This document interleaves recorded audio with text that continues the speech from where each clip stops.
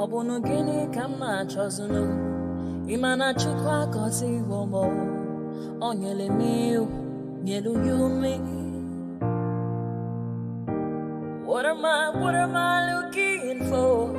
See my God, he don't bless me, oh. He give you me, give me you. Obunu kife la chasha so Obunu kife me chasha me my baby, you know, say you go love for me. Hey, yeah. I do go. I could go. When I call your name, Shakara for me. Oh, Roma, I will be your Romeo. You go be my Julie.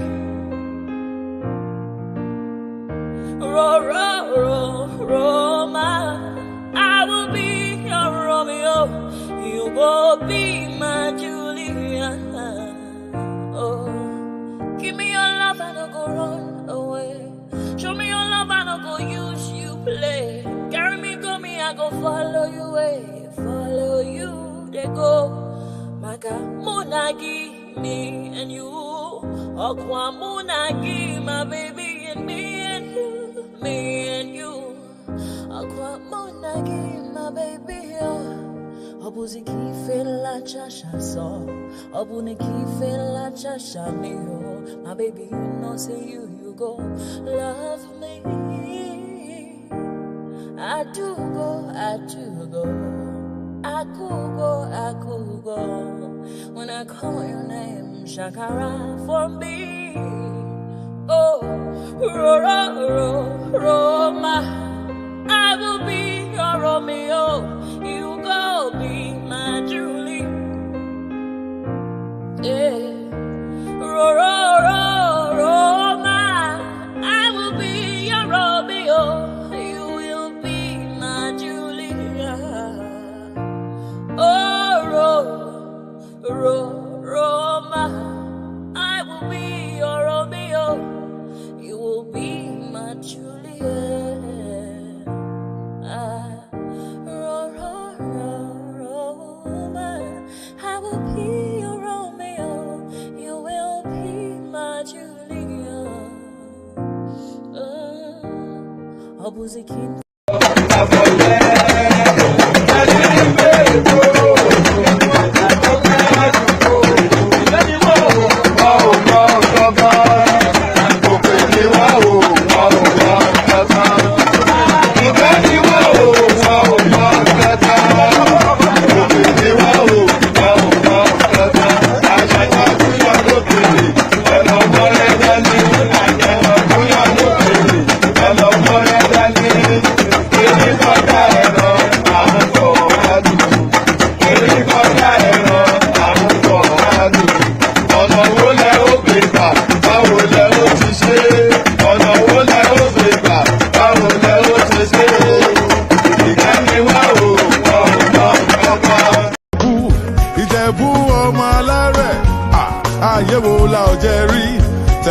Tell them, let them know, say, won't lay back.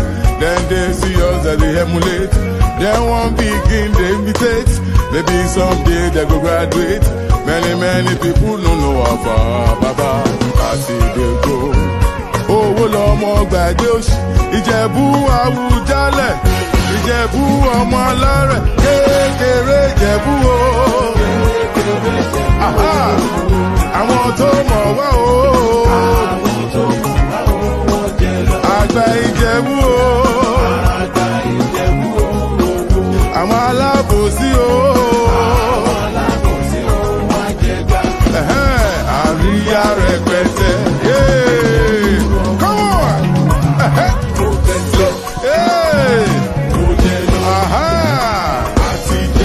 Ìjẹ̀bú jó dáadáa. Ìjẹ̀bú Jayọba. We done the ball with the represent. Olówó lọmọ ṣe yóò. Ìjẹ̀bú lọmọ kò sóṣì.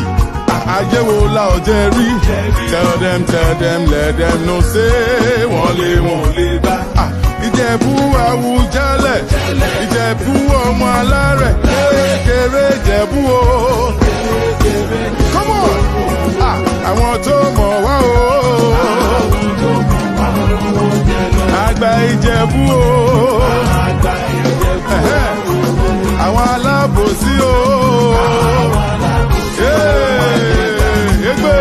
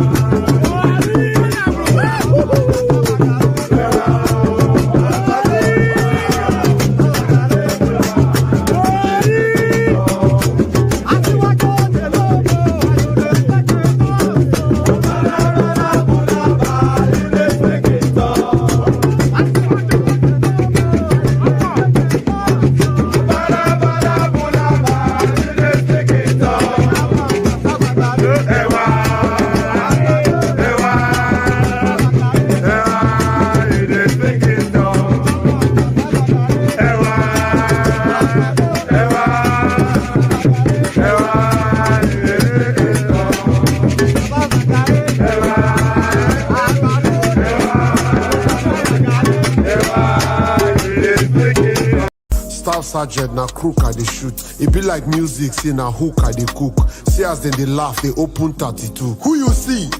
Na Naija actors. Which one? Chidi Mokeme. King of Shantytown, Ogene.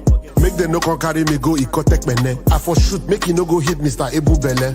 See Yabo Joe, Ekwele. Shoot Mercy Johnson, she get belle. See that Igwe where they rap. Which one? We get belle. I for shoot Regina Daniel's hand, but that's weird. There's a guy standing beside her. Oh, that's Ned. The guy with the blue suit, huh? No, that's red. Eating brown cookies, bruh. That's bread. I for shoot Nancy, but she too fine, and no be hypo. Shoot Adesua. Na banky wife, oh. Make them no go kick your head, no shoot Jim Aiko. Bimbo Ademoye, na their type I like. Shoot Patient Ozoko. You know they fear Juju. Chueta Lago. You know they fear Juju. Pete Duchi. You know they fear Juju. Kanayo. You want shoot to Juju? I for shoot RMD, but that man too cool. IQ. Maybe look on, don't turn, maybe look on. Yorubas are screaming, Hausas are crying, my Igbo brothers are saying, don't blame them, Igbos are being discriminated. Even food don't turn to gold in Nigeria. Kidnapping, lucrative business in Nigeria. Imagine saying your grandchildren where they kidnap. By now, your soldiers for don't scatter Nigeria. How come a man won't get money for ransom when they kidnap him, his wife and his children? After everything, now kill, they go kill them. See, as Naira, they fall against dollar. Emilokon, don't turn to Ebilokon. And you say make we sacrifice for Nigeria. 7 billion to renovate your residence. 15 billion for your traveling allowance. That's not for you and your only vice president. 40 billion for Asurok maintenance. 5 billion for food and refreshment. 100 of millions for dogs and animals. Meanwhile, hunger they kill Nigerians. What did Nigerians do to warrant this treatment? Even Gary, they no fit afford for the family. Tinubu government blame Buhari. Buhari government blame Jonathan. Hunger day, people they die. This one don't pass jaga jaga.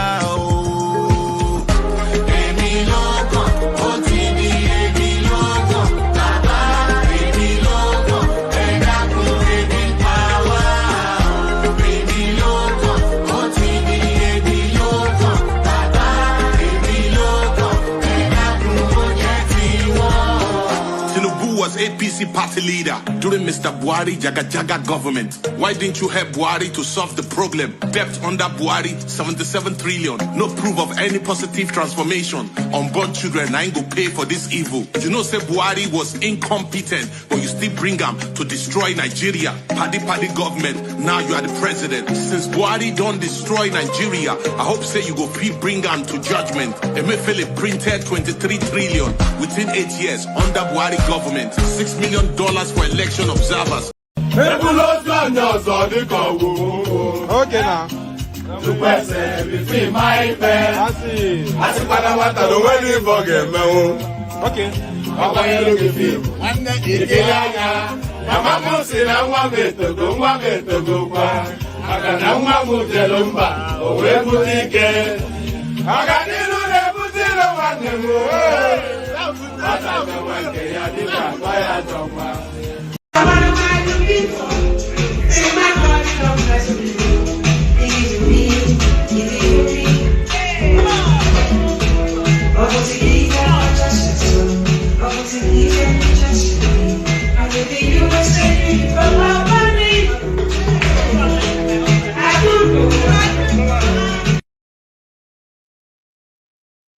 Ẹ̀jẹ̀ mi ni ẹ kí n gbọ́, àkọ́bí ewé ayò, ewé tún léje, ìtún ló ní ọ̀tún ẹ̀ ṣe, ìfà ló ní kan fà ẹ̀ mọ́ra, àìbínú gbogbo àtàrẹ, gbogbo méjì ọkà bàbà, gbogbo mẹ́ta ọkà wáṣẹ́, orí ló túmọ̀ ẹ̀dùn, gbogbo ọ̀nà ní túmọ̀ ẹsẹ̀.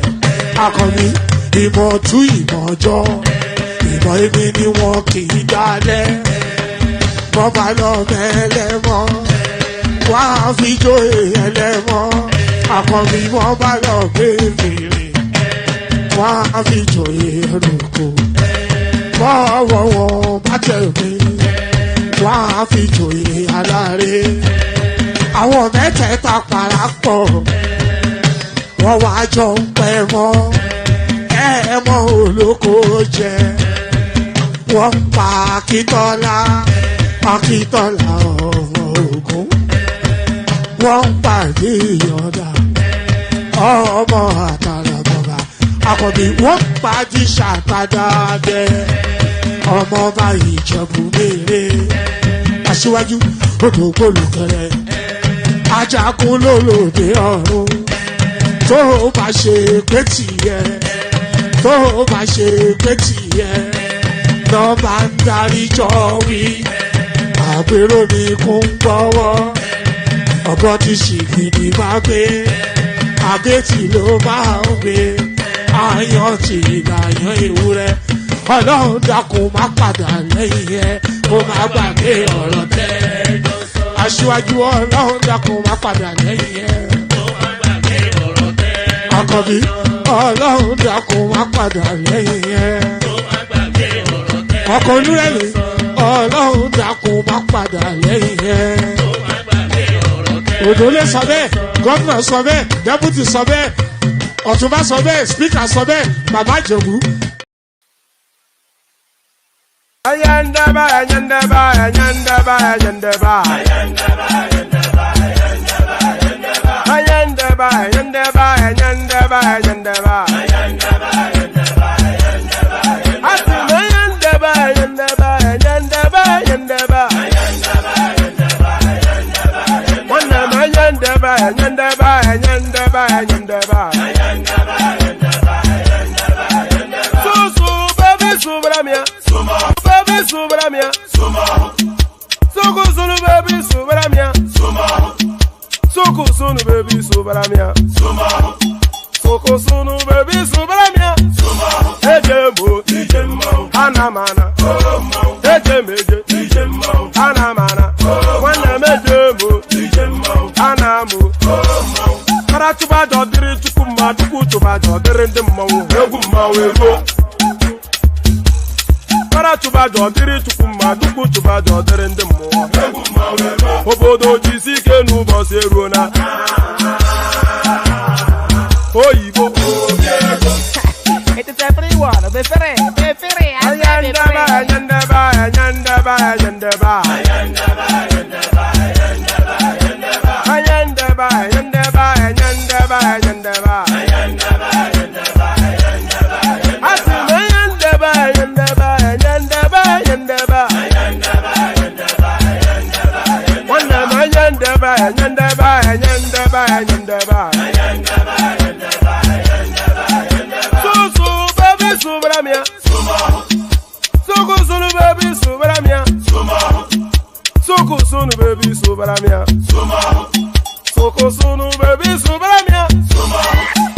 Ladies and gentlemen, sometimes you just have to act like you are drunk, like you are crazy. Confuse your enemies, confuse them.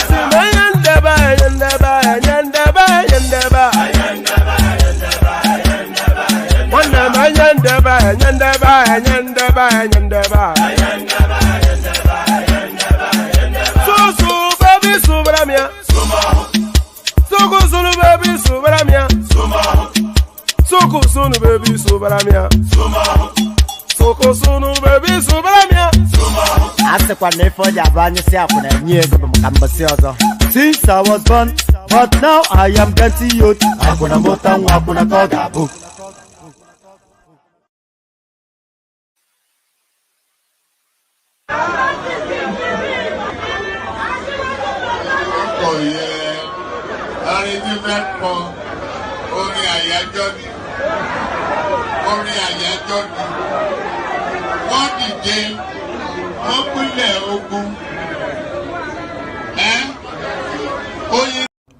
People think that we don't have money in Nigeria, but we do have money in Nigeria. Yeah, but we don't have it. All I'm talking about is that there should be some redistribution of this money. So if you're taking 5% from this first line charge from the federation account, where money is shared every month to the local government, states, and federal government, you just take 5% of that money at source and put into that particular fund. Then every worker across board, whoever you are, you also contribute 5% of your but isn't that income. already happening Listen to the in details. this country? Then all other businesses, I'm looking at some kind of a plan that is meant to solve some very, very difficult problems in Nigeria. No, I understand that. You know, so if we take those contributions and put in the fund, we are redistributing the funds, the money available in the system. Because if you let the money go to the local governments, go to the states, go to federal government, most of it are also... That's why you're recommending that it be under the presidency, basically. Yes. So if we have those steady income going into the fund that is managed not through any ministry, directly under the presidency, who wants to achieve some result, who wants to make a difference, the money will be there. And then people stop blaming chairmen, they stop blaming governors, they stop blaming the president, because the money will be there for those class of people that need money. They need money to survive, as I said before. Look, put it this way, if at the end of every week, some guy who is disabled or somebody who is unemployed gets, I don't know, 50,000 naira or 100,000 naira, at least, you know, you cut down on the possibility of frauds and of possibility of crime. Because, and there is the important aspect of dignity, isn't there? Of course, when people know that some money is coming, they wait. They won't become desperate as to steal or become involved in crime or whatever it is. And they know it's the entitlement. Just take, for example, when you have displaced people in various camps, they have no means of surviving other than just those handouts. But if people have their expected income every week, and there's a problem in a particular area, they can easily leave that area, go to another area, because they have their credit card, and they know that money is coming at the end of every week. They don't have to be clustered in somewhere where they are treated like animals. And this is what happens in the West, of course. Of course, I mean, yes. if you lose your job, Yes. you don't kneel down and start praying Precisely. to God. You go to the unemployment office, you sign on, they start to pay. Precisely. They'll pay you. That's why those who are working should also be benevolent enough to say, okay, you know what, we're working, we can make 5% contribution towards this fund. And that also goes to them when they retire. Oh, of course. Yeah. It goes to them So when it's they not retire. just them doing or something it goes for to other them people. if they become unemployed. Yeah. Do you understand that? So if you have been working and you've not made any contribution to that fund, and you become unemployed, you cannot be entitled to receive any support from that fund. It's a very simple thing. Yeah, but it would be compulsory though, wouldn't it? I mean, you would compulsorily take that it money. is a compulsory, bit like a tax. Yes, it is compulsory for all employers and all agencies and all companies to do that. But you still find some employers who rather, pay and let the employees decide whether to make the contribution or not. Yes. So the feud between Governor Simfubra and Nyesom Wike, I think it's plain out for all to see. His Excellency Nyesom Wike stated very clearly that he did everything. He bought the forms, he filled the forms, he determined exactly who will be there, that without him, Simfubra would never have been governor. So he did everything and Sim did absolutely nothing. And then felt that there was a total betrayal of that patronage, and so why should that be?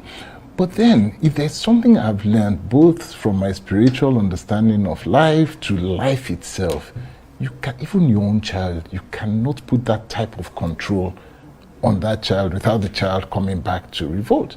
And so we've seen, for whatever reason, a pushback, a revolt, and His Excellency did not seem to take it or which of the Excellencies, so Nyesom Wike did not seem to take it very well. And so there's been that break.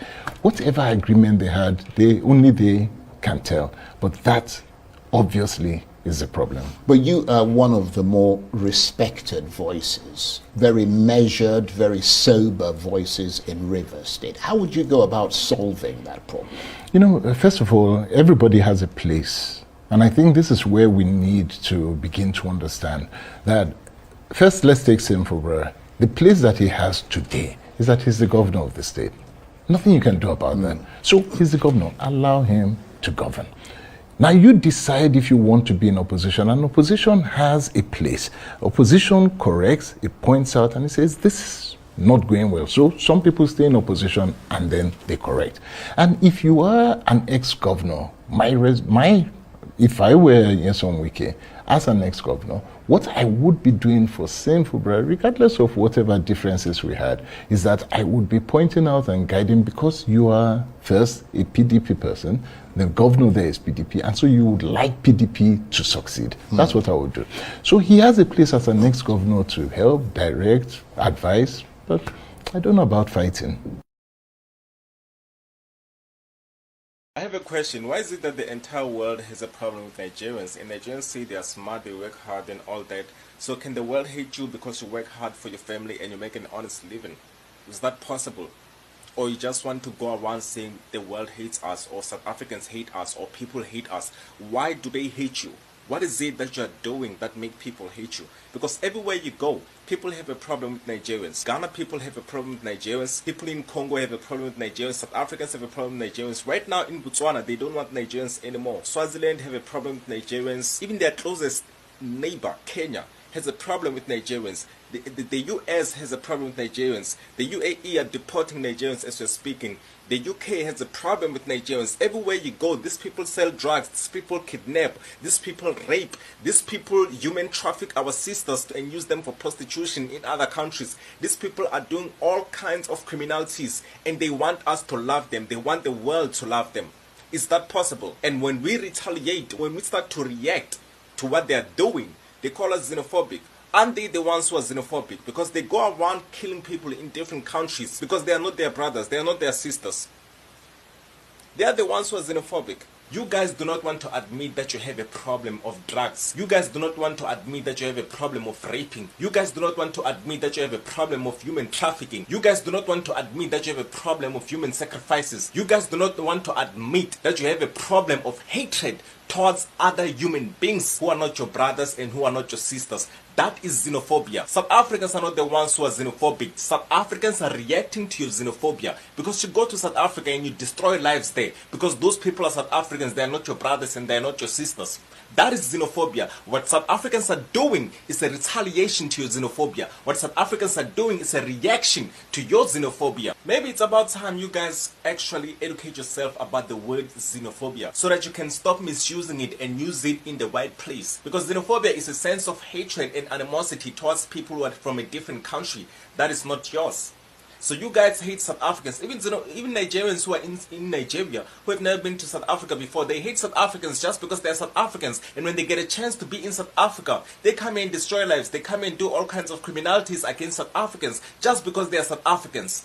Now, where is the xenophobia? Who is xenophobic? You are the ones who are xenophobic. You guys have to stop crying and start fixing yourself. You have to start reprimanding yourself. You have to start condemning your evil ways. You even hate each other as Nigerians. In Nigeria, the Igbos and the Yoruba people, they don't like each other. There's been tribal wars against different tribes in Nigeria. Nigerians sold more of their people to be slaves in Europe without having guns on their heads just because they were doing business. So if you can sell your Nigerian brothers to be slaves, what more can you do to someone who's not from your country? You see, all I can say is this. The same way you guys sent Ghanaians back to their country during the Ghana must go bullshit is the same way you guys are going to be sent packing from South Africa. There are thousands of Nigerians who are in South Africa doing nonsense. And they're going to be sent packing. That time is coming. And no matter what you call South Africans, whether you say they're xenophobic or Afrophobic or whatever, it won't matter. Already there are many countries around the world who are sending Nigerians back to their country. They are conducting mass deportation of Nigerians specifically.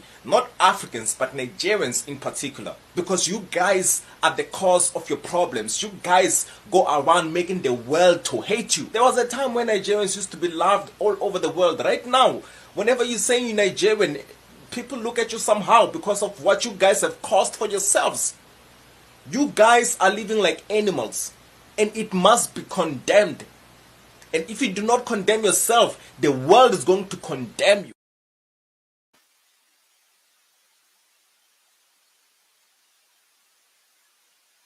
So there it is right there. So apologies for all those endless clips. I needed a moment to settle myself in, just to settle matters. So good day to you. Good to be in your company. And how are you? This thing is chopping off my head. I wonder if it works better that way. Yes. Good day to you. Hold on. Good day to you. Good to be in your company. And how are you? So yes, we kick it off always with a greeting. So good day to you. The usual protocol, click on the like button just as soon as you come in. Subscribe if you're not already subscribed. The hyperlink that says StreamYard invites you into the studio. And if you want to super chat towards the stream, the $ at the bottom of the stream. So all those things, click on like. So we need to get those numbers up. We keep telling you that we need to get those numbers up. Maybe one of these days we will actually get those numbers up.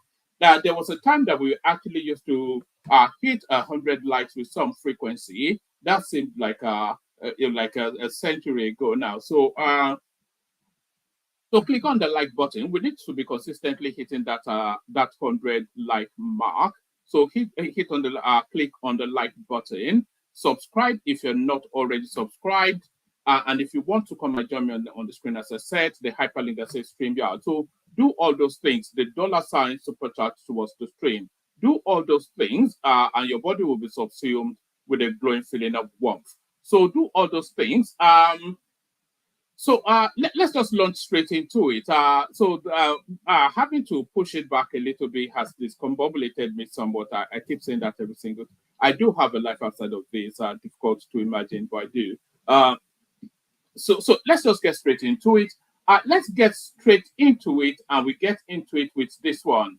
Article demands NMPC's listing on stock market. So I think the direction of travel of NMPC is in that direction anyway. So it was always the plan to get it listed although Atiku's plan really is to sell it off in its entirety, but the plan to list NNPC, I think, is something rather that's always been in the workings, even as far back as the Buhari administration.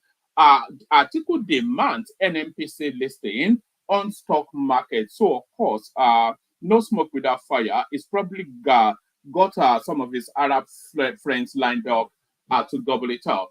The 2023 People's Democratic Party presidential candidate Atiku Abubakar has called on President Bola Tinubu's administration to promptly list the Nigerian National Petroleum Company Limited on the Nigerian Stock Exchange.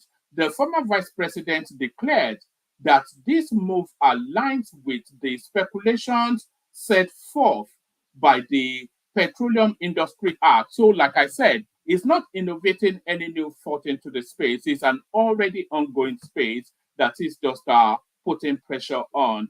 And Atiku doesn't put pressure without some sort of hidden advantage, of course. So he's lined up to buy it up, I suspect. On the top again, the 2023 People's Democratic Party presidential candidate Atiku Abubakar has called on President Bola Tinubu's administration to promptly list the Nigerian National Petroleum Corporation Limited on the Nigeria Stock Exchange. The former vice president declared that this move aligns with the stipulations, not speculations, but stipulations set forth by the Petroleum Industry Act. Atiku's demand follows the recent decision by the NNPC to transfer the management and operations of the Warri and Kaduna refineries to private operators. In a statement issued by his media advisor Paul Ibe on Sunday, Atiku emphasized that NNPC should be listed on the stock exchange as required by the Petroleum Industry Bill. Currently, the NNPC claims to be private, but this is only a ruse to fool the feeble-minded because it remains the ATM of the federal government. Anything short of listing the NNPC on the stock exchange is nothing but a cosmetic development, he added. He explained that this move will improve profitability, transparency, and corporate governance. The statement reads in part, the People's Democratic Party PDP presidential candidate said previous arrangements and concessions had not worked because of a lack of transparency in the contract award process, as well as the failure of the government to attract investors. The former vice president said that for such a deal to succeed at all, the Bureau of Public Enterprises and a credible technical partner like Standard & Poor's must be part of the process. President Olusegun Obasanjo revealed recently that even Shell, one of the world's wealthiest oil companies, rejected the offer to operate Nigeria's refineries. This is because the NNPC has, for years, been a cesspool of endemic corruption. This is why over $20 billion that has been spent on the refineries in the last 20 years has led to nowhere. Now, so I wonder on what authority Atiku is able to say all of these things. He are very much embedded within the governance for all of those years that he's describing. This is why over $20 billion has been spent on the refineries in the last 20 years has led to nowhere. It is also curious that a government that is still paying petrol subsidy is trying to make its refineries profitable.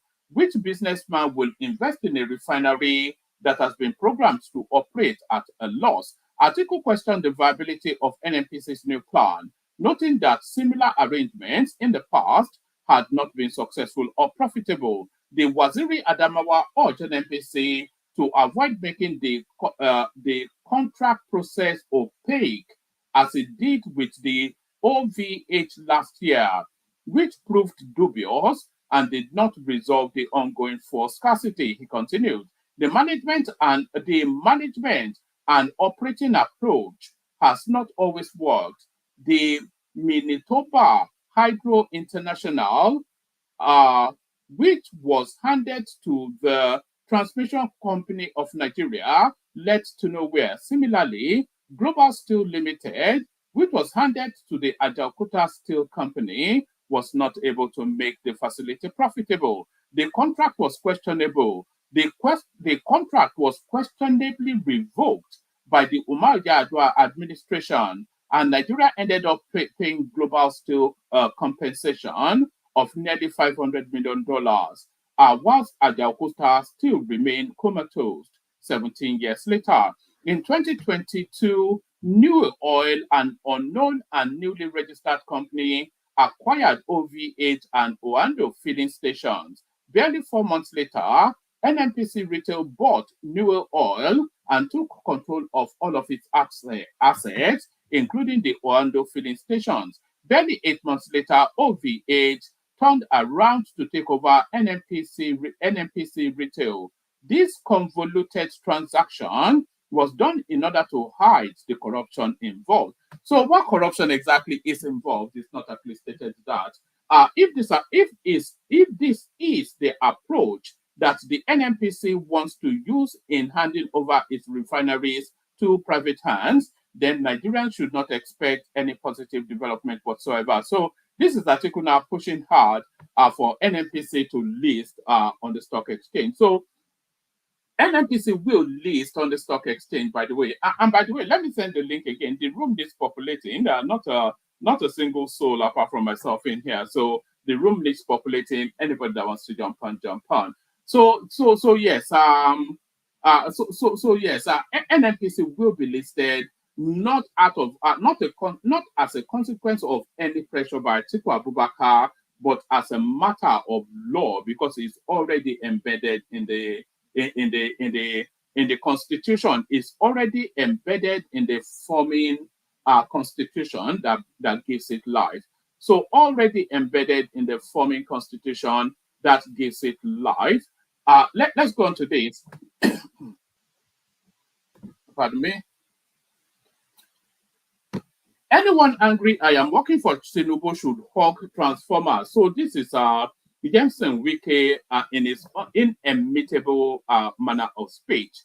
The Minister of the Federal Capital Territory, Yemson Wike, has expressed his contentment with serving under the President Bola Tinubu, despite the criticism and speculation surrounding his appointment.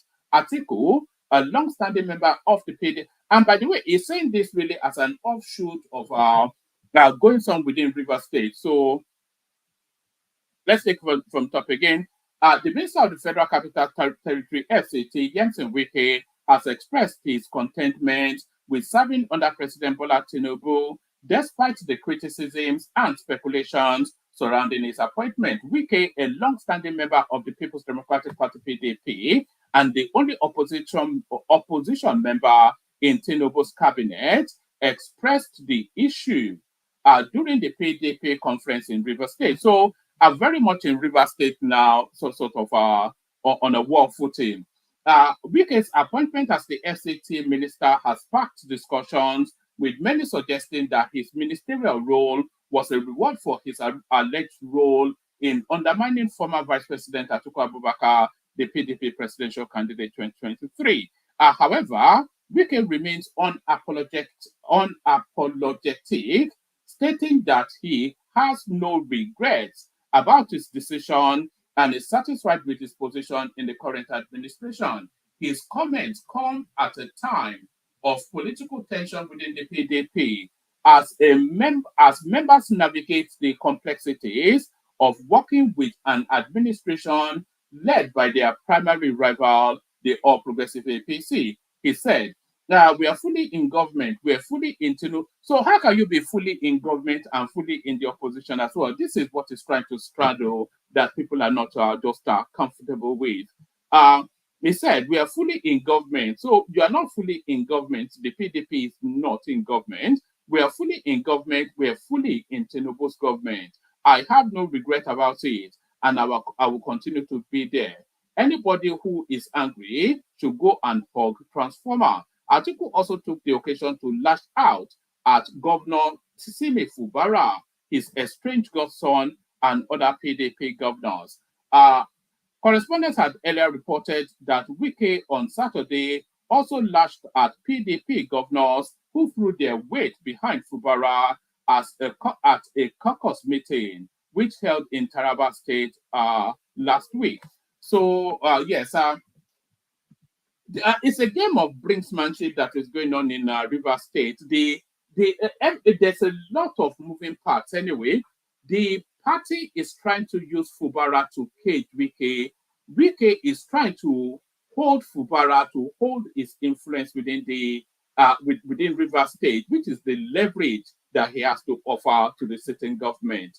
But they know that if they're able to get River State off him, it's a dead duck within the Tinubu administration. It's of no value to them in 2027. So, or in 2027. So that's sort of the jousting. Very much Fubara is a pawn being played by games bigger than him. Wike said some governors said they will take the structures from us and give it to somebody. I hear that they have given their assurance that they will take the party from us. I pity those governors because I will put fire in their states. When God has given you peace, you say you don't want peace. Whether you are in Bauchi or whatever, your hands will be burnt. So this is a frontal attack now at essentially Bala Mohammed.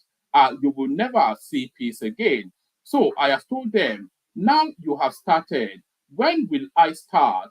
Don't say I am the one that destroyed PDP. You are the one that is trying to destroy PDP. Allow River State to conduct the affairs of the party. We are aware of those unsustainable, not unsustainable, but unstable. So I have told them, now you have started. When I will start, don't say I am the one that destroyed PDP. You are the one that is trying to destroy PDP. Allow River State to conduct the affairs of the party. We are aware of these unstable characters. We know that they are joining APP. So I don't know what APP is. Let them wait during the time. They should face us in the election. Don't bother about our abuses. We have thick skins. We don't even know what abuse is. So don't say anything is. So don't say anybody is abusing me. Or so essentially that's Wike throwing down the gauntlet to Bala Mohammed right there. Because Bala Mohammed is trying to orchestrate it. You see, there are so many things happening within the PDP. Bala Mohammed is trying to orchestrate Wike out of the PDP. If he orchestrates Wike out of the PDP, then it makes it easier then for the plan to have Goodluck Jonathan as the candidate. It makes it easier for that plan to come to fruition. So that's Bala Mohammed's game plan. Abubakar, he will want to cage Yemsin Wike as well for reasons that he is still gunning for that ticket. Now, Wike wants to stay within that party and stay as powerful as he can within that party in order then that is able to serve purpose for the Tinubu administration in 2027. So all of those moving parts moving in tandem and all of those things playing out in River State. If Wike is able to hold on to River State and the structures there, and if he comes out of whatever conference is going on in River State unscathed, then that puts him in an unassailable position. So that's Wike playing high jinks politics with the River State space there, reaching then towards the central space. And by the way, we don't have an abundance of news, by the way. So anybody that wants to come on, and then you bring a topic that will wrap around the conversation. But so it's a participatory sport, as I often always say. So go hung transformer, as Wike just said. Go hang transformer. So now this next one is not at all a laughing matter. There's a video clip that goes with it as well. But this is probably one of the most depressing. This is the lowest yet I've ever seen them go within the Nigerian political space. As dirty as it is, This is the lowest yet I've ever seen them go. Oshiomhole mocks Obaseki and wife's childlessness, say they don't love children. So this is how low the politics is in Edo State. So this is how low the politics is in Edo State. The former governor of Edo State, Adams Oshiomhole, has said Governor Godwin Obaseki and his wife, Betsy Obaseki, do not have love for children. The Edo North Senator, Oshiomhole, said this on Saturday in a press interview with some selected journalists. The interview was uploaded on TVC's X handle. Oshiomhole stated this in reply to an alleged statement by Betsy Obaseki, in which she claimed that only the APC governorship candidate, Monday Okpebolo, does not have a wife amongst the contenders in the state. So I'm not sure. Does he not have a wife currently, or he's never had a wife, or does he even back for the other side? I don't even know what's been implied there, but I don't know. It's just dirty politics in Edo State anyway. You know, they're a bit funky over there. From top again, the former governor of Edo State, Adams Oshiomhole, has said Governor Godwin Obaseki and his wife, Betsy Obaseki, do not have love for children. The Edo North Senator, Oshiomhole, said this on Saturday in an interview with selected journalists. Oshiomhole stated this in reply to an alleged statement by Betsy Obaseki, in which she claims that only the APC governorship candidate, Monday Okpebolo, does not have a wife amongst the contenders in the state. Reacting, the former All Progressive Congress APC national chairman said Godwin and Betsy have been childless since they got married and have also refused to adopt any child because they do not love children. I was so shocked yesterday to see Mrs. Obaseki, the First Lady, saying that our candidate has no wife. She is the most. I am sorry that she has to say that, because here is a woman who has no child. I have the video clip where he says this, by the way. I will play it to you. Between him and Obaseki, they have no child. They are childless. They are even not ready to adopt. I mean, I don't blame anybody should not have a child, but people who love children, they go to motherless home and adopt children. They have not adopted. They are both in their 60s. So you married. I don't know whether it is a contract or whatever, but they have no child, Obaseki said. He explained that the wife and children of the APC candidate Okpebolo joined in the campaign across the state. So he didn't really need to go that deep. All he needed to say was that Okpebolo does have a wife. Now, our candidate not only have children, he has invested in the education of those children, such that you watch them on live television, covered by your media stations, where the first one that spoke is a lawyer, the second one is a medical doctor, and they have dressed, and they have, that to be addressed the crowd in Edo South, in Edo Central, in Edo North, and their mother was there, he added. So their mother was there. It's not to say that he has a wife, but let me play you. Let me play you the clip of him actually saying that. Let me play you the clip of him actually saying that. So here it is. I was shocked yesterday to see Mrs. Obaseki, the First Lady, saying that our candidate has no wife. She is the most. I'm sorry that she had to say that, because here is a woman who has no child. Between him and Obaseki, they have no child. They are childless. They are even not ready to adopt. I mean, I don't blame anybody who don't have a child. But people who have love for children, they go to motherless home and adopt children. They have not adopted. They are both in their 60s. So you married with, I don't know whether it's a contract or whatever it is, but they have no child. Now, our candidate not only have children, he has invested in the education of those children, such that you watch them on live television, covered by your media stations, where The first one that spoke is a lawyer. The second one is a medical doctor. And they addressed the crowd in Edo South, in Edo Central, in Edo North. And their mother was there. Hold on.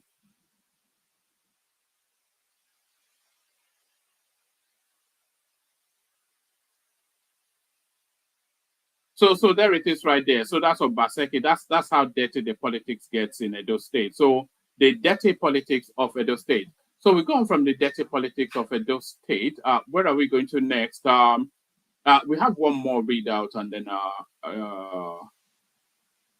no, we don't actually have that as a readout. Let's have a look.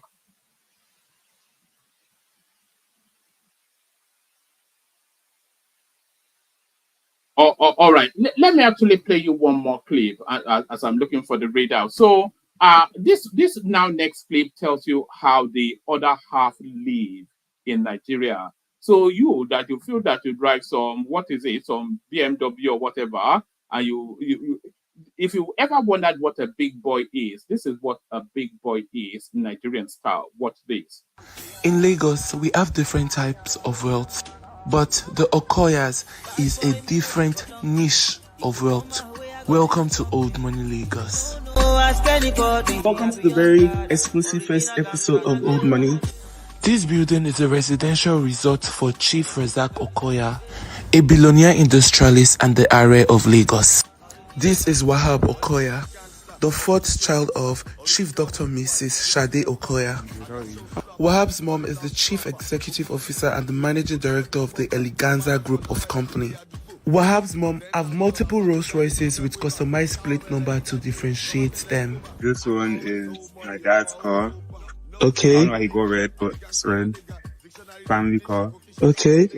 Aside being a student, Wahab is already involved in the structure of the company. Yeah, my parents make sure I get as much experience as I can, so I'll be prepared for the future, and they're doing a really good job in that, which I really appreciate.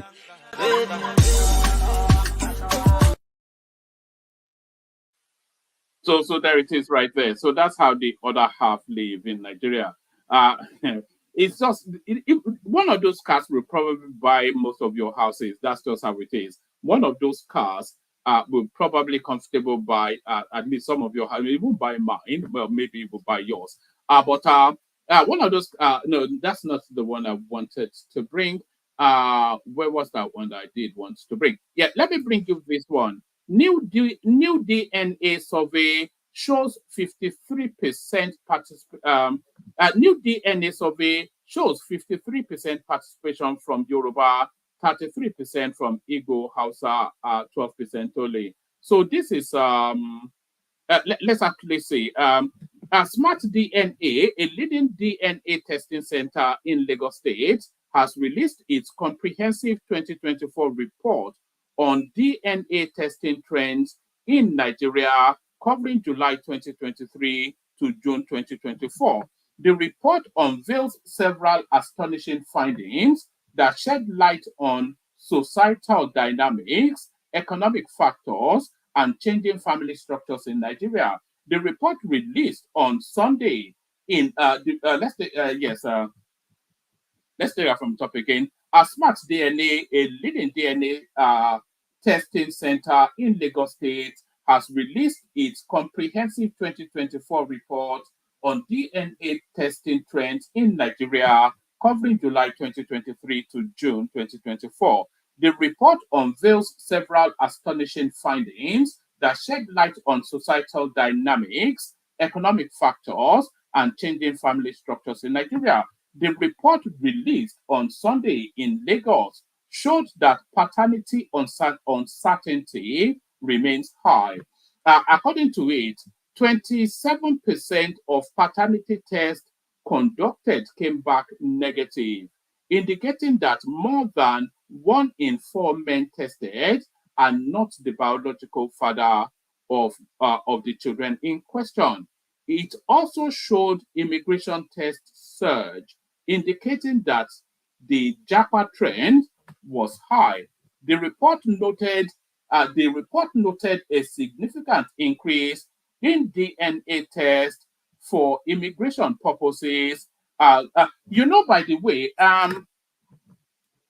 if you are going to Japa as a family, I think I know the Americans do this, and I'm not quite sure how widely done it is within Europe as well. If you're going to Japa as a family, they actually test the children to see that that family is actually a coherent unit, so that there's a bloodline that runs through that family. So they actually do that. It According to it, 27% of paternity tests conducted came back negative, indicating that more than 1 in 4 men tested are not the biological fathers of the children in question. It also showed immigration test surge, indicating that the Japa trend was high. So yes. The report noted that a significant increase in DNA tests for immigration purposes growing more than any other test type as more Nigerians seek opportunities abroad.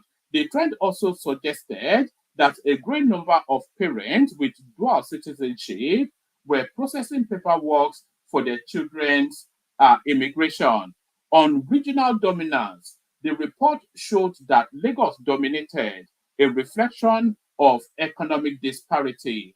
An overwhelming 73.1% of the DNA test conducted in Lagos, or an overwhelming 73.1% of the DNA tests were conducted in Lagos, with a stark divide between mainland 67.5% and island 32.5%. So let's just unbuckle some of this.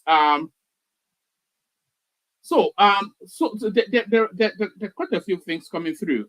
So what they're telling us is the majority of people doing DNA tests, they're doing it for immigration purposes. So that's one. And then they are telling us also that the people doing DNA tests for paternity reasons, that 27% of them were coming out negative. So 25, of course, is a quarter of 100.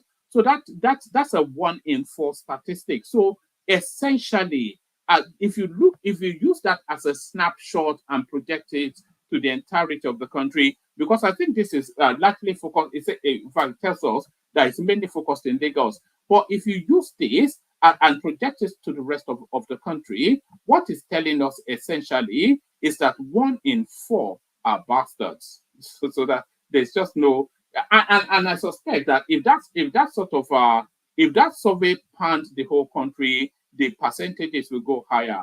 So the level of bastardization in Nigeria, 1 in 4. So that tells us that.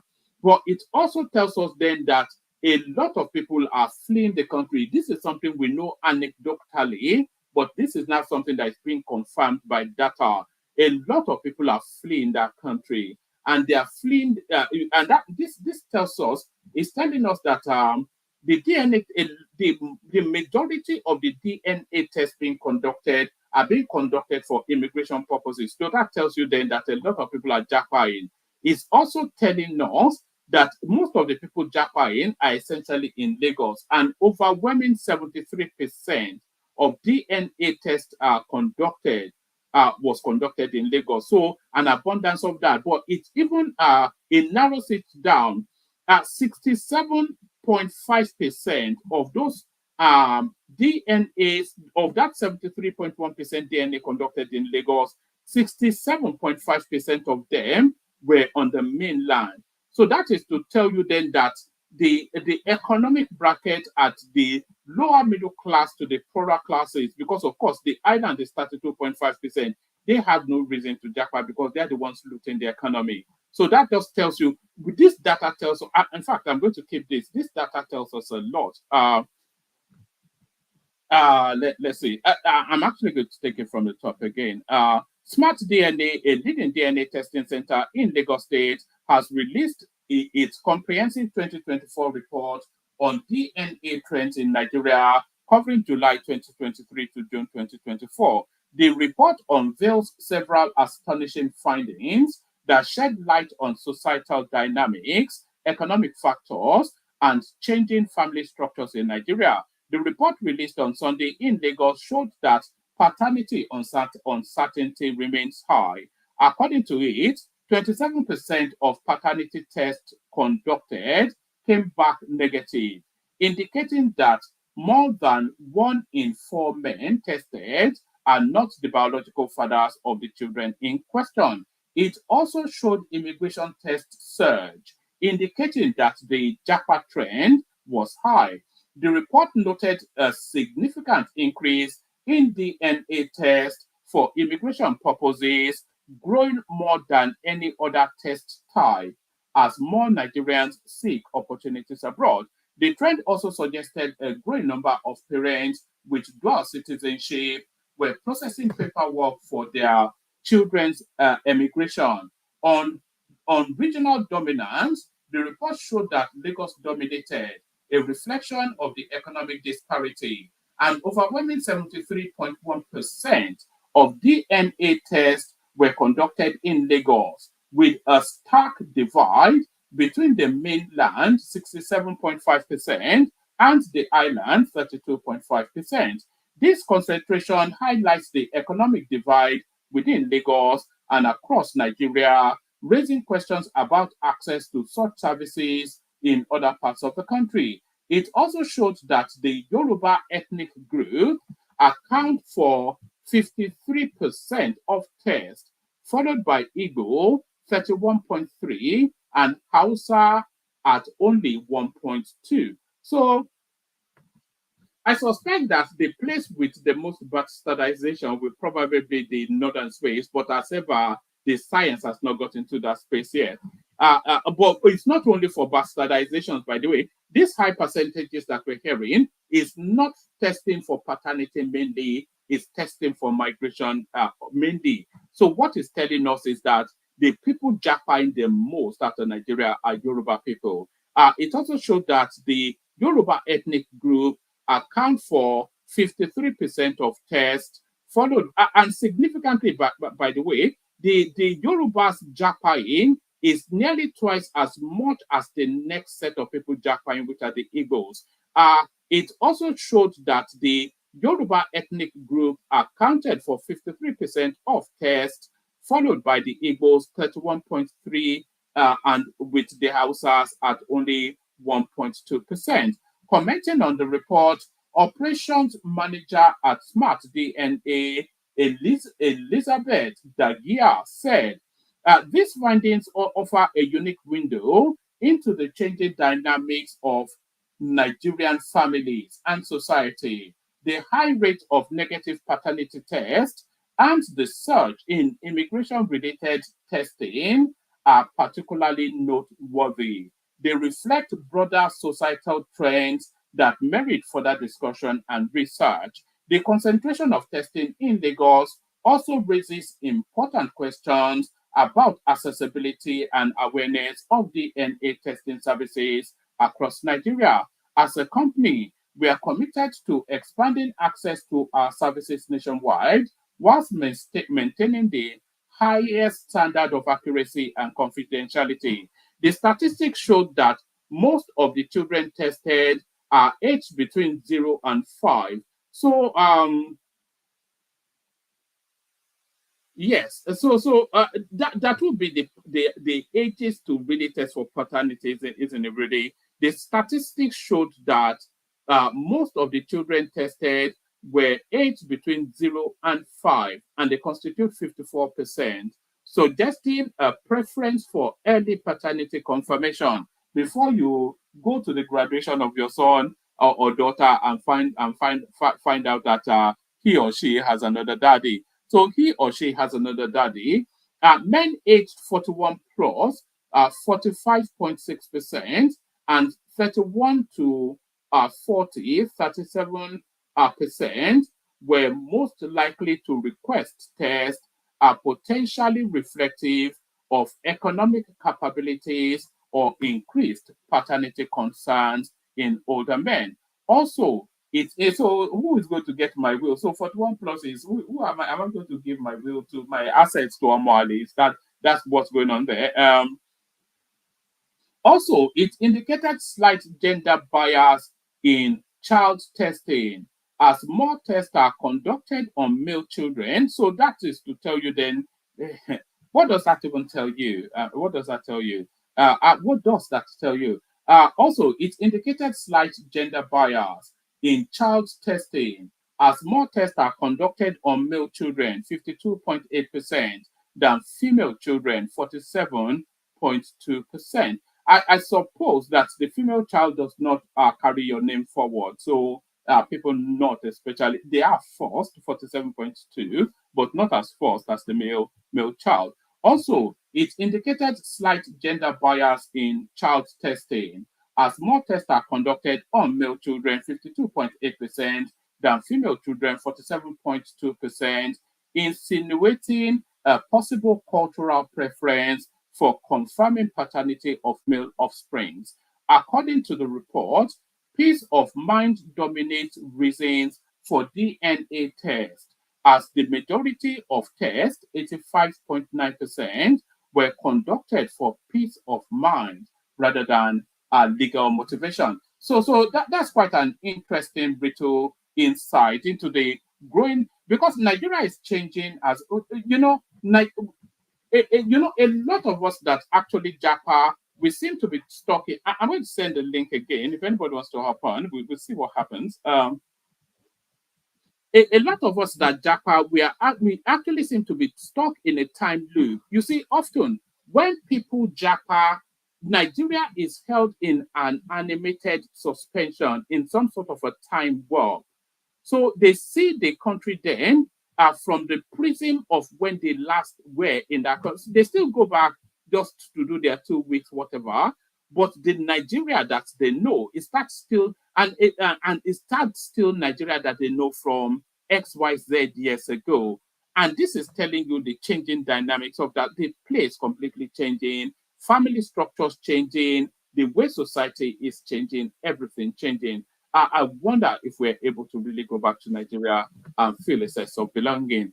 So this probably should round off the Otapiapia woman. She's not Igbo, or Hanese disowns woman who threatened Otapiapia on Yoruba and Edo people. So it's not so much that they are denying that she's Igbo, they are disowning her, is what I suspect. The Ohaneze Indigo Worldwide says the lady who posted the viral Otapiapia video on social media is not Igbo. The group said there was no sufficient evidence that the woman who posted the video was Igbo, adding that she did not in any way portray the Igbo character of thoughtfulness, discretion, self-censure, and equanimity. Dr. Alex Ogbonia, the National Publicity Secretary of Haneze Indigbo, made the refutation in a statement on Wednesday in Enugu. According to him, the attention of Haneze Indigbo worldwide has been drawn to a video clip making the rounds on social media, which goes by the name Angie Anambra on TikTok, asking the Igbos to do whatever she did. She was saying, he said the miscreant promised to encourage it. So what does it? Ohaneze would have ignored the social media video clip as coming from a deranged psychopath or one of the fictitious narratives with which the internet device was twisted, dressed, quoted, and delivered to the unsuspecting and obliging public. Ogbonaya, however, said their telephones have been inundated by various eminent persons who have expressed fears on the possibility of some persons carrying out the threat. It therefore becomes imperative for Ohaneze to respond, especially when the National Publicity Secretary of Afenifere, Jare Ajayi, forwarded the clip and requested for prompt action. There is no Igbo man or woman that will contemplate throwing stone in a full market for fear of who shall be the victim, as the Igbos travel more than any other ethnic group in Africa. They also create homes. I'm not quite sure what's been said there actually. It's a denial, not a denial, or whatever that is. All right. So that there it is. All right. Let's play the Kegite music. If nobody turns up, we shut it down. Let's see. Where's the Kegite music? We play the Kegite music. Nobody turns up. We shut it down. The Kegites. Oh no, that's not the Kegites. All right, the Kegites. Only water. Water. Only water. Where they see ma. Water. Water.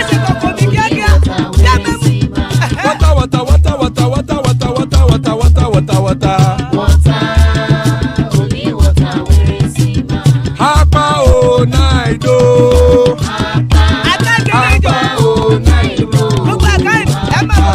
Hapa you don't come o.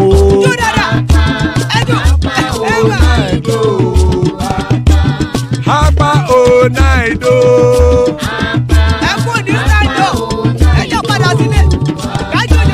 Oro kẹ̀kẹ́ ẹlẹ́mù yé o. Ilé sọ́dí àkẹ́kẹ́ rẹ̀ ẹlẹ́mù rẹ̀ o. Bọ́bí màsà kẹ̀kẹ́ rẹ̀ ẹlẹ́mù rẹ̀ o. Chifu Wáìlà tí kẹ̀kẹ́ rẹ̀ ẹlẹ́mù rẹ̀ o. Eruku lẹ̀lẹ̀ ẹlẹ́mù dé. Eruku lẹ̀lẹ̀ ẹgbẹ́ ẹlẹ́mù dòde ojàre o. Eruku lẹ̀lẹ̀ Ghana ti dé ẹgbẹ́ bọ́ọ̀dì o. Ọmọ ẹlẹ́yẹ ẹ̀yẹ o ó dìlé o. Odúyẹ̀lá ẹ̀yẹ o ó dìlé o. Petrosonama ẹ̀yẹ o ó dìlé o. Petrosodúnkẹ́ ẹ̀yẹ rẹ̀ ó dìlé o. Ẹlẹ́kọ̀ ọ̀run mú ìní o.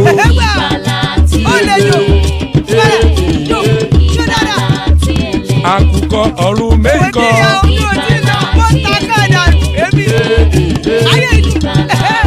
Ikú kò ní ríwà gbéṣe o.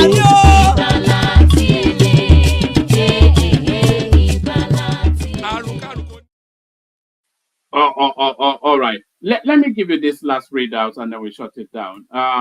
So this readout speaks to the rate at which buildings are collapsing in Lagos State. Collapse after collapse. Why Lagos buildings keep crashing? So here it is. A building has collapsed in Nigeria's megacity, Lagos. A building has collapsed in Nigeria's megacity, Lagos, once every 2 weeks on average so far this year.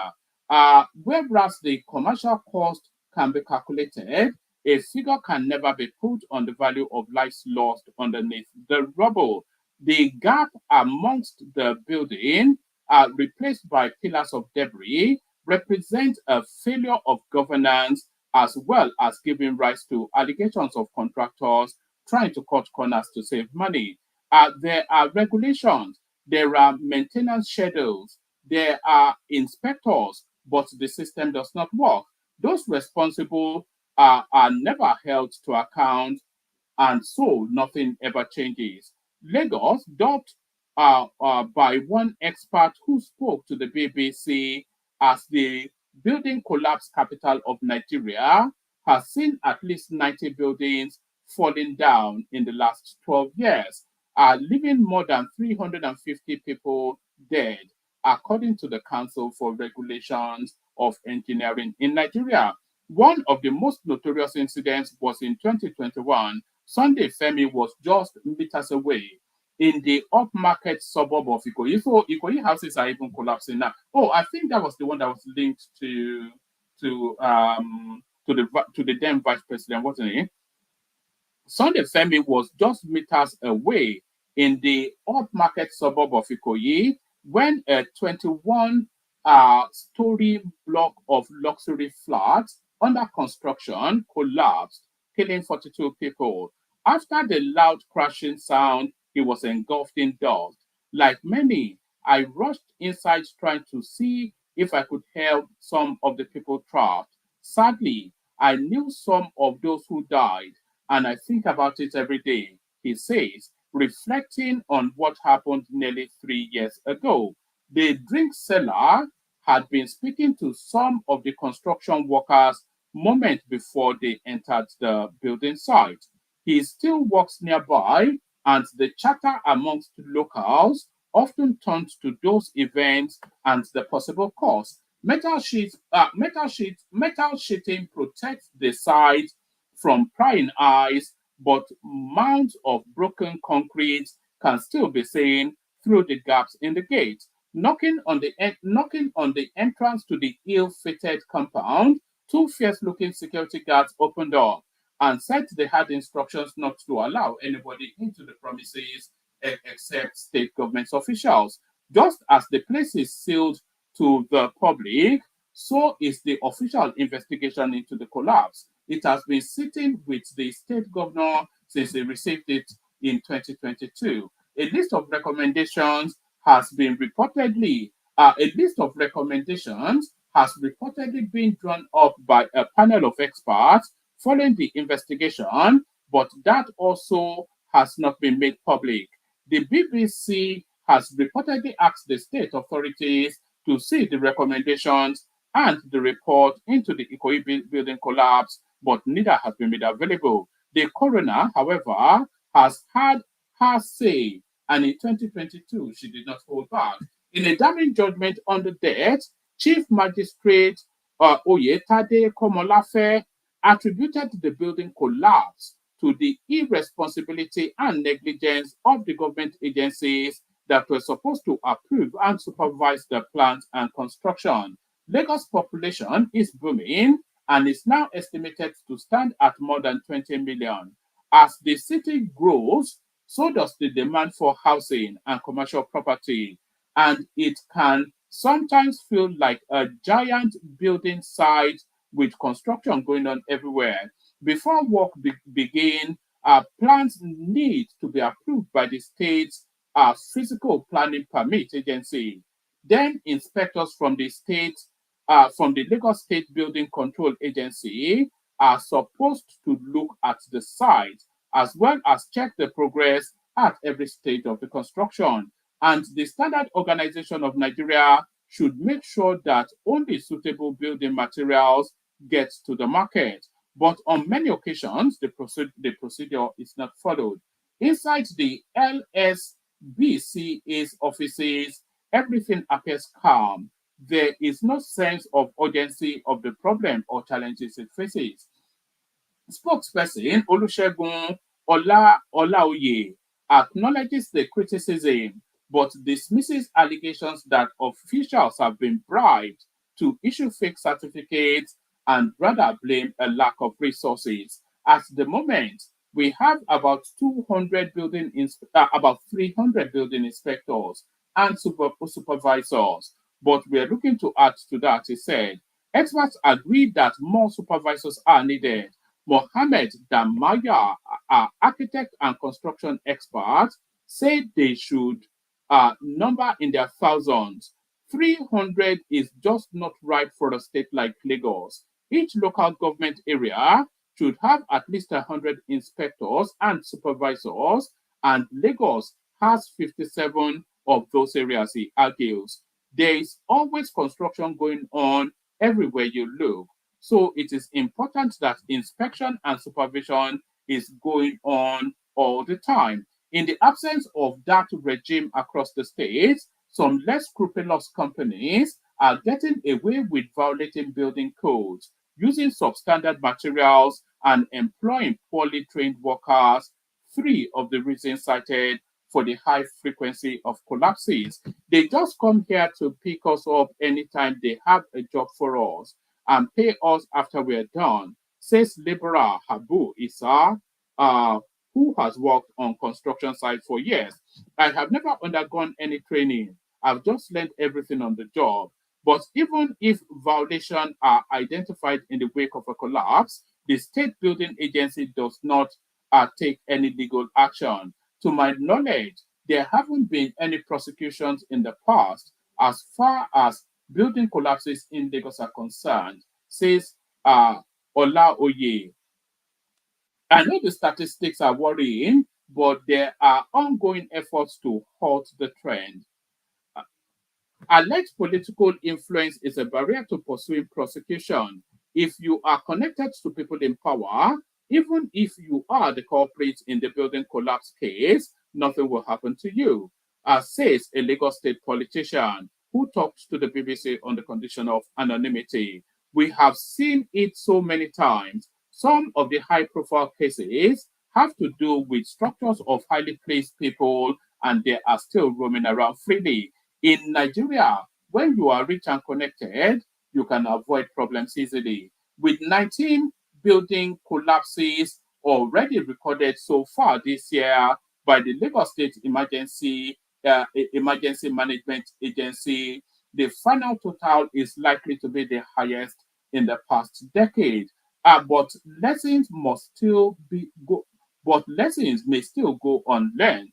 The head of the Council for the Regulation of Engineering in Nigeria recently said that the country lacked the capacity to properly investigate what is going on. We don't have the expertise, the equipment, and the resources to do so, says Professor Sadiq Abubakar.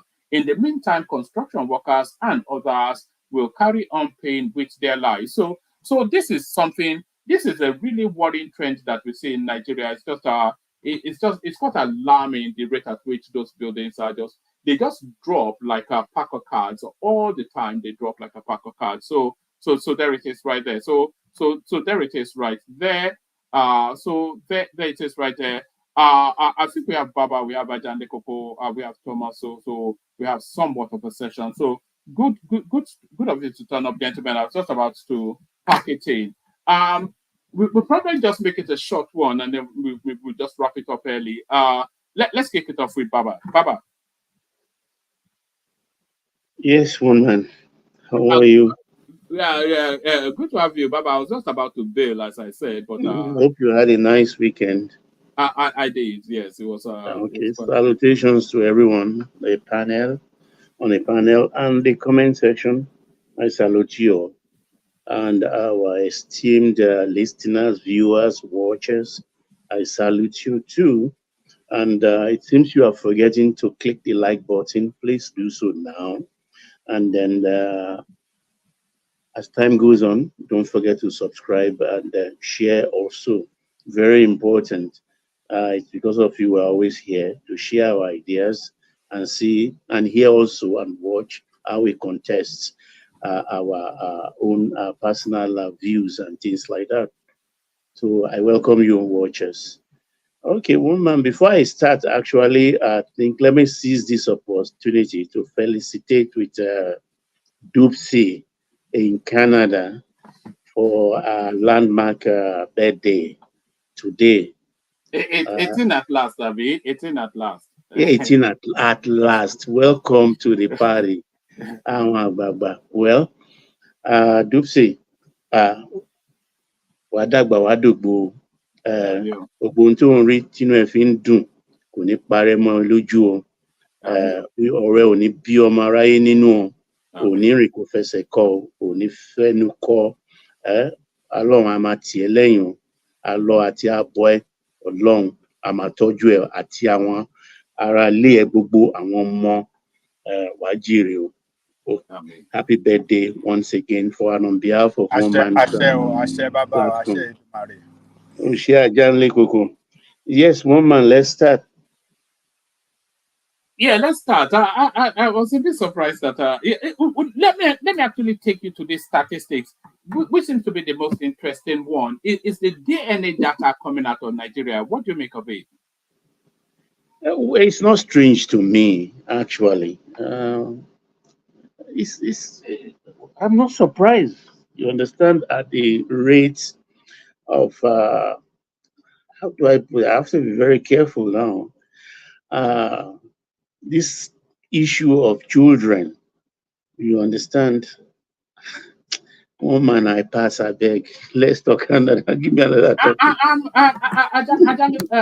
Baba, rather, the data is quite an interesting reading. So 20 out of 100% of the DNA testing, only 27% were to do with paternity. So it's not even a paternity narrative. What you know that to migrate to some countries, you have to do DNA tests to show that the family you are bringing is one unit.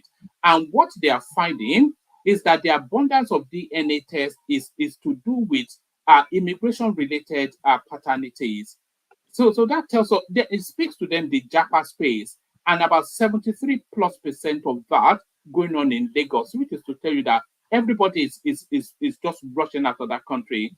But what is actually interesting, because it breaks down even more, what they are telling us is out of the 70-something percent coming out of Lagos, 70-something percent of that comes from the mainland, and about 31% comes from the about 30% comes from the island, which is to tell us then that people in the lower middle class to the lower classes of that space are essentially the Japaras, because of course the people on the island are the people looting our resources.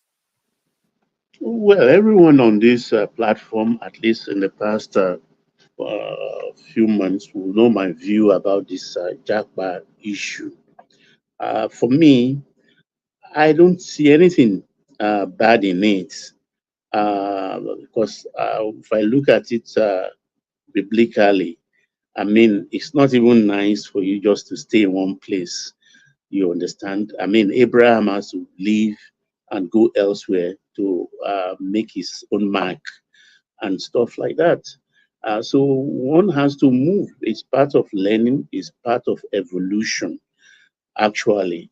And for the sake of also the children, I don't see, because I know definitely if 100 people leave, at least maybe even if half come back to the country, that is a plus for the country along the line. Maybe years down the years later, they return back home. They will return with something. They will come back with profits. They will help to also develop the country. People in countries like Philippines and India, Pakistan, and that's what they encourage. We can see in Kamala Harris today, one of the Indian jackbas.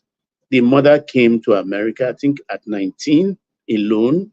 And look at her story today, even though she's late, and she will not be available if, peradventure, the daughter becomes the president.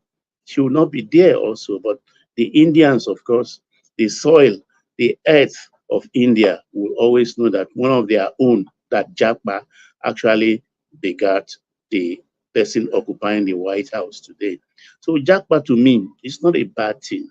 The Chinese did it. Every other group of people are doing it, and the country will benefit at the end of the day for it, because Japa is not a disease; it's a function of economy and a function of chasing the educational glory. If you don't have enough in your country, you can go brush yourself up somewhere else. And for the children, it's a plus too, because the kind of school we pay so much, many millions for back home, it's ordinary here. They just go to it free. They are even cancel school here, not even state school.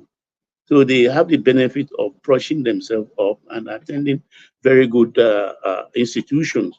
We have, I think, the Undersecretary for Treasury today in America is a Nigerian.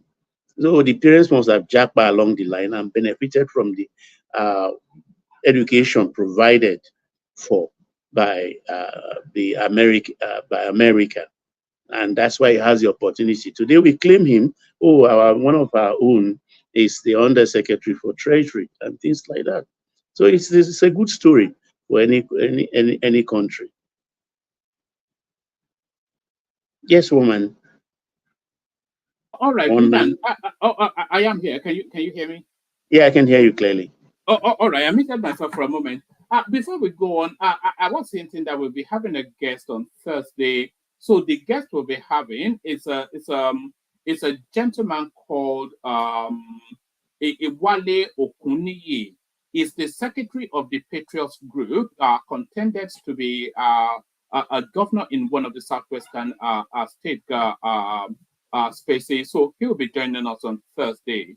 So it's all been discussed and arranged. And we may even be having a big name on Sunday. But certainly, are you aware of this of this guy, of this gentleman, Wale Okune? I don't know him, but you said you talked about him yesterday, so yes, we'll be here. All right. Let me take you to buildings collapsing in Lagos State and no consequences for it. Well, that thing actually is not today. It's been there. Like the write-up you read, they are understaffed. You understand? They are much understaffed. And there is this also the question of the iron rod we use in Nigeria. For instance, some of people are questioning the capacity of those iron rods. Are they up to scratch from the manufacturers, actually? So the government has to look into that. We have Standard Board, and I don't know what they are doing. But there are also people who don't listen to their contractors.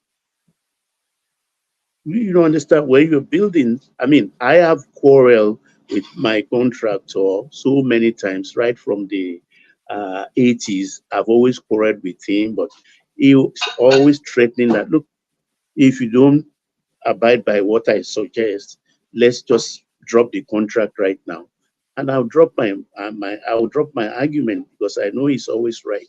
But today, all those things he did, they are there, and I'm kind of proud of what he has done because they are testament to his handwork.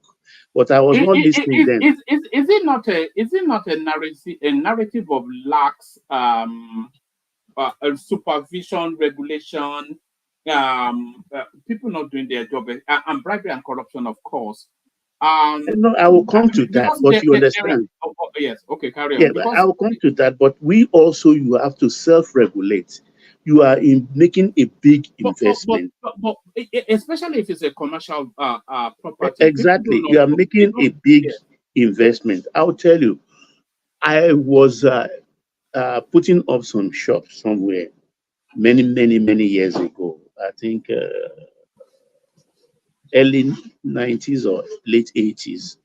And the other person doing besides me, you understand? At a point, I saw that rather than put iron rod to do the decking of the place, they were using this iron mesh, very studied iron mesh, heavy.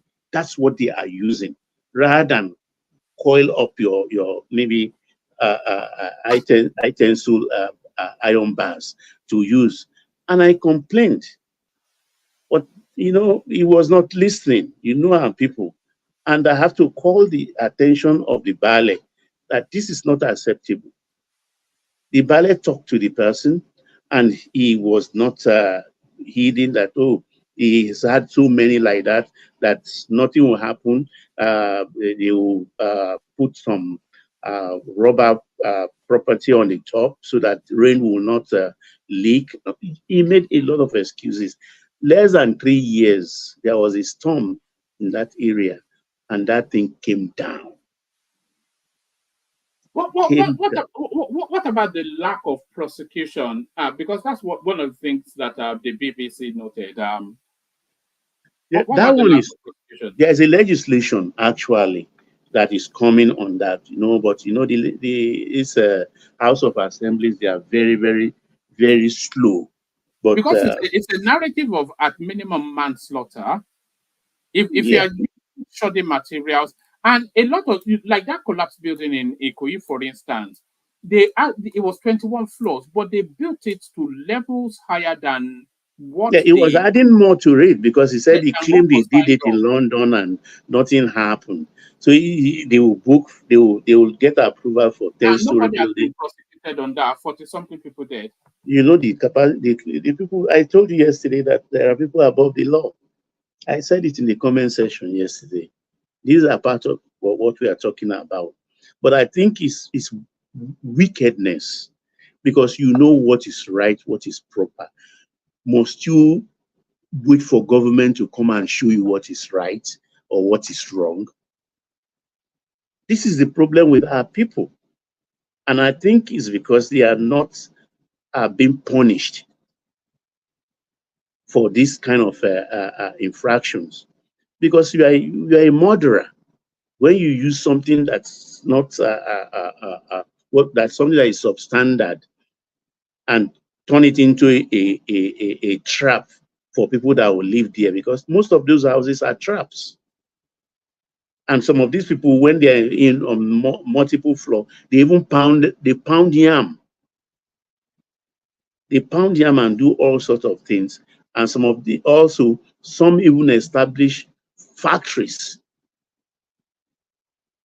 You can't believe it. Factories where there are not supposed to be factories. They install machineries, maybe doing pure water or doing some plastic mold and things like that. So we don't, only God can help us in our country there, because too many things you have to, no regulation, nothing. There's supposed to be an area for industry. There's supposed to be area for people to live in, but we just model everything together. A man retires and he looks, what can I do now? He has small boys quarter in his compound. He turns it into a small factory and started manufacturing. Install engine machineries that would disturb the transformer of that area. So, and we all end up and blame NEPA and things like that. But we ourselves are the problem, because what is good is good. We all know what is good. We all know what is bad. But the Nigerian species, I never seen them before. That's that woman. So the Nigerians react as Oshiomhole mocks Obaseki and wives' childlessness. Did you see the clip? No, what you have now is the Oshiomhole. Yes, there's a clip that goes with it. Did you see it? Yeah, I listened to it, but I'm sorry, I have a different view anyway. Because when you, the woman, you stood on a podium and you are saying this man that is not married has no wife and things like that, you ask for it. But childlessness is not a disease anyway. Just like pregnancy, it's not a disease. Some people marry and choose not to have children, and they live their life. So it's nobody's business. And if a man doesn't have a wife, it's nobody's business. So I think for them, both Oshiomhole and Mrs. Obaseki and Mr. Obaseki is quid pro quo. How do they say it? As far as I'm concerned. You don't have a wife, you don't have a child. Abuse me, I abuse you. God not go vex. One man.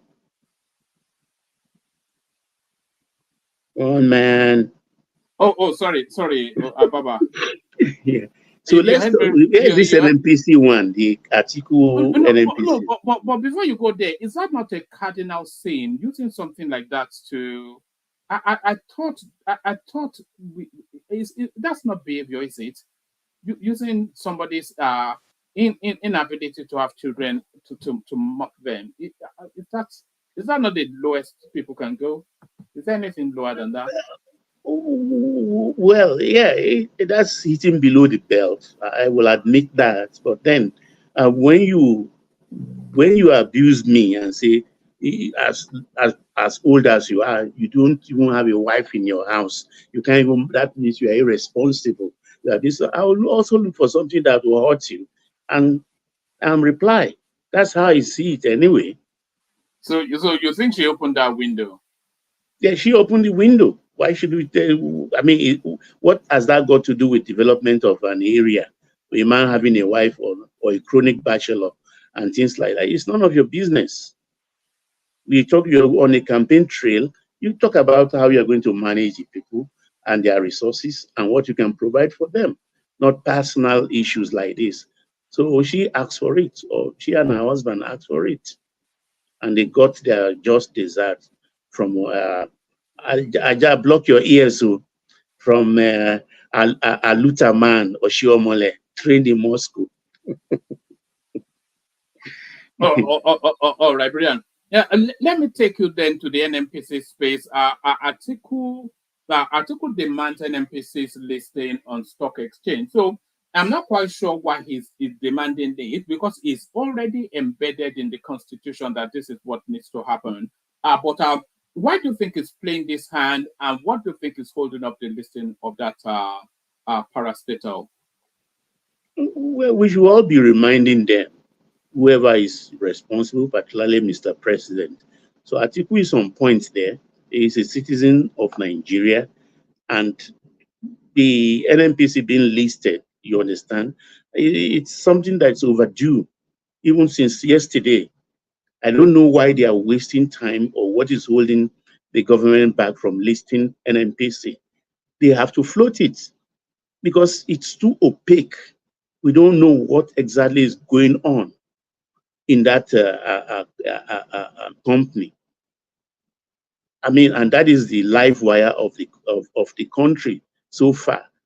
And one man will stand and tell us one long story, tall tales every time, and we don't have a way of interrogating whatever they tell us. But if it's floated, they will have board of directors, they will appoint the executive officers, and the executive will be responsible to the board. And at the end of every financial year, they will tender their stewardship and let know, minus or plus, what they've gained, what the country has to share out of it, and stuff like that. So it cannot remain a corporation forever, because they are running it as a corporation, and it's no more a corporation. So in NNPCL in itself, it's an illegality. NNPCL is an illegality as we speak. So they have to do the needful, and because it is rotting. I don't even know who told them that because it's an oil company, the minimum salary you have to pay runs into millions, where a cleaner will earn more than a manager in a factory and stuff like that. Who told them that is what obtains? Because you are selling your country's oil, you have to give yourself that kind of salary, where some clerk or low-level manager will be earning hundreds of millions of naira every year per annum. It's a very dirty place. It stinks. It really, really stinks. Today now they are admitting they are owing marketers $6 trillion, or how much they are owing now? They are now $6 billion rather. They are owing, and we've been talking about it here. We're even talking about 5 billion, and they were saying no, they are not owing. They are not owing. They are not owing. In reality, now they come out again and say, okay, we are owing 6 billion. That is what is responsible for lack of petrol in the fuel stations. It's not nice. They just take us for a ride. And that speaks for the level of the kind of people that have been occupying the GMD space in that corporation. So it's as far as it's not a limited liability company, it's still a corporation, an arm of the government. So they just have to float it. And the earlier, the better. Because I don't even know what Kiari is doing there. After many years, he cannot deliver anything. Oh man, make the float him. The president should come back and do the needful. It's back in France. Oh, it's in China now, isn't it? Mm-hmm. So hopefully it's actually able to manage that space better than Buhari, because the development of that country will come out of China depending on what sort of deals we're able to strike with them. Well, I don't know. The government too is not coming up with everything. I mean, they are not communicating. That is one thing they are not doing very well. And I think We have Chibayo Ononuga, we have Juri Ngelali. There is this other young man there. There are about 4 heads of those departments. All I don't know the kind of matrix that operates within that information cycle. Besides that, there is the information minister. And yet with all of this, we cannot have good information because the president will just leave and say, I'm going to France. Going to do what? We don't know. You land in France, no coterie of that foreign country welcoming you, anything. So it looks like it was a private visit. So if a president of a nation who is no more a private citizen goes out just like that and not coming, I look at it as, I mean, Mr. President should show the citizens some respect.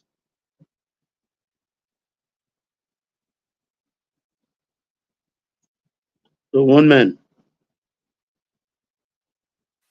Sorry, I am here. I mute myself when you're speaking. Anyone angry with me working for Tinubu should hug Transformer. So this is Wiki in his own inimitable use of language. So I think they're in Port Harcourt now, having whatever conference, and it looks as though it's going to be somewhat of a deciding conference. So Bala Mohammed and the rest of the PDP, they are pushing for Fubara, not because they especially like him. They want to weaponize him against Wike. Wike wanting to hold on to the structures of our PDP in Rivers State. Of course, he will need it for 2027. So in fact, it goes even darker. It says anybody that goes up against him is going to set their state on fire. So what are you then making of Wike versus the rest of the world? Well, let me be upfront with my bias so that nobody should crucify me on the panel or the comment section. I like Wiki. I just like Wiki, you understand? So forgive me my bias.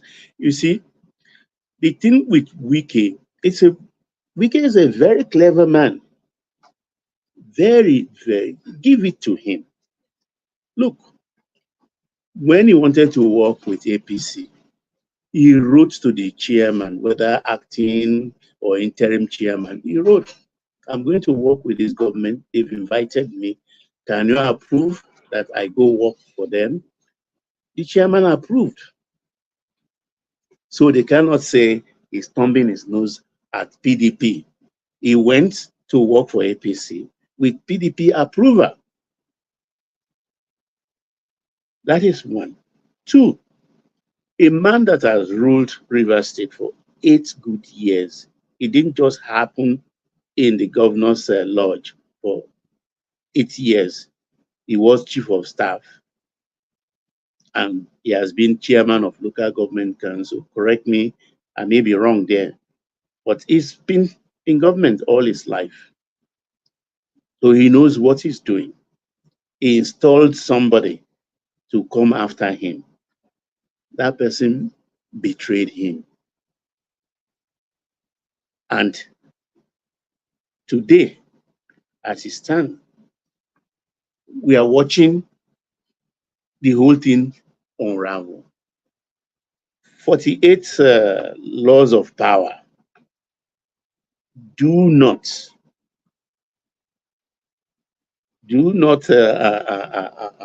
outshine your boss.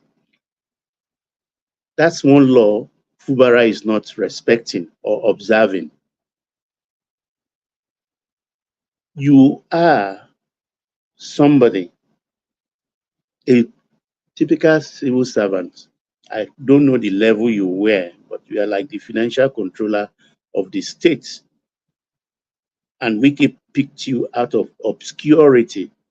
What Wiki said, you have not denied. I bought the form for you. I paid for the fund. We saw Wiki campaigning for you. You were just standing behind. Who wouldn't want to be served a governor's lodge a la carte like Fubara? Some people are just lucky. Wiki did every groundwork, bamboozled everybody, rigged for you, and made sure you were installed there. Less than 3 months, everything has gone haywire. Everything gone haywire. And jollof rice don't Ebora don't jollof rice, or how they call, what's his name now? Ekiti governor told us in the beginning that he went to River State, Fayoshe, said, I went there, I spoke to Fubara. I warned him that this trouble you are starting, you don't even going to, you are not even capable, because I know Wiki. In fact, he even displayed on TV. We all saw pulling his own ears, and just to display how I know Wiki. And who doesn't know Wiki in Nigeria? No, there are some people who are just stubborn naturally. They are just like given to suicide. If you kill me, kill me. But I'll just start to repeat. Wicked that brought Atiku down is who Fubara thinks he can defeat. You get my point. And Wiki doesn't hold his mouth. He said, I have the presidency behind me. And that's the truth. You are a state governor. And these people that are working with you today, people that are egging you on, asking you to thumb your nose at your boss, where were they when they were buying you from, propping you up, dressing you up, pushing you, campaigning for you? They were not happy. Were they happy? They were not happy. They were in opposition. But as soon as Wike left, that's the cat leaving, all the mouse, they came and start playing. They wrap you around their fingers, shine their eyes for you, and you start working for them, working against your boss. Those are the kind of people you surround yourself with now. And you are paying big money to keep their loyalty. Does that make sense? It really doesn't make sense. We're in a state where 4 people are now approving commissioner, approving budget, and things like that. Just 4 legislators. They are the majority. Some things just happen in Nigeria. I think it's only in Nigeria that such things can happen. Because it doesn't make sense. It's shameful. How can 4 people be the legislator in a chamber of about 31 people, being the ones making laws and things like that? A rubber stamp. Is there anything worse than a rubber stamp legislator? So Wike now is fighting back. All the while, for a couple of months earlier in the year, Wike kept mute. He was not saying anything. Fubara was running around the state and gathering strength and huffing and puffing while nobody was pursuing him. He was pursuing himself. Wike kept mute. It's like what the Yorubas will say, Agbotu Feirini, Agbara lo mu wa. Now he has bounced. I had people previously say, oh, Wike cannot even step into Port Harcourt anymore. But here he is in Port Harcourt doing convention. Can you imagine? In Port Harcourt doing convention, calling the shots. The cat is back. Where are the mice? They scramble into their holes. He has a federal mic behind him, so he can misbehave as he wants. Where are all these people? So he better go meet all those elders. I mean, that's Fubara. And they should find way of solving this thing. Because I look at this almost like a family issue. And it won't be beyond those elders. Whatever they are eating now, let it stop. Let everybody use their senses. Sit them down, find a way to solve anything. And there is Baba Edwin Clark. I think it can help in this matter if they all submit themselves to his wisdom. to his counseling, because the state is not moving an inch ever since Wike left and this trouble started. No development in that state.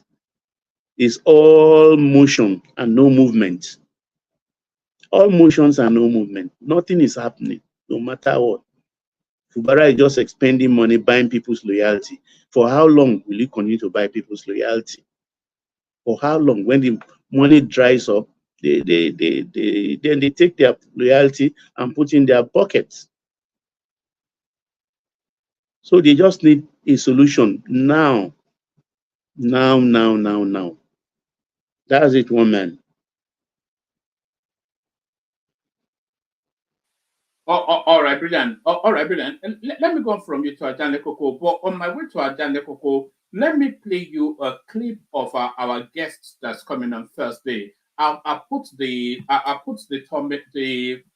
session together by tomorrow. But we've had comfort because I've been speaking to him all through the week. I've been speaking to quite a few people all through the week. But here is the first person that, as we start to reintroduce guests back onto the platform. So this is Wale Okuneye. So just the flavor of the man. For more on the state of the nation, let's bring in the National Secretary, National Consultative Front, Wale Okuneye, who joins us live from Lagos via Zoom. Thank you for joining us on TVC News at 7. As it is, there appears to be renewed success, if you may put it that way, in government's efforts to tackle insecurity in the country. What do you make of this?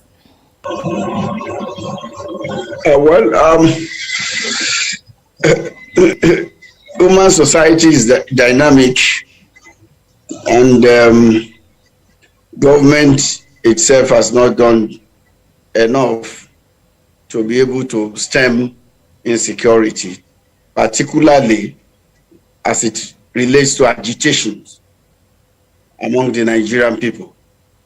There has been vociferous and stringent agitation for the resetting and re-engineering of the country so that it can work for all.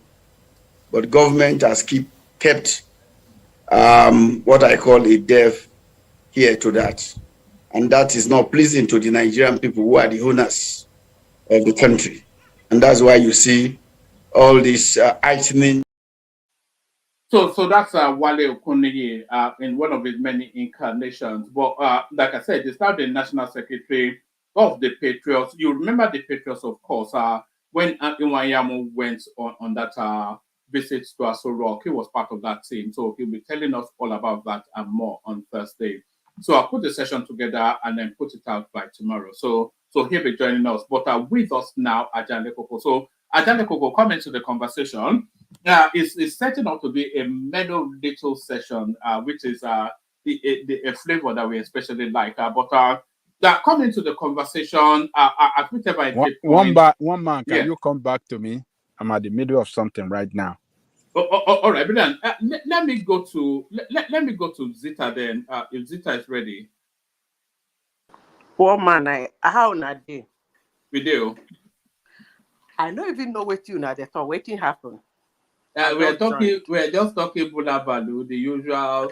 What we were talking about, we were talking about the BBC did a big piece on the rate at which buildings are collapsing in Nigeria, and they're telling us that over the last just a couple of years, countless buildings, 90 buildings have collapsed in the last 12 years, 350 people dead, but curiously, there's been no prosecution. And then they revisited that big collapse in Ikoyi just in 2021, which a lot of people linked with the vice president of that time.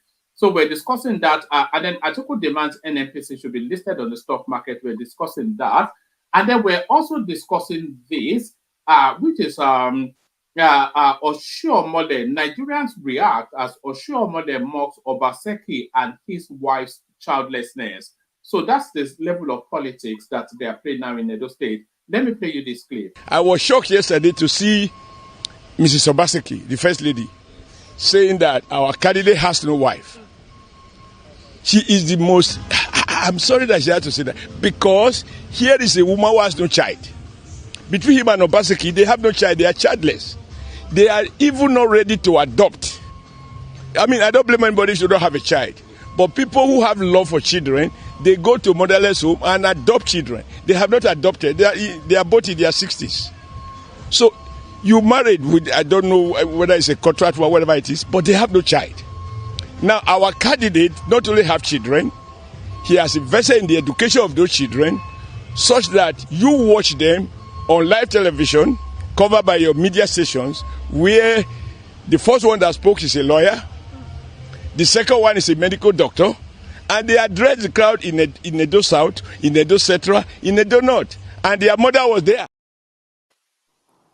So Zika, as low as I've heard anything within Nigerian politics, I don't think I've ever heard anybody go that low in terms of I thought that was Where is the video? Who is speaking now? Who is this? That was Adams Oshiomhole, the former Edo State governor, former chairman APC, Adams Oshiomhole. Okay, so who mocked who now? Sorry, I want to gather myself to. Yes. So they are having Edo State election, as you may well know, and the wife of the outgoing governor, who has served his 2 terms, Betty Obaseki, she was somewhat making comments about one of the candidates not having a wife. And then yes, so she said the man doesn't even have a wife.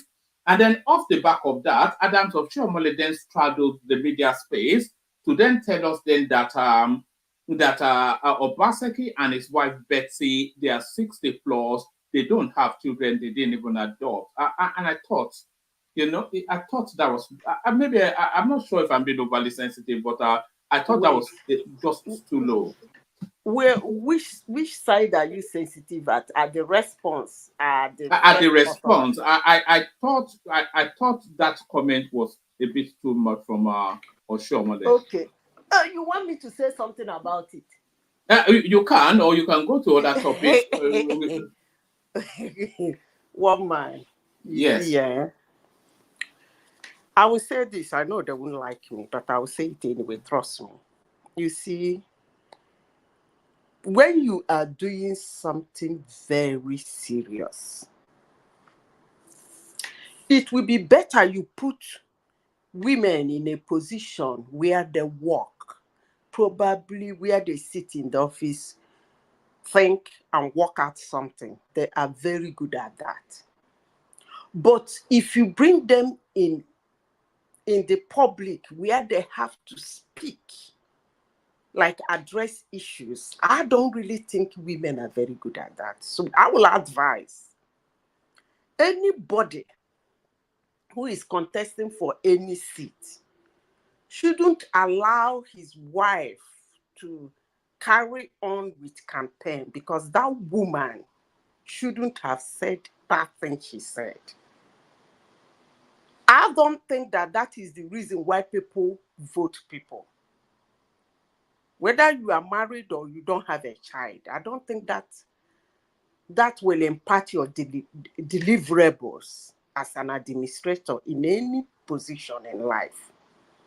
But for that woman to have said that, I think she deserves a response. Because if you don't respond to such things, somebody else will say it. I was just thinking Oshiomhole just woke up and said that thing.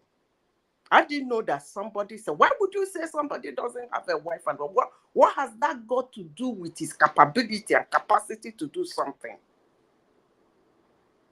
One man, I remember one time I was telling some of my friends who are not Africans that, do you know that in Africa, if you are a woman, you've never married before, you work your life into being a professor, that a village girl who is married to a palm wine tapper that have children will garner respect more than you do. They couldn't believe it.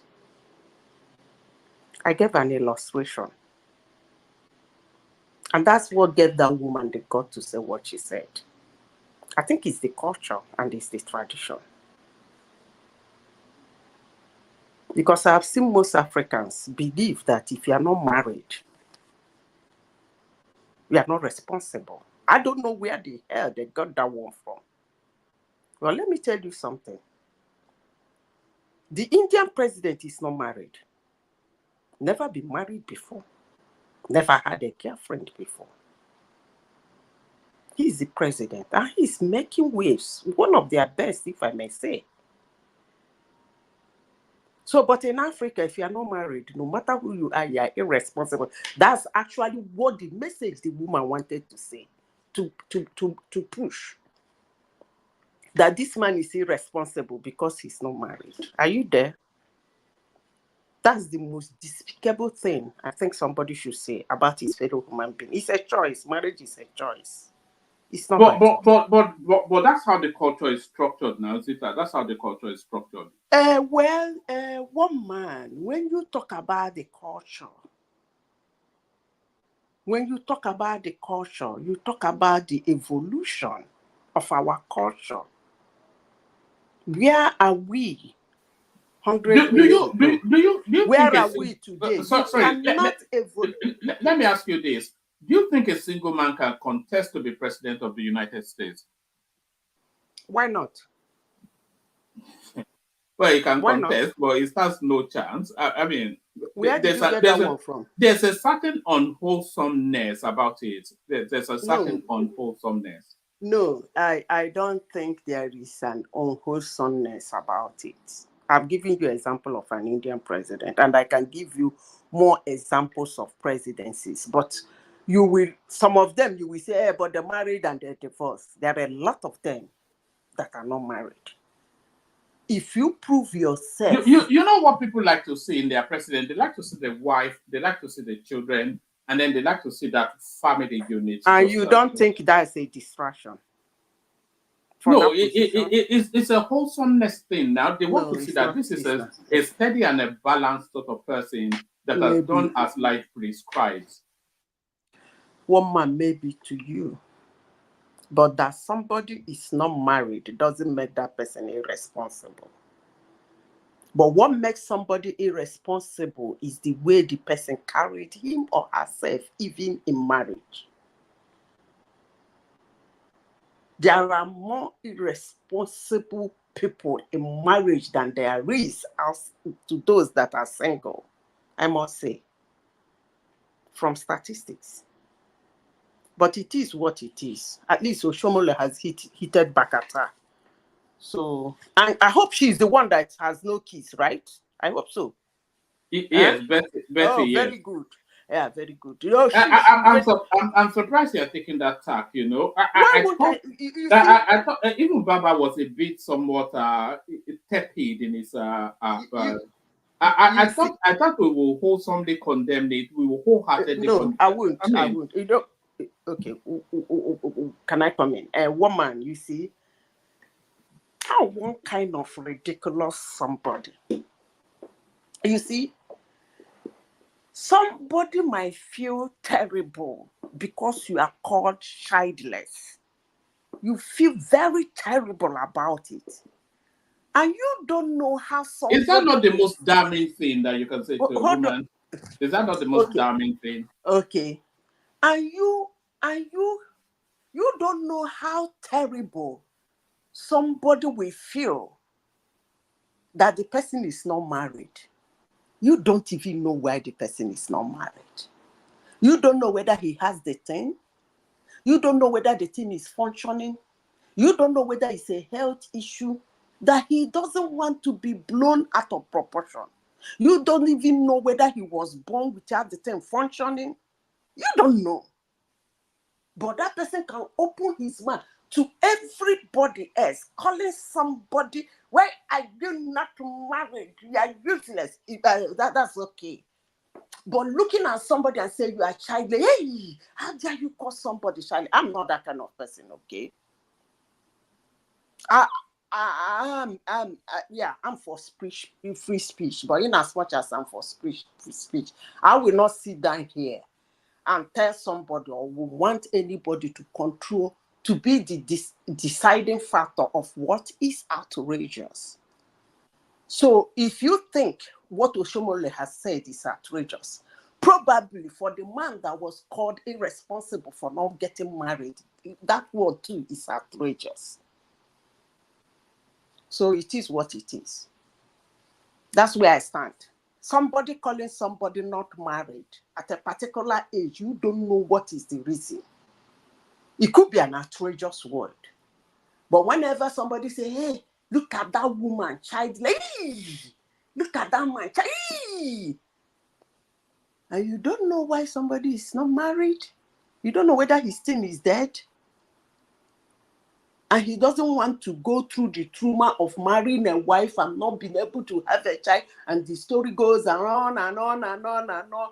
He decided to day his day. Then as he day his day, you still go there, go to abuse him. I bet one man, next topic, I bet. All right. Let me take you to this one. Let me take you to this one. There are collapses after collapse. Why Lagos buildings keep crashing down? So this is the BBC doing a special piece on this. This disaster. That's the only term really. Over the last 12 years, about 90 buildings collapsed. They are collapsing even more rapidly now, 350 people dead. But what really strikes is that there's been no prosecution, there's been nothing. And then when they went to the relevant authorities, they are saying they are understaffed, etc., etc. So this phenomenon of collapsing buildings in Lagos.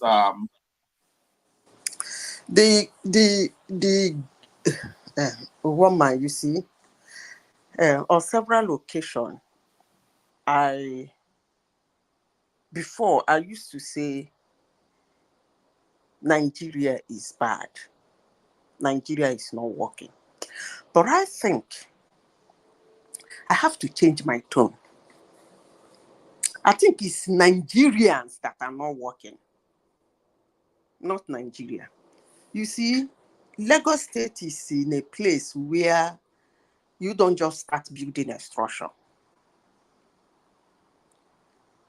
Plus the people in charge, plus the people building the house, they don't want to do their job. Before you start building a house in places like Lagos, Rivers State, Anambra State, it should be a thorough, when I mean thorough, to make sure that the soil samples are taken, the kind of foundation you are supposed to lay, what you are supposed to do, and make sure those things are inspected. They don't lack staff. What they lack is action, but they don't lack staff because their staff sit down in the office and collect money. Is it not a case of bribery as well? There's a bribery elements to this because there are at every single stage of progression. Should be some sort of inspection supervision by the local authorities. But they have to check the materials, check that they are conforming with regulation, etc., etc. But none of this happened as soon as our Naira grease palm. You see, it's a terrible situation. You see, there are places in, even people who are in upland, after several years, the house will sink. Normally, on normal circumstances, in the best place to build a house, after several years, the house will start sinking. It will start balancing again out of the normal balance you gave it. That's why it start having cracks on the wall. Let alone places like Lagos State.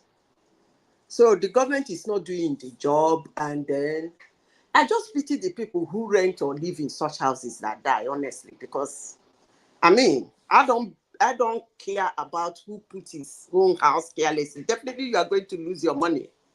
When the house collapses, you lose all your money. It's just unfortunate that somebody has to rent that ridiculous house and eventually die in it. That's where I'm concerned. For the government and the landlords that build all those kind of houses, I don't have pity for them, but I have pity for the people who hire such houses. In fact, if they don't want to do their job, they should be able to give tenants houses to live and the ones not to live. At least since they said they don't have staff to do all the job, they should be able to give tenants the ones that we are able to do, to inspect, so that people should stop dying. That's all. Next topic. I that there's been no prosecution. That's the problem now in the country. There is no prosecution. They don't prosecute the person who is in the job. In fact, if there's anybody to prosecute, I should say the workers. The people working in that department, the head of the department should be sacked. I mean, I don't get it. But if you want prosecution now, they will prosecute the landlord or even the tenant that is living there.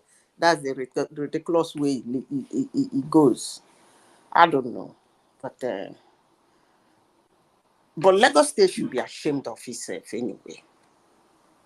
Such news should not be coming out from the state. It's overcrowded, and the demand on housing is quite high. And then what people are doing is they buy these lands, and then they want to maximize as much as they can out of that land. Man. So they go higher than they've signed off with the authorities. They'll build with inferior materials, all of these things. Man. Let me tell you a story. All this is overcrowded. It's a mere talk. Lagos is not overcrowded. Lagos is a mega city, you know. Let me tell you something.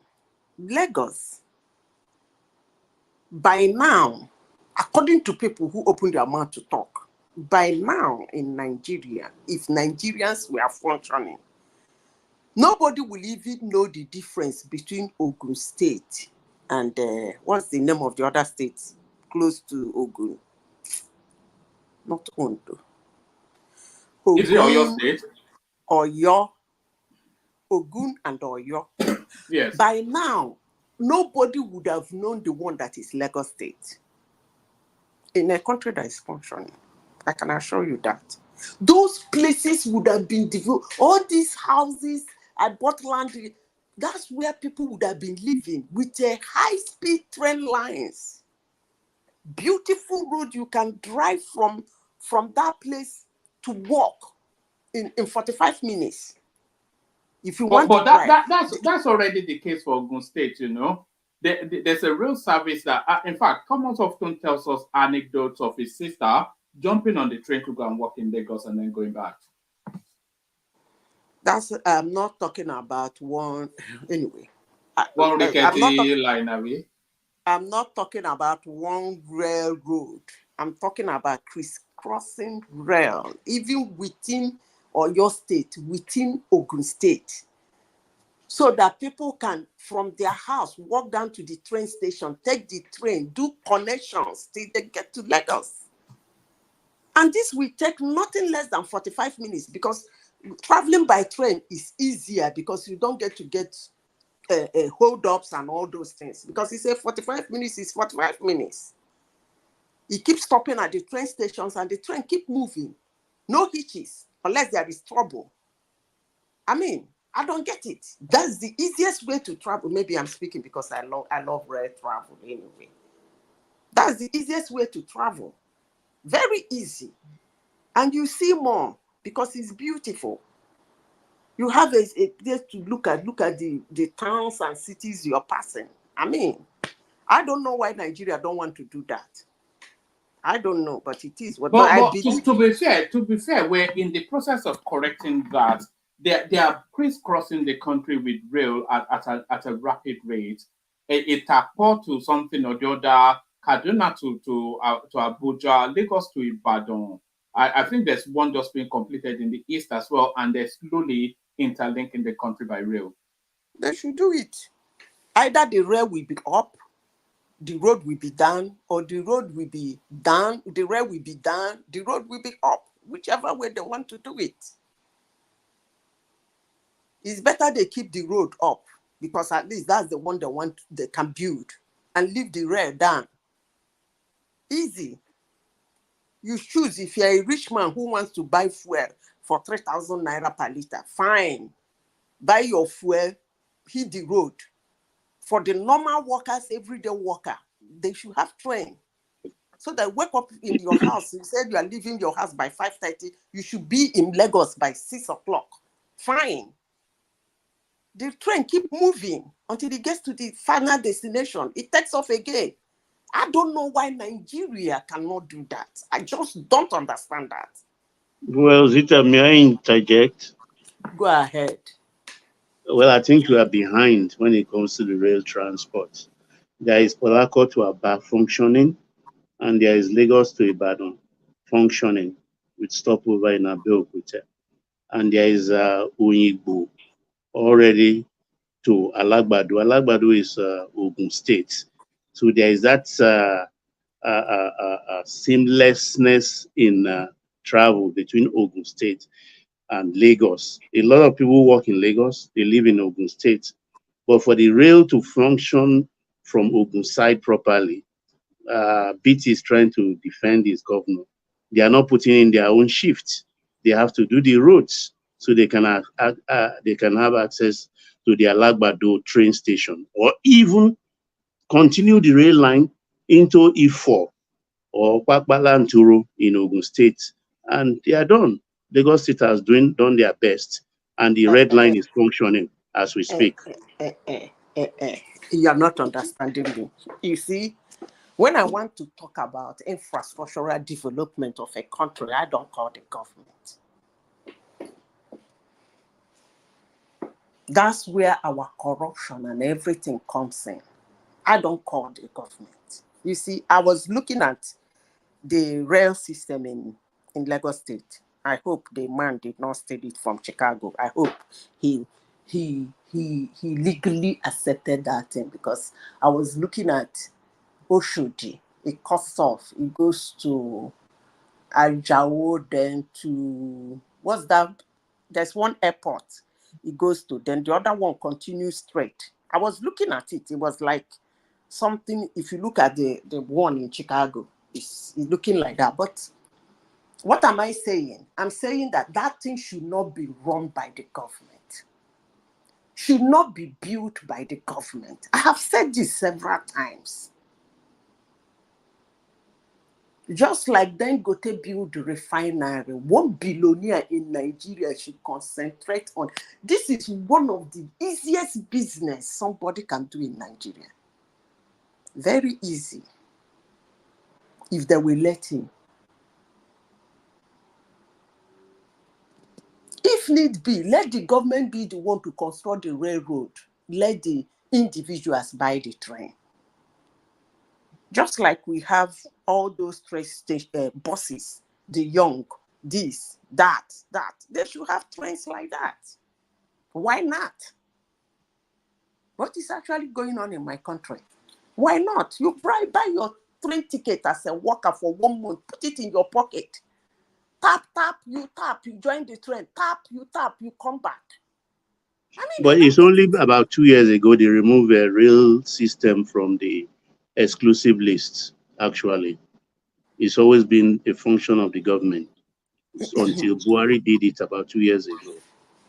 So maybe we'll see private people coming into that space. I don't know. If a company can build those rails, and then, rail construction is something that I anticipate that they'll be setting up those rail services soon. In Tinubu's second term, if he gets a second term. They should have a train that goes from Lagos to Imo State. They should have outstate train, intercontinental, like the one that goes from Lagos to Benin Republic to Togo. Nigeria should make a hell of money from those things. It look as if it doesn't make money, but it makes a lot of money. If a whole month you are be able to say your train, you can go anywhere in Nigeria with 150,000 naira in a month. Do you know how many people can buy it? You won't believe it. Or you say 70,000 for a month for I agree with you, by the way. The obvious most profitable route is from Lagos to the east, because the Easterners, they go home every weekend, they go en masse any public holiday. It's just, it's just that will ultimately prove to be the most profitable, Lagos to the east. Maybe even from the port to the east. I mean, I don't know, but all this one, build this road, build this road, build this road. How many people actually use that road? In the real sense of it. If you build Which rail road? lines. Which road is that? If you build rail lines, you will understand that it's not actually as much as that use that road. Most people that use all those rickety buses that get them tied on the road, tire falling here, roof falling off, accident here and there, most of them will prefer train, rail travel, because it's safer and it's faster. So why wouldn't anybody? I don't get it. If you have a good car, then you can use it to go to church, use it to go for maybe shopping over the weekend and things like that. Have speed trains and low speed trains in the city. Why not? Why not? Where you are forced to pay for 1 week or 2 weeks, or you have a day pass. A day pass will cost you more. You buy for 1 week, 2 weeks, or 1 month. You keep tapping, going to everywhere you want to go with ease. Do you know how much that company will make? I don't really understand my country, honestly. But it is what it is. Next topic, please. I don't understand that. No, all right. The next topic still stays within. Did somebody want to come in? The next topic still stays within that. Let me make sure, Baba. I think we're getting feedback. The next topic still stays within that those parameters. Tinubu now in China, and I'm saying that if Nigeria is ever to develop, it will be largely dependent on the relationship between Nigeria and the Chinese. So here is Tinubu trying to establish that relationship.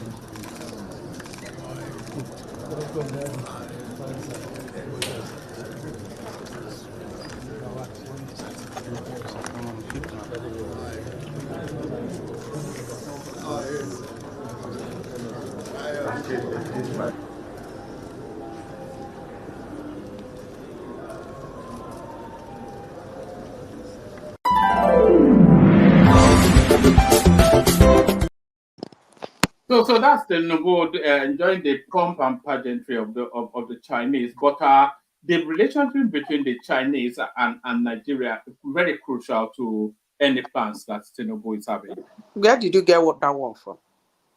This is it's in China at the moment, so this is here. That's what I'm saying. I said, you said the relationship to China is with China is important to our development, and that's what I'm asking. Where did you get that one from? Their technical expertise, their financial capacity, their non-interference in your domestic affairs, or all of these things, they bring a lot of development. If they are able to craft the deal, that they don't take advantage of you. Yeah. Okay, one man, you see that topic, I don't want to discuss it because you see, I'm not into this China affair thing. Okay, I'm not part of this China stuff. I am not. For the reasons I will not say here, I am never into this China stuff. Because I don't know the damage they're doing in the United States and the countries they are in. So I'm not into it. I don't want to discuss it. And I wouldn't wish my country for China to come in. So But who's going to build this crisscrossing rail if you are lost to the Chinese? Who will build the rail? I am not living. I know that most people, most countries in Africa will want China to come and build their rail. But for me, because it's cheap, it's cheaper labor, cheaper manpower, cheaper everything, but even cheaper materials. I don't think I want that cheap stuff for my country because I know. Did you say cheap materials? Come on, Yes. Zita. Come on. Yes. Come on, Yes. Zita. They catch up already. China catch up already with the West. Don't let's deny that.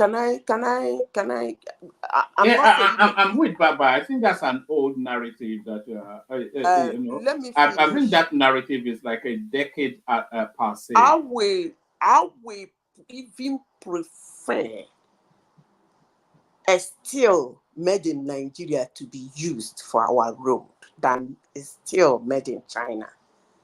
But this is my own. I would prefer that companies that do rail line like Bombardier should build both our trains and our rail line. That's me, okay? Because why do I say this? Because my country is not good with maintenance culture. Maintenance is a terrible thing. They can't even maintain a house they built, let alone maintaining a public infrastructure. So I will want something that will be built and there will be a turn back for so many years and is still up and running. But that is me. I'm talking me. Any other person can say his own opinion, but that's my opinion for my country. I am not and will never be into this China stuff. But if anybody thinks that's a 15-year-old ideology, that's fine. But I wouldn't want China to build things in my country because my country don't have maintenance culture. That's where I stand. And they don't have that money that when that thing goes bad, because China stuff is when it goes bad, you remove it and put another one. It's not actually something you do repair. They don't have that. They don't have maintainability. The QAC and I forgot my engineering. Don't worry about that. They don't have it, and we all know that they don't have it. So when they do something for you, when it goes bad, you remove it and put another one. There's nothing like repair. So, but that is me. But that's the phenomenon now, though. I don't think anybody. I don't think anything is being built with the durability of years gone by. I don't think anything in any. Not even the Germans are building anything. Let me tell you that with that level of durability. Lagos Ibadan rail line. Can I chip in, please? Yeah, come in. Hello. Yeah. I think I will agree with Madam Sita. You see, when a country does not have quality assurance or quality control system, that is the problem you get. In fact, an engineer told me about all these buildings that are collapsing. That if you look at the iron rods coming from China, because most of them come from China, that they are always short by some millimeters. So when they say this is 5 centimeter in thickness or diameter, it will be shorter than that 5 centimeter, maybe 4 point something centimeter. So because there is no measure, like, let me tell you some things that they will bring to UK here, I mean, to Nigeria, they cannot accept them in UK. They won't. Now, a friend of mine went to China. He saw some iPhones there, and if you hear the amount they were selling them, and he looked at the one that he was having that has even been with him for over 2 years, was still far more expensive than the one he saw in China. And the guy told him that, well, it's because it's built for domestic use. So those type, they will take them to Nigeria, and before you know it, it will be cheaper. I will give you another good example. There was a time I was involved in selling shirts from TM Lewis and Hay and Curtis. Now I sent them to my friend in Lagos, and before you know it, he realized that there was a shop at Ikoyi and Awolowo Road in Ikoyi. They have TN Louis, and they were selling them. Was it not 3 for 20,000? You see, well, at the end of the day, it brought shortage because they saw that the one sold in Ikoyi there was far cheaper than the one that we bought here, and the one we have here was of higher quality. But people didn't mind. They prefer to just go for the cheaper one as long as the label is on it.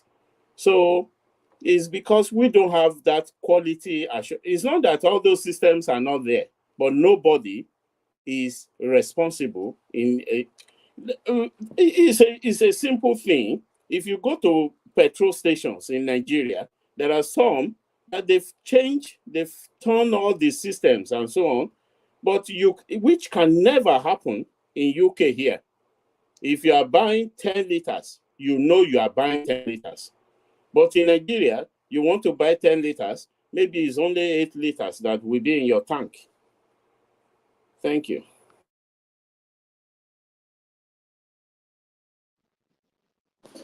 Thank you very much. So, can I continue, one man, or is there any other person? No, I think Baba wants to come in. Okay. I think what the gentleman just said is not what obtains. Let me just put it politely. America imports steel, even as we speak, from China. Though during Trump's time, they added more on the tariff. That's why a lot of the steel factories in America are not optimally producing because of the import from China. And if America imports from China, you know it must be up to standard. They will not take anything substandard from China, India, or any other country. It even has to be better, if not stronger, than what they produce at home. Take, for instance, the iPhone he mentioned, where Apple has its manufacturing plant in China. When you go to China, if you want to import anything, there are unscrupulous factories that we can tell, look, this Panadol, do it 50 mm for me and label it 100 mg or mg, and they will do it for you. And when you bring it to your country, it behoves on the regulatory body of your country to detect it. What we lack in Nigeria is that the standard board and NAFDAC, they are not doing their job very well. You can go anywhere and manufacture anything, but when you bring it here, let's test it. If it's not up to our own standard, then we have to reject it and make sure that those things are destroyed. When you say they are buying steel that are not measured up to the standard, no, I disagree with you, because if you have a site engineer, it's a function of mathematics. They have the calipers to measure it. So it's not a question of somebody is being, or an importer is duping anybody. If they tell you it's 5 mm high tensile, you will see the tensile rounding it up and use your calipers to measure. Okay. Baba, and let me say this. I will always say it. I would prefer to deal with somebody who have shame than dealing with somebody who got no shame. As long as I'm concerned, China got no shame. You see, QAQC, they lack it. I don't know where you get that China has QAQC. But let me say this. Most of the companies in China, for those who has been there, please correct me if I'm wrong. Most of the companies in China that you can get, just as you said, iPhone, you can get very good quality things with QAQC. It's not owned by Chinese. It's either owned by a German and American. It's an American company, a German company, an Australian company, or a British company, or a French company that had their building in that place. They are more interested in the cheap label, not in the QAQC. But until people understand that, they will stop talking about this China stuff. But as long as people believe that those things are made in China, the intels are from China and it's made in China, then we keep going about all this China stuff. But let me say this, for countries like my country, Nigeria, they are not going to use those German companies in China. They are not going to use those American companies in China. They are going to use the main Chinese companies who ain't got no shame. So that's why I said, for my country, Nigeria, I don't wish anything China into my country. That is me. But anybody who wants to go that route, after all, I'm not living in Nigeria, that's fine. But China is a no-no to me. In fact, instead I will use China, I will use a local labor, locally manufactured in Nigeria to get the job done. I know that most rail lines today in Nigeria are being repaired. Those are most of the ones that are being built by the British even before I was born. They get it repaired and are running. I wonder what is going to happen to those that Chinese company will build. That in my country, they don't have maintenance culture. QAQC is not a language in my country anyway. And then China. I wonder what it's going to be like. Why do I say China? I don't want people to be losing their lives in things like rare travel. It has zero hazard, almost zero hazard. For it to be in Nigeria and we are hearing trains skid like this, skid go like this, skid go like this, it's going to be ridiculous. But it is what it is. That's my take. And that is me. So if you guys want to clap for Tinubu that he's going to China, that Nigerian development depends on China, I don't know how that word came out or came about. But for me as a Nigerian, my development for my country did not depend on China. And I wouldn't love to see them around in Nigeria. That is me. I rest my case. All right, brilliant. All right, brilliant. Let's move next topic. Let's move the conversation around a bit. Let's bring Nioma on Zeta. So Nioma, come into the conversation. We don't have an abundance of topic, but we're still having somewhat of a session. Do you want to speak to this one? Did you hear that DNA readout, Nioma? Well, I was just half listening when you were reading it. Let me give you the highlights of it. So the company that does DNAs in Nigeria, they've come out to share some interesting statistics with us. So they're saying for paternity DNAs, they're telling us that 27% of paternity DNAs comes out negative, which tells us then that 1 in 4 of a Nigerian child is a bastard. So that's just to put that. Yes. So actually, let me just quickly go through it. It's quite an interesting one. I'll be very quick. It says Smart DNA, a leading DNA testing center in Lagos State, has released its comprehensive 2024 report on DNA testing trends in Nigeria, covering July 2023 to June 2024. The report unveils several astonishing findings that shed light on societal dynamics, economic factors, and changing family structures in Nigeria. The report, released on Sunday in Lagos, showed that paternity uncertainty remains high.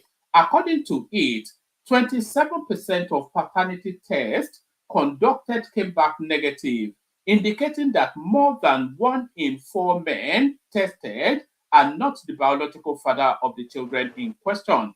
It also showed immigration tests surge. In I know in America somewhat they will ask you to do a DNA test for your family unit to make sure it's a unit. It showed immigration test surge, indicating that the JAPA trend was high. The report noted a significant increase in DNA tests for immigration purposes, growing more than any other test type as more Nigerians seek opportunities abroad. The trend also suggested a growing number of parents with dual citizenship were processing paperwork for their children's emigration. On regional dominance, the report showed that Lagos dominated, a reflection of economic disparity.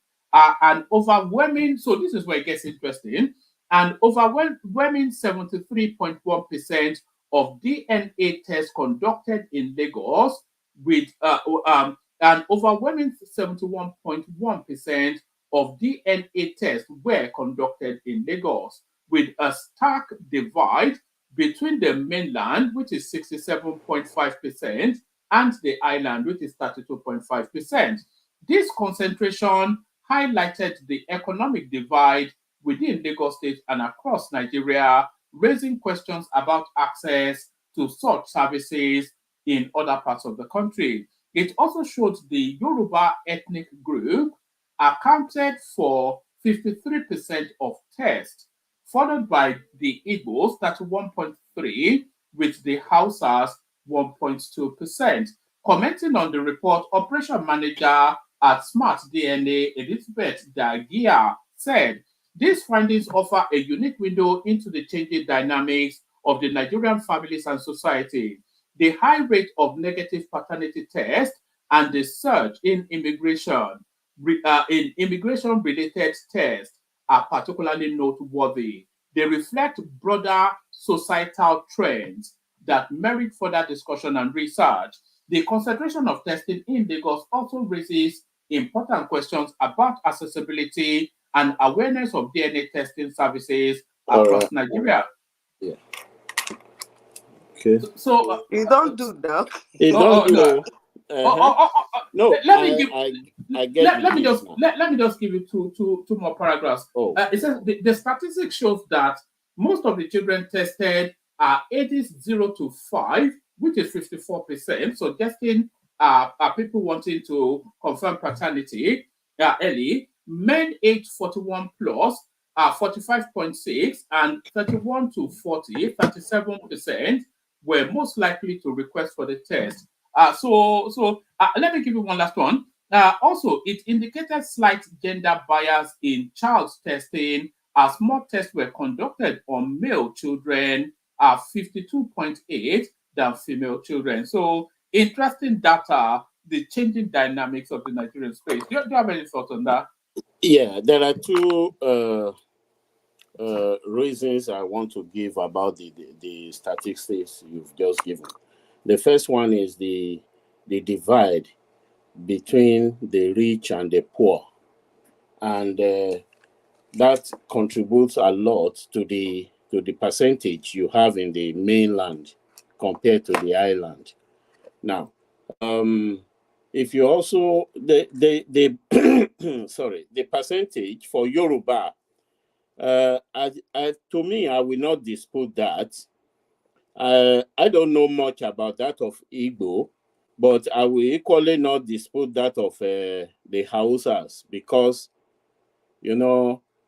like the Hausas generally, they have their wives in Puda.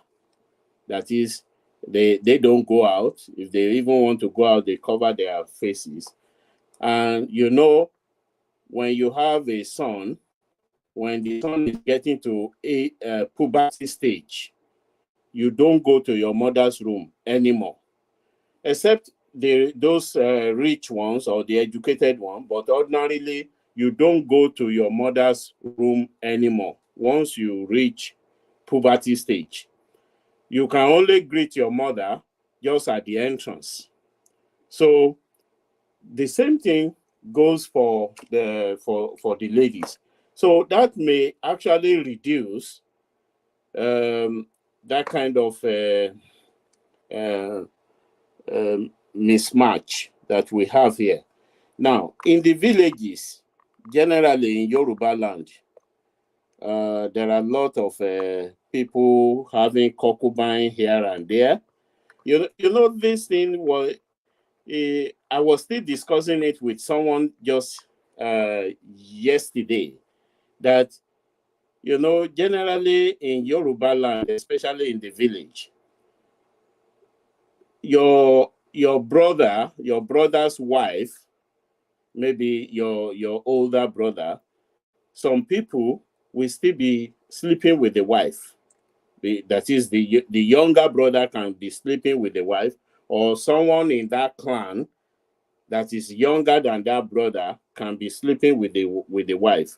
And most of these things are for economic reasons. Like, they want to cultivate farm for them. They want to have some farm produce that they can give to them, and all those things. Is very rampant in the village. Well, I grew up in the village anyway, so I know exactly what I'm talking about. So I will not dispute with that percentage that you have there. The reason why it has not been obvious is just simply because of the technology that is just coming up now. Like in the village, sometimes you see some children, you say, oh, this one does not resemble any of the parents. And you can now relate it with that is phenotypic expression. What I mean is the physical expression will now resemble someone in that family, and you can just connect the dots together. So I will not really dispute about the DNA results that you have there, though I don't know much about the culture from Igbo, but that of Hausas, yeah, just as I've told you, I think is because of the culture that has reduced. But for Yoruba, especially in the villages or where you have a economic issue, that is very, very rampant. Very, very rampant. Okay. Are you there? Yes, yes, I am there, but I don't actually think it was paternity that came out of that space. I think it's the growing trend of the Japa. Most of the DNA tests being done are for migration purposes. So that's all. We already know that. I know it's for migration purpose, but what I'm saying is, it's not just that. I took my son to the hospital. I just want to know if it's my son. No, but when they have to travel and they need to look at the DNA, or sometimes it can even be blood test. So they now realize that, well, because ordinarily a child supposed to share 50-50 of the parents' DNA. But when that is not coming up, then you know that this one does not, possibly they can say, oh, that is not your child at all. And why that thing was coming up so much was because I think, was it 2 days ago when someone was saying that you see some students will be coming to uni, that is to study abroad, coming with 5 children. And maybe that 5 children, only 2 of them are his children. The rest are not.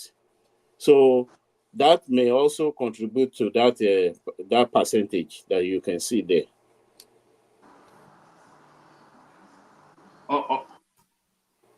All right. But I think it's quite interesting actually because it also narrows to it says 53% of the Yorubas were in that space. So that is to tell you then that the people jackpotting the most are the Yorubas. Yeah, And the then Yorubas. yes. And they are the one doing a bebe anyhow. How do you mean? How do you mean? Oh God. They are the one doing bebe everywhere. Oh, what does that even mean? What does it? You know, it's quite interesting. And then because a lot of the DNA testing is coming out of Lagos State, but what is also telling us is that about a ratio of 70 to 30, the split between Lagos Island and Lagos mainland. So it really tells us the demography of the people actually jackpotting. So of course, the income bracket between the island and the mainland we already know. So that tells us then that is the educated lower middle class to the lower classes essentially that are jackpotting. So the people really under the pressure for a better life. Yeah, that's true.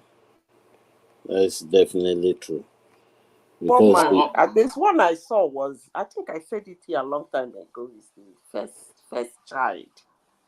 I stumbled into, is it a documentary or a this thing, saying that there's a this thing on Nigerian firstborn children.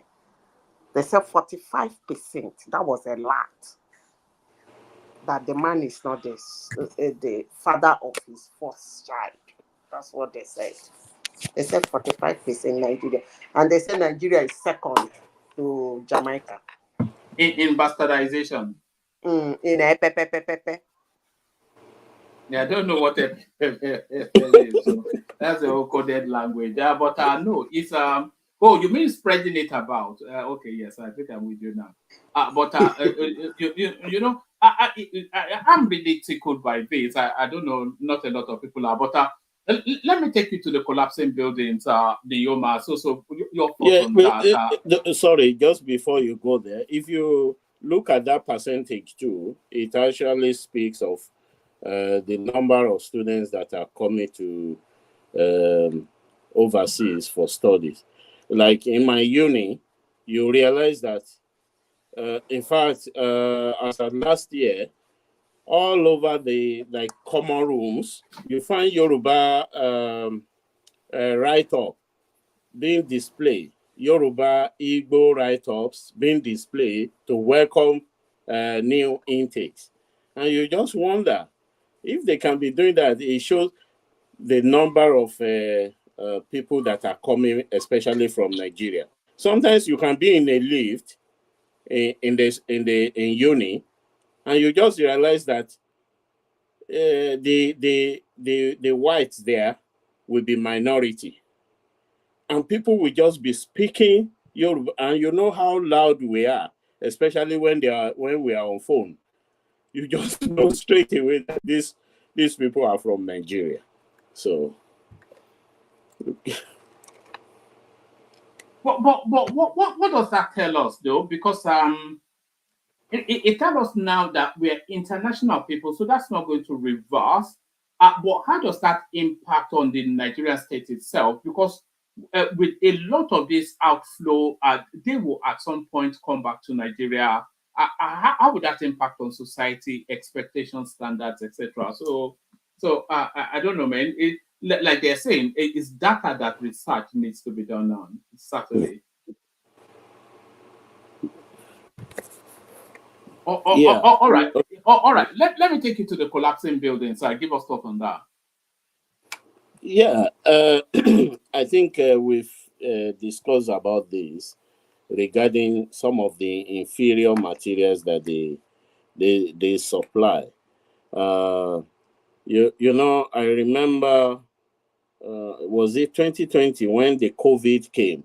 You know, most of the masks were being produced in Turkey. And there was a time they produced mass production from Turkey, and the whole thing was rejected in UK here. It was rejected and sent back to Turkey. That will not happen in Nigeria. You remember during that COVID, even when they gave vaccine to Nigeria, they were vaccines that were almost expired, maybe just about a month or two on them.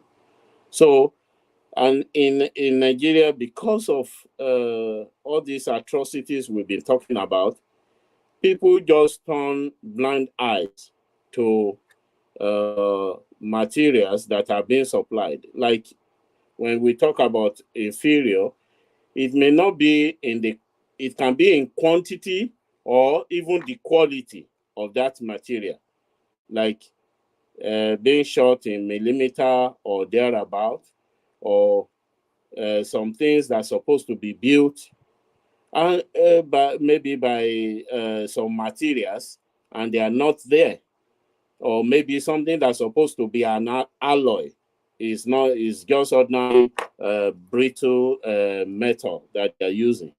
So you know, and we don't do a debriefing or even reviewing things. We don't do that in Nigeria. It's unfortunate.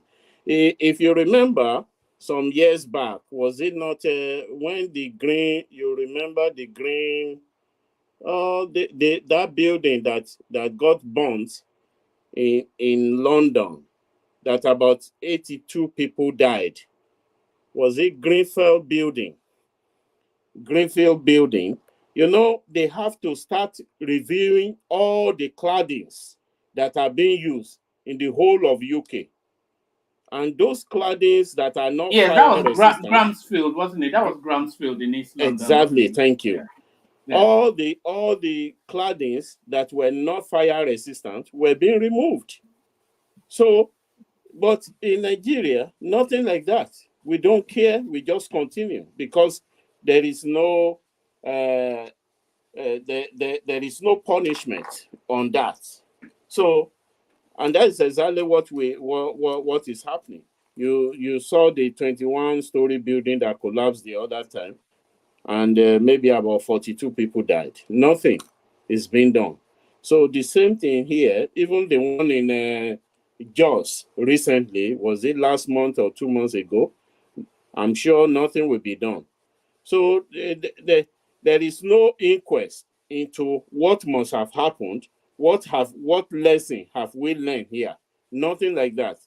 And it's very easy for you to see this thing around us, except if we want to lie. If you are at the airport in UK here, all the officials will just be doing their business. They just open your bag, check it if they need to, and nothing like maybe what have you got for us. But look at Nigeria. If you don't want them to check your bag, then you have to give them something. And those are the reasons why we have all this rubbish happening. So it will still continue. It will still continue, definitely. It will still continue. And you know, for Lagos, the soil is not the same as the inland or interland. It's not the same. The water level is so high. Yes, what's and that's the thing, by the way, the whole narrative hinges around the foundation, how it's being built and all that. But what's the solution to this? You can't ask them to take down. If they start saying demolish buildings that are not that don't meet regulation, I think half of Lagos will have to come down. Yeah, Neoma, please. Good evening. How are you? One man, give me. I'm on break. Let me just put in something. Don't you think maybe the materials are not fake materials? Is those engineers that are managing materials to build house? For instance, maybe they're supposed to use like maybe 20 mm for a building, for a pillar. They are using 10 mm. So are we not thinking in that direction?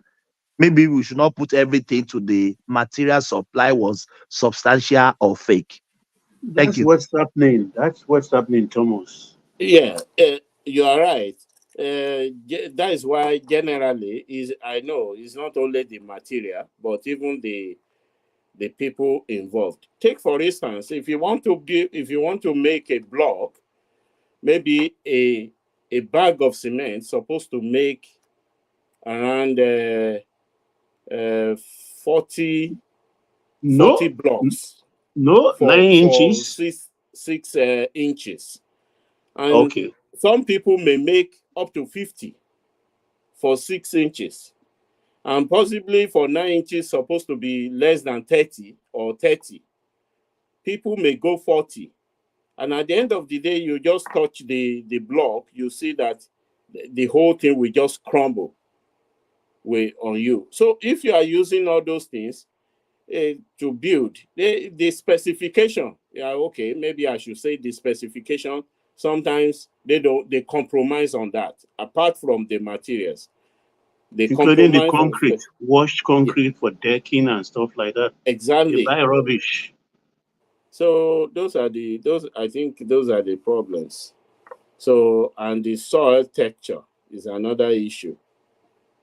So, but if you look at the whole thing, everything boils down to the quality control and quality assurance, or the quality like you should have Lagos State task force going around looking at buildings just randomly, and they just pick people out. So, and that's and then when you give a fine, a big fine, that you realize that people we think twice before going into that. For instance, here, if you are to pay £2 and you refuse to pay that £2, you may come out with a fine of £100. So if they start doing something like that in Nigeria, or taking away their license, you will see that there will be a change. Thank you, Uma. All right, brilliant. Do you want to speak to Adams Oshiomhole versus the Obasekis? Yeah, they normally say one turn deserves another, and one evil also sometimes deserves another. Well, I will blame the first person to go that talk about someone that is that doesn't have wife or is beyond bachelorhood and so on.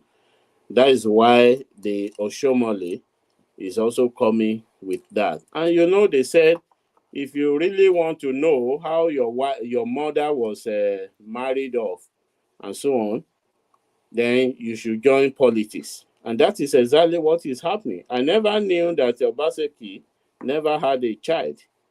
You can imagine. So, and the whole thing is coming out now into the public, which shouldn't I be. never knew that as well. It actually opens up a conversation around that. They are both in their 60s. We don't even know his back history. Maybe I don't know, man. And generally, Newman, sorry, one man. I think he said he doesn't have child with this woman. He didn't say he didn't have a child. Obaseki may have child, I don't know, but if you listen to that video very well, I think how many wives does he have? Officially will be one. You know that officially will be one. Yeah, that is official. So but I don't think Obaseki said maybe he doesn't have a child. Yeah, I just need to go on, my brother. Okay. Well,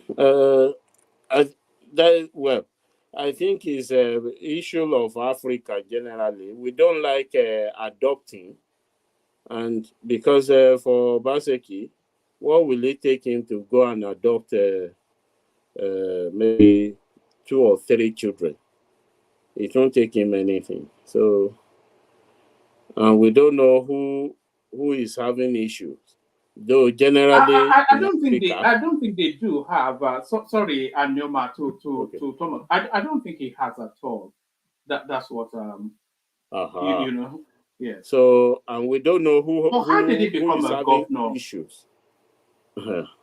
Maybe the wife or even Obaseki himself is the one that is having issues. So, well, anyway, I think they started it first. They started the fire, and Yes. they helped them to stoke it.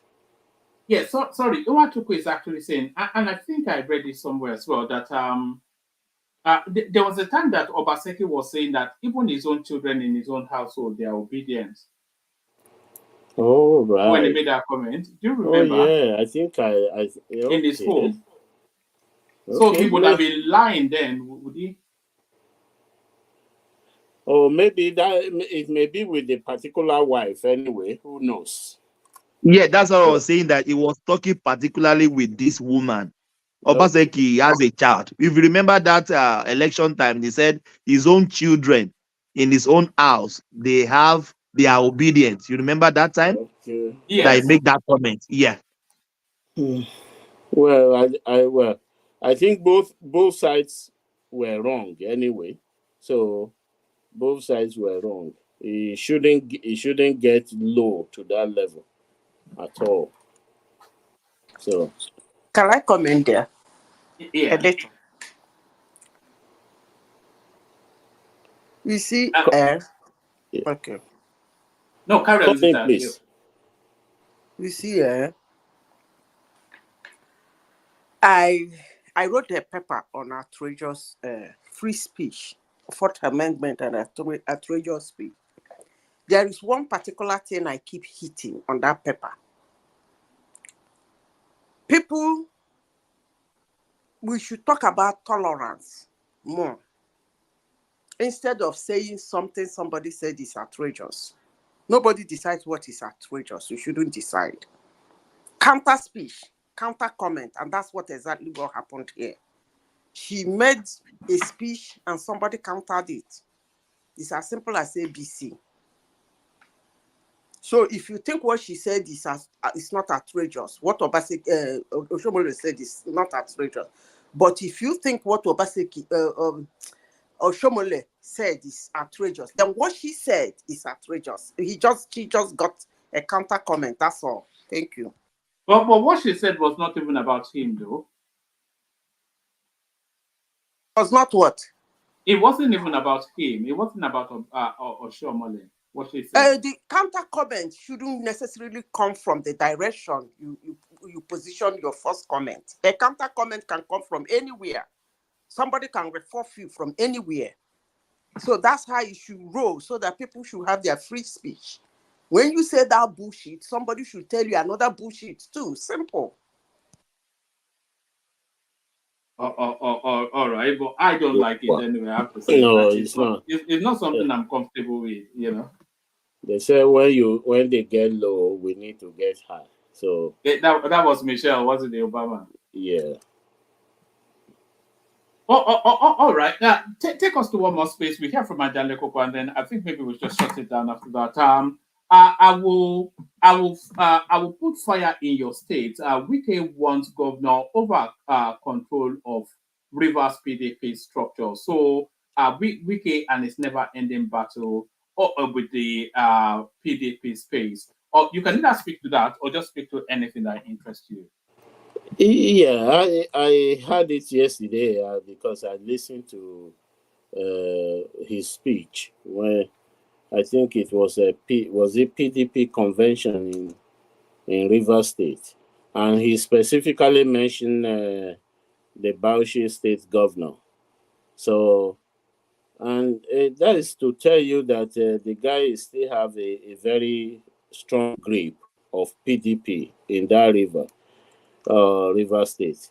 The only thing is just the people that will suffer, because I wonder how they will have a PDP convention and the governor was not there, who's supposed to be the leader of that party in that state, was not there. I just hope that they will not burn down River State. That is just my fear, because the way Wike was talking yesterday, you know, he meant business, And all their rhetoric is just a selfish one, nothing more. They don't have the people at their hearts. No, they are just talking, and it's just because of the control for power. So, and that is all. So, I don't really want to have much to say about the River State governor, because if you look at everything they have been saying is just for selfish reason, nothing more. So. All right, brilliant. Do you want to speak on this space? Article pushing for the privatization of NNPC, which is something that is already embedded in the in the petroleum industry bill, by the way. You know that that is the most shrewd company in Nigeria, because when you look at NNPC, there are a lot of things that are happening there. Just like I mentioned the other time, that if you go to Nigeria now and you see NNPC petrol stations, that is why they will not allow petrol stations from Dangote, because I passed through a particular road. They call it Alimosho Road. That is from Yanopaja to Idimo, and there were almost 7 to 8 NNPC stations there, and you just wonder. So how on earth will they have so much like that? And Dangote wants to come. Sorry, that's subscribed. Most of them are not owned by NNPC. You mean they're franchises? Yeah, sorry, my dear, franchise. Okay, that they okay. Because I have an uncle who owned one of the franchise. Okay.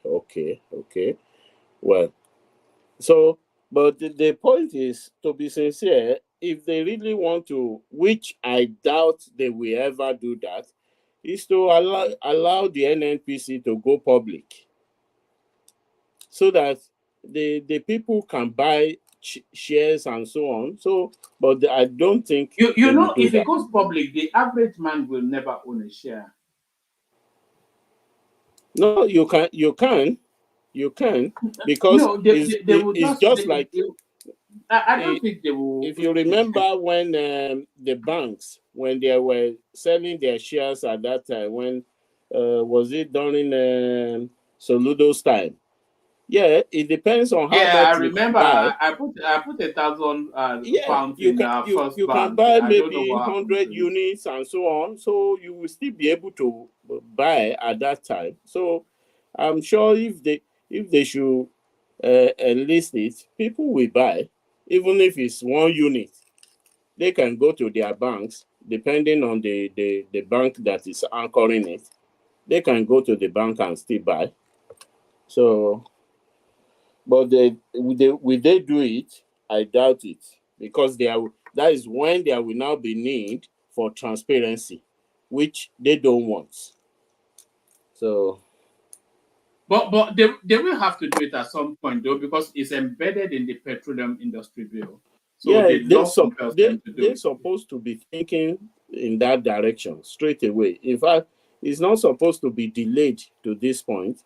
And for Atiku demanding that, I'm sure he is also have his eyes on that, because it's not because of the public that he's saying that, but it's just so that he can also get his own share.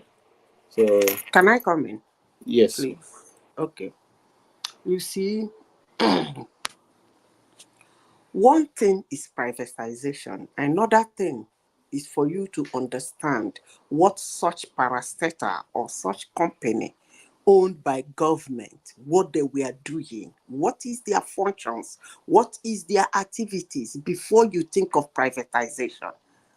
What is the job of NNPC in Nigeria? Before you say NNPC should be privatized, most of the jobs that NNPC do must be removed from them before you talk about privatizing them. Otherwise, some group of Nigerians will own our oil reserve. I rest my case. All right. Let's did someone want to come in? Let's go to Ajanle Koko. See if Ajanle Koko is ready for us now. Thank you, woman. Yeah. Oh, thank you. Oh, somebody else talking? No, that was the Neoma. Just yeah. So yeah. To the conversation. We don't actually have an abundance. We're talking about DNA testing in Nigeria. Wike fighting the PDP. Article forcing them to sell NNPC. Oshiomhole calling Obaseki childless. So it's just a mellow session. Yeah. Greetings to our listeners around the world. Click on the like button, share and subscribe if you haven't done so. So, what are they talking about? The DNA in Nigeria? No, it's not actually, the focus is not actually so much on paternity. What they are actually telling us is that a lot of the DNA testing going on in Nigeria is for migration purposes. So people looking to leave the country and the country that they're going to requiring that as part of the documentations. And then they are telling us that Lagos is the epicenter of DNA testing. And they are also telling us that within Lagos, Lagos mainland is about 70% where all those DNA testing are coming from. So it's just an interesting eye opener into the changing dynamics of the Nigerian space. Oh yeah. So anyway, the way I see it is most of the people that want to japa, that have to surrender their DNA of their family to the embassies, just like you said, they are over 70% from the mainland. That should tell us that the people that are middle class and below middle class are the ones that are mostly Japan out of Nigeria. So those that are upper middle class and the wealthy Nigerians live in the island. So I think that is what that data is telling us. 70% of DNA record show that people taking this DNA test are from mainland. So and the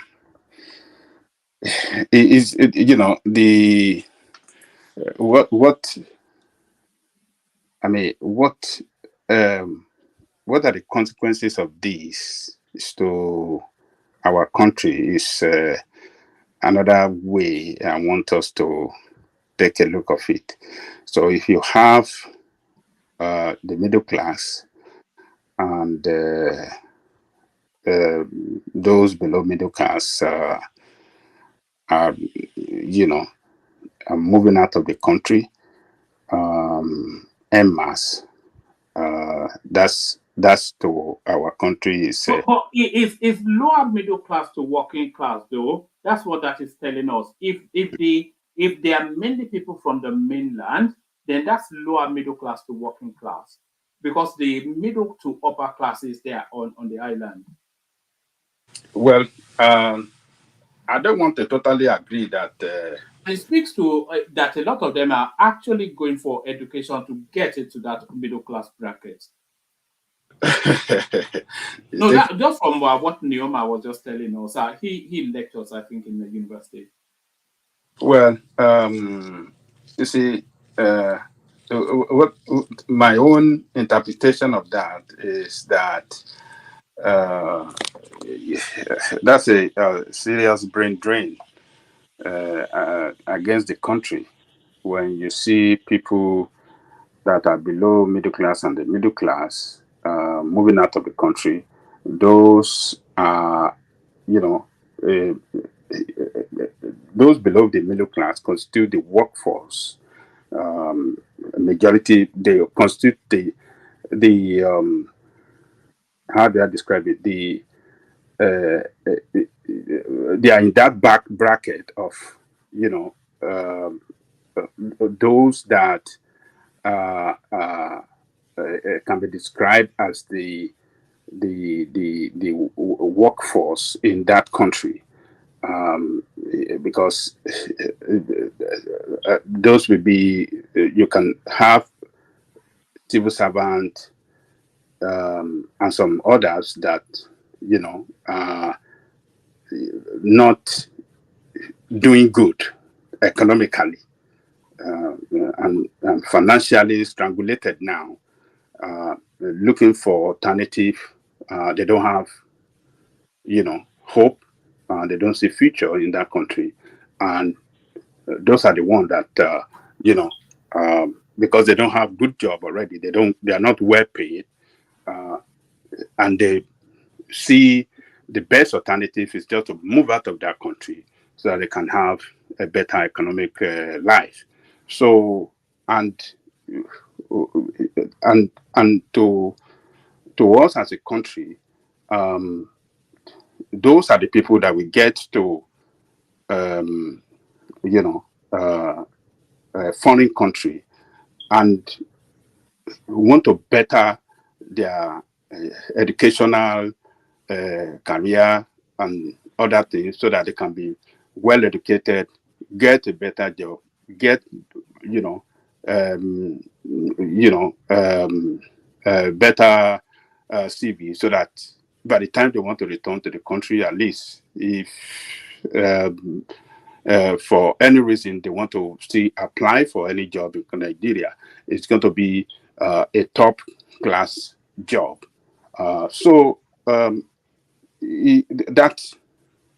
That just show that, look, people in mainland, that is where we have another thing I want to also, and another way I want to look at it is that if you look at the population, I'm not surprised by that figure anyway, because the majority of the population in Lagos State are constituted in the mainland. So in the island, there are few. The population of people there are few compared to those at the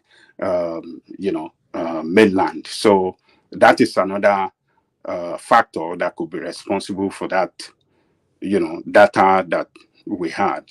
So, but what is very important is that Nigerians,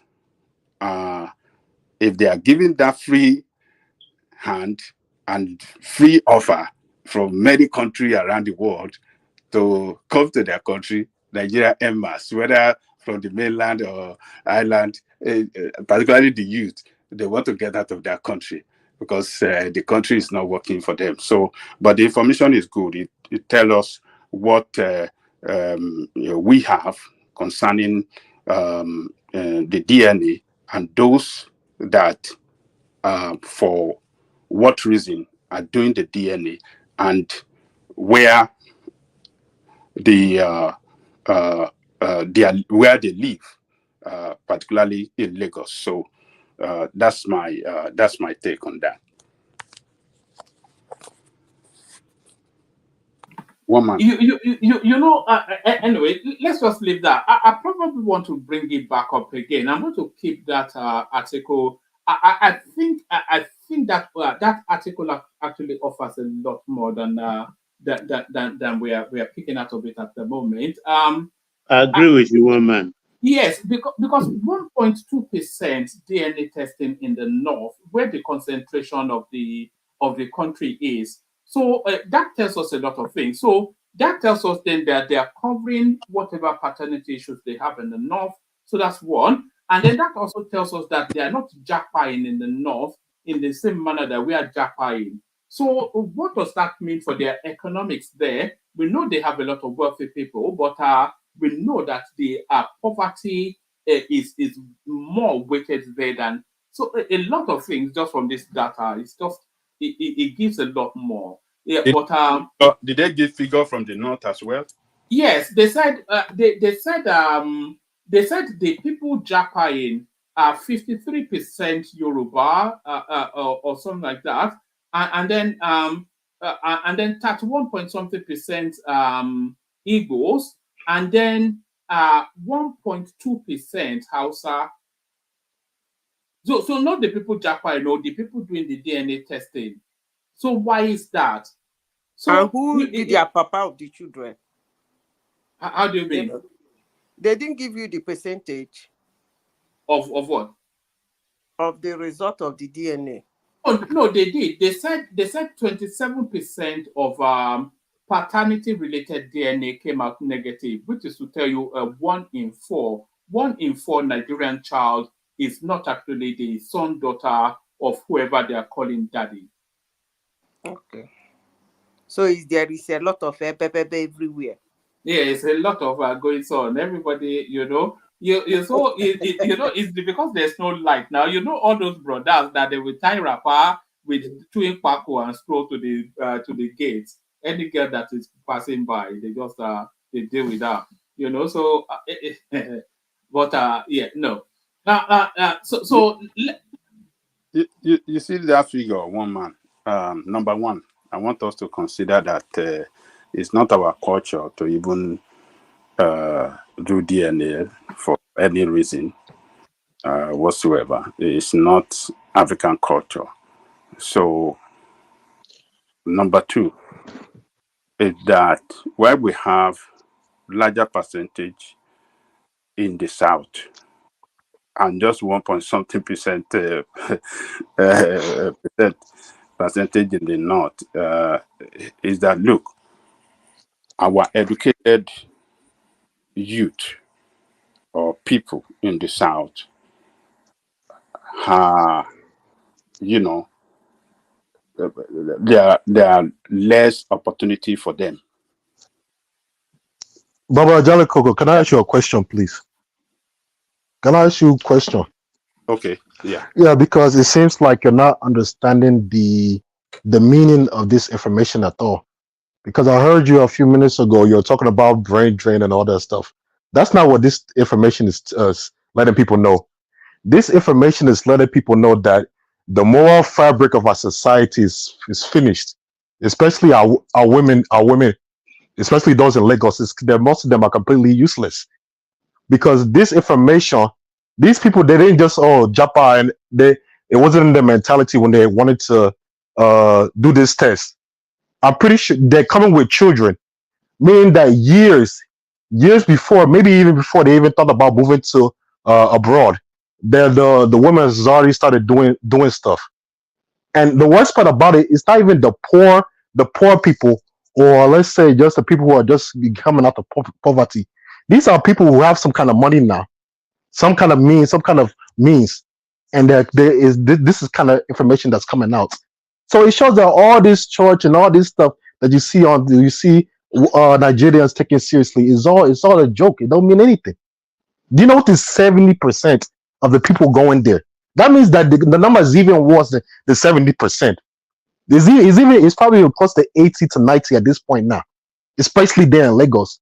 Our moral fabric is completely finished. Now it's not about any brain drain. So I want you to have that in mind. Cyrus, it's not especially there in Lagos. So the data is coming out of Lagos only because that is where most of the testing is taking place. So you can extrapolate those statistical numbers and project it nationwide. So it's not especially that Lagos is the den of iniquity. They said 70-something% of DNA tests being done in the whole of Nigeria is being done in Lagos. So that's just a test hub that you can extrapolate and project. Right, but you have to bear in mind there's three things. One, Lagos is like it's like an epicenter. So I think a lot of and then even if it's another, I think a lot of people are even coming outside of Lagos. But whether they're coming outside or inside of Lagos, the numbers are still damning. In addition to that, you have to take in mind that these are not poor people, though. That anybody that's doing anything citizenship, it takes years and it takes tons of money to any visa, and it's not even guaranteed. The bastard, even Chuku is saying I shouldn't use the word. It's just a word. I don't know. The bastardization is not actually coming out of the migration DNA. It's coming out of the paternity DNA. So the people, actually the statistics are a lot lower than I thought it was because I'd always thought. I think I read somewhere that 60% of Nigerian children, they are not actually biological to the person they call father. But what this is telling us is that 27% of the paternity-related DNA test came back negative. So Well, it shows that especially that Lagos is just, I don't know any person, up to do person who want to raise a family in that place, no, because you are still missing it. It's not about Lagos. The whole test was done in Lagos essentially. 70% of the DNA test in Nigeria done in Lagos. If 70% was done in Abuja, the data is not going to be any different. If it was done in Ibadan, it will not be significantly different. but 70 something percent of the whole thing was done in Lagos. but either way, it's still damning. This is not like 10% or less than that. I mean, this is, you know how many people want to Yeah, live there. but are we matching it? Either way you look at it, Are we matching it against global data? forget. Let's just Global. we should compare it to what we deem right in society. Like this kind of news is like, if you don't hear people like a governmental agency saying this news, I mean, it's hard to believe. But this is it shows that It's all not this hard stuff. to believe. Nigerians are notoriously promiscuous. But why is it that whenever we hear these numbers, it's some of the highest that in the world that we be hearing? Why is things like that? But it's not high now, 27%. There's a number that came out. I think they said Nigeria, I think one other Caribbean country was the highest in the world some years ago. This kind of similar kind of data searching. So my point is that all this moral stuff, all this church everywhere, big pastor, all this stuff, this is all really fake. Our society has really collapsed. I mean, this is it's still hard to believe, but this is becoming more and more of a reality, and things will get 10 times worse. So, Ajale Coco, just have this. I hope you have this in mind when you're responding, because this is now a problem, and it's even worse than what we're talking about. So, Yeah, I didn't know that the DNA even tell us the outcome of it, which woman is saying that 27% came back negative. these are the people who have money, Not these are some that even have some kind of money.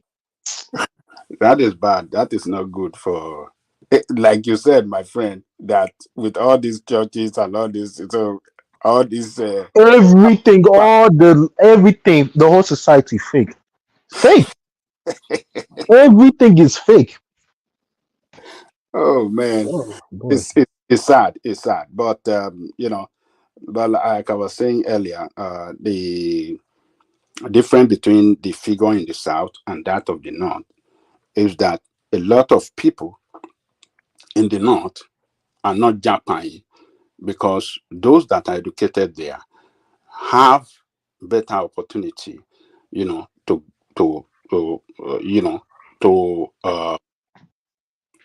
are more opportunity for them in the north, to get better in life, Does that not also indicate that not sufficient enough of them are not actually educated? That is the point. Yeah, because if they were educated to the percentages that we are in the south, then I don't think they have the jobs to insulate them. They won't have it. Yeah. Yeah, but that's not the topic. Now the topic is the morals being finished. No, it's not about the morals. It gives us a lot. It tells us that that the 27% paternity negative. But what it also tells us, it tells us that there's a surge in people doing DNA testing for reasons of migration. So that's why most people do it, not for paternity especially, but for migration. So that then tells us then Yeah, I was going to say that, but since it's that, this 30% is coming from men who are not even suspecting. Though.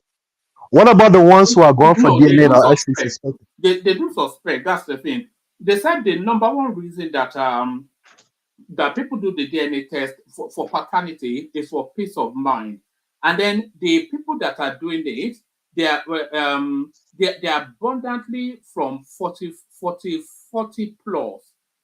And then the ages that they are doing it also, the most DNA being done for paternity related is from age 0 till 5.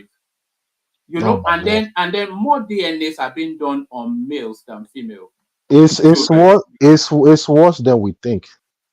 This actually far worse than we think, and it's only recently that the past few years that this has become a little bit of a discussion in the populist space. But this problem has been going on for a long time. At least let's say at least the past 20 years, but maybe even more than that, and it's really a problem now.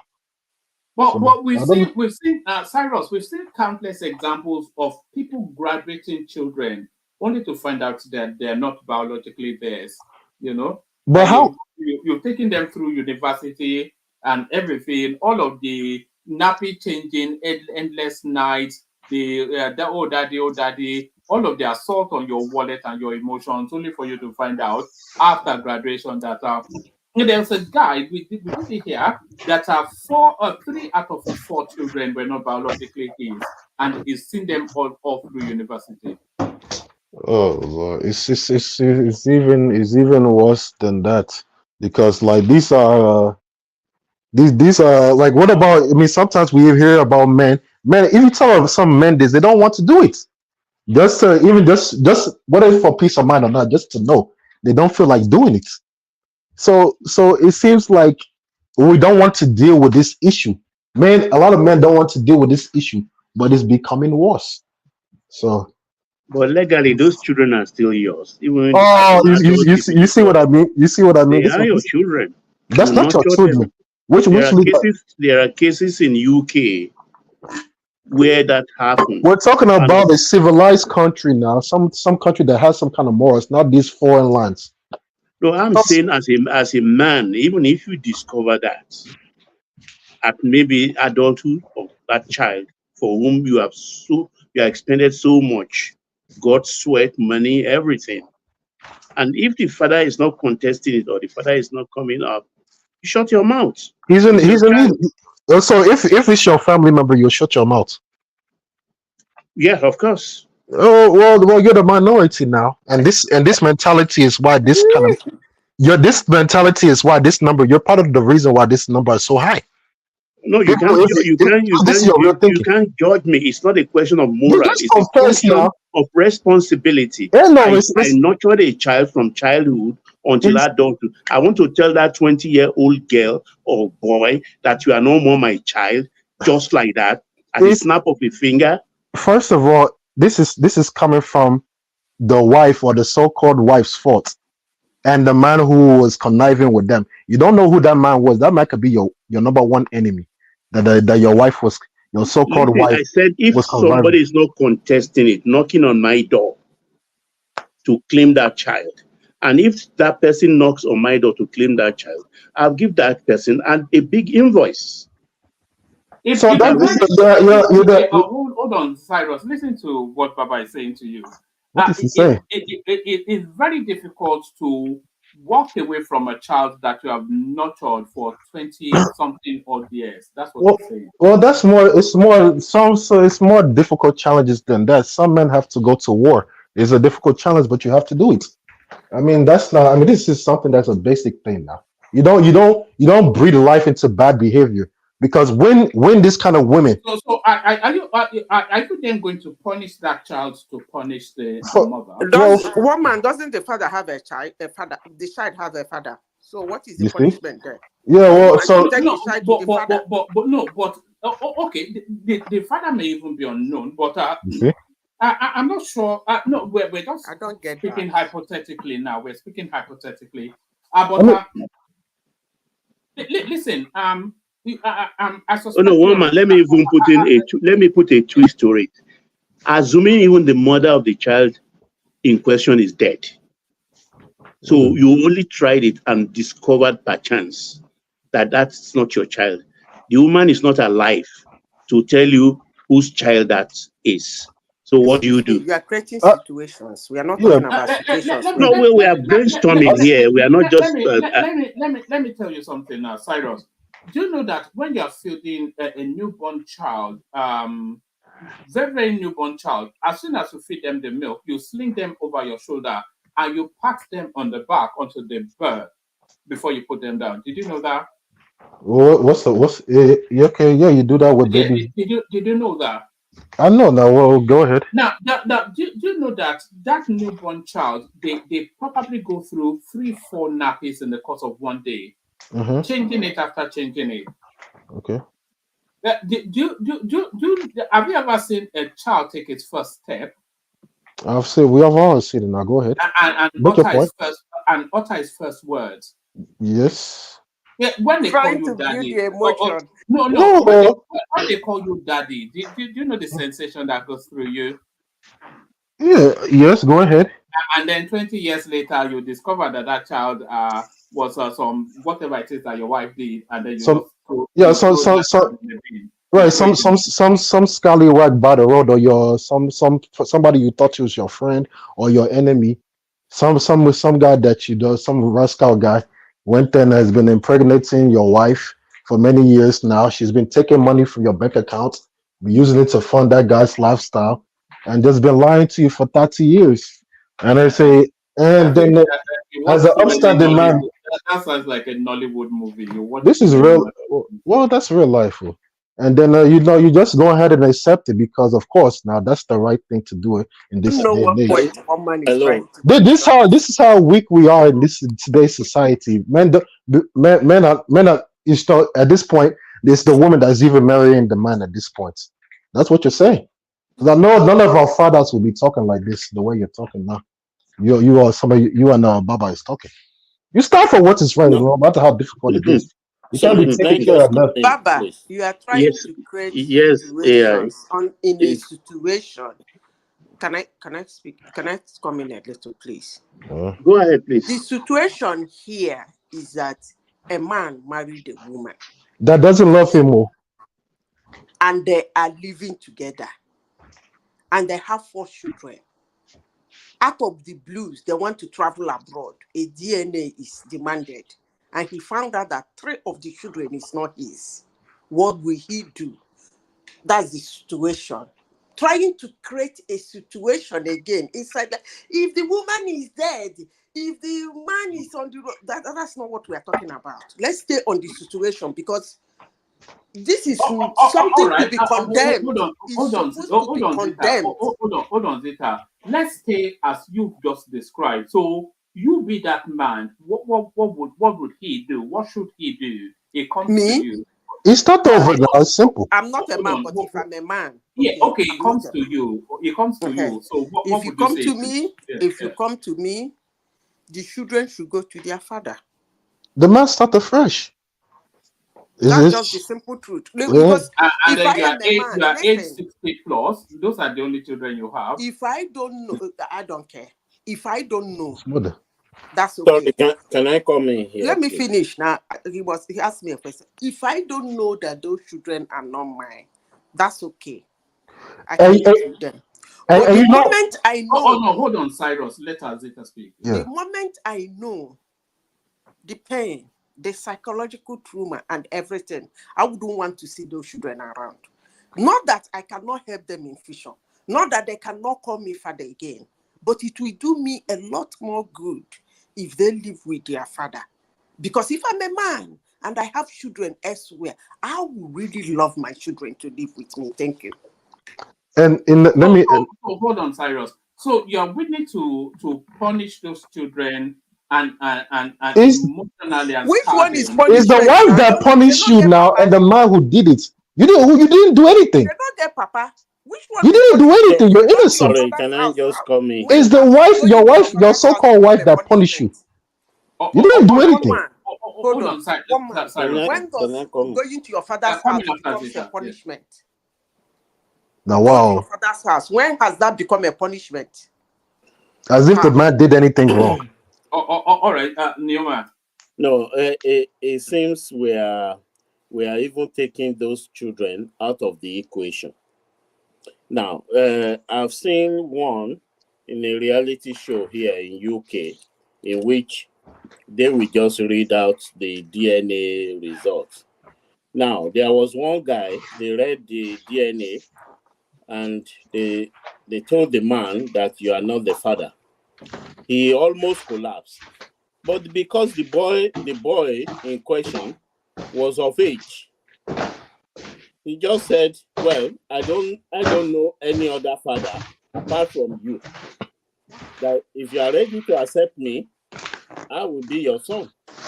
So sometimes it's because we are not in that situation. It's easier for us to just say, "This is what I will do. This is what." Sometimes we don't even know what we will be able to do in that situation. Can I Because come we in should again? not take that child out of the equation. Can I No, come in? that's what I was trying to impress on Zita. Can I come in? Let me You want to clarify punish the myself. child because of Let me clarify myself. When such a situation come in, the first question is, who is the father of the children? That should be the first question. If the father of the children are still alive, the children should go to their father. What if it's unknown or unavailable? Unknown or unavailable? How can the woman, can she be doing a bebe with unknown now? What man, calm down now. They don't do a bebe with unknown. Haba. Was she blindfolded? Was it a rape case? It was a normal ebebebe. So she did the ebebebe and did the ebebebe. The child came out. So she should know the person who has the child, whose father it is. So he is. So you shouldn't be saying it's an unknown. Unknown cannot pregnant any woman, please. So when they know the father of the children should go to their father. That doesn't mean because the children have lived with me in my house that I cannot help them if I want to. But that saying these are my biological children, we know all again. I will not accept them as my biological children because they are not. If I want to adopt them, that's would you fine. accept them as your children though? If I want to adopt them, that's fine for a man who has the heart to do that. But the first thing is that who is their father? If their father is living, they should go to their father. Or you cannot, but this inhumane. This actually inhumane. These women are immune. How Can I come in now? Can I finish? I haven't talked though. Can I say Let something? me finish my last sentence. How can you, a woman, be so wicked as going to get children from another man and put it on another man to bear the consequences of the? What if that? It's not unknown now. It's commonplace. Let me as the finish. data is What telling us. if The something data is happened telling to us that it's man commonplace. and that man needs blood or needs help and none of those children can help him? Have you people ever thought of that? Or what if happened dozens or of what times. or what if the man just died and collapsed there? There are blood banks now, so it doesn't. I don't see what you are defending though. Can I come in now? Can I say Because something? Can I it say sounds something? like Hold on, Cyrus. We have to be structured in how we do this. Let Baba go, and then Ajan Lekoko, and then you come after them. Okay, let Ajan Leko go. I'll come after Ajan Okay. Leko. All right. Okay, I think I want to support Zita. You see, children must have relationship with their father, with their biological father. You see, when someone as a man finds himself in that situation where the DNA results show that you are not the father, you have to accept it because there's nothing you can do at that point. Accept it and do the best you can do to identify the real father of that child. If you really love that child, identify the real father and connect them together so that that man and the child can move on as father and child, because you cannot force a child to that is not yours. You can't have it because already the psychological, since that day that the DNA result came out that you are not the father, psychologically, you are disconnected. That bond that you have before with that child will immediately at that point be dented.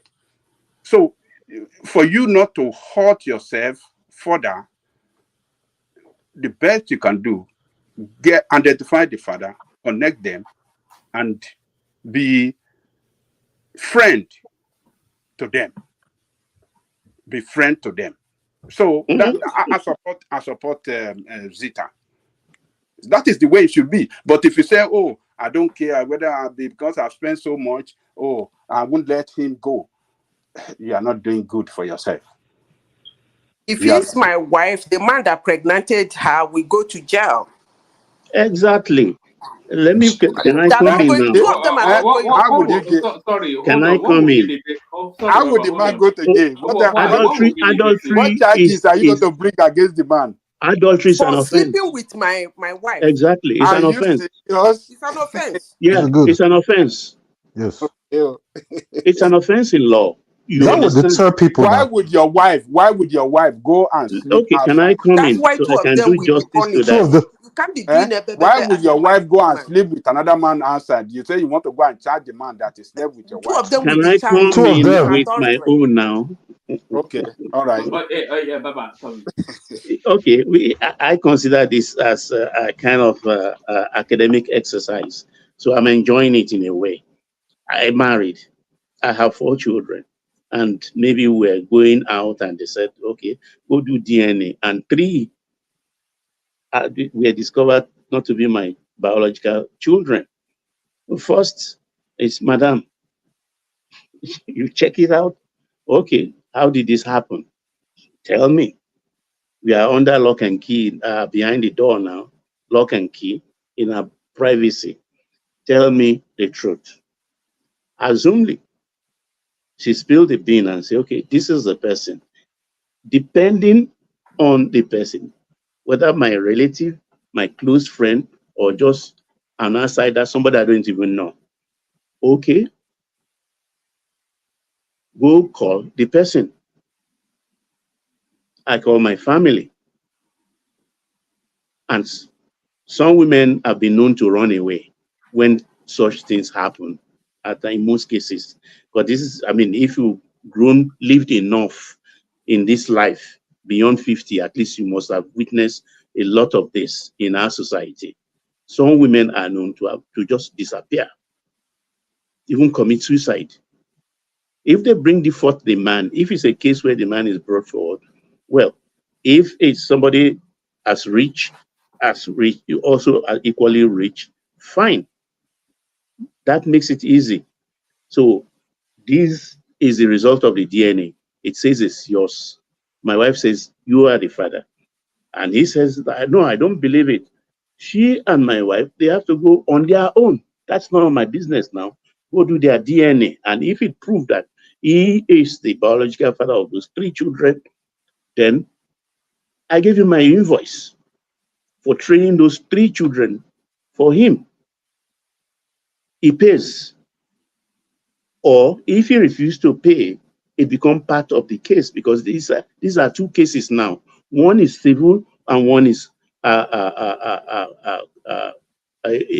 criminal case for committing adultery with a woman I married under law in my house. You understand? So it's two ways. He has to pay me. I'm not going to do an AWOOF service and train children up to that level just for nothing.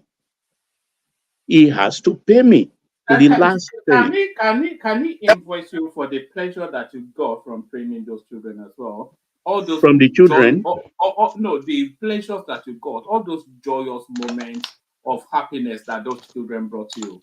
So that man invoice you for that. That is that's something that is, I don't know how to explain it, but it's, I think people who are spiritual will explain that bond, that spiritual bond can never be detached by anybody. Even if the man pays me and he cuts the children away, those children one way or the other. Yeah, no, but what I'm asking you, Baba, is all those countless moments that those children have made you feel proud or happy. Should that man invoice you for those moments as well? That is not in question now or in contention in this Why? context we are discussing. Why? Because I'm the one that is hurt. I'm the one that is pained. I'm the one The under pain sleepless here. nights of the crying of the baby, he will invoice me. I mean, everything, totality. The law allows it. Your wasted emotion, your wasted life. The legal people know how to put this in parameters. Baba, Can I Yes. Baba, ask a question? can I ask a question? How Hold about on, if they have? I have to respond though. If Hold they on, have let me not ask the married question from Baba. Hold on, before giving birth. Let me ask the question. Baba said he's going to pursue criminal charges and civil charge against. Who are you going to pursue criminal charge against, and who are you going to promote civil The charge? man and the woman who committed adultery. Who is the man who impregnated her, the father of the 3 children, well, and what the charge woman. against that one? Adultery is an offense. Ogben is not here today. Let's forget about you. You mentioned the two. Who you go to pursue criminal? You know, the man and the woman, the mother of the children, and the biological father. Okay, so you're going to divorce that woman? That's not what kind of question is that? She has gone. She has gone that moment. We both open the pillow. So if you have only one case that the out of 4 children, only one of them turn out to be negative, so the other children, you want to detach them away from their mother. You have to send their mother away, and those other children, what's going to happen to them? No, it's only my child that is remaining now.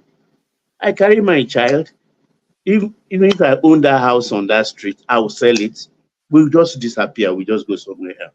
It's not a good thing. I know of I won't mention the clinic, a man, 4 children, a very rich man. I'll tell you 2 scenarios. What happened? 2 children. I mean, he was in hospital dying, and they asked for blood. And the man said, no, I'm not going to buy blood. I have 4 children. Why not? Let them proudly, when a man is like, proudly, call them, come and take my blood from any of them that is available. They brought the first one, second one, third one, fourth one. The man did not last 24 hours. The second one, a very rich man, and also an ex-governor of a state in the West.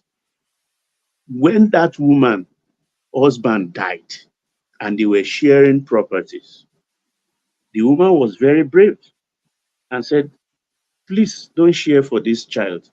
Out of all my children, this child belonged to Chief so and so. And the family were grateful to her. And she took that child to the father. I rest my case, Mama.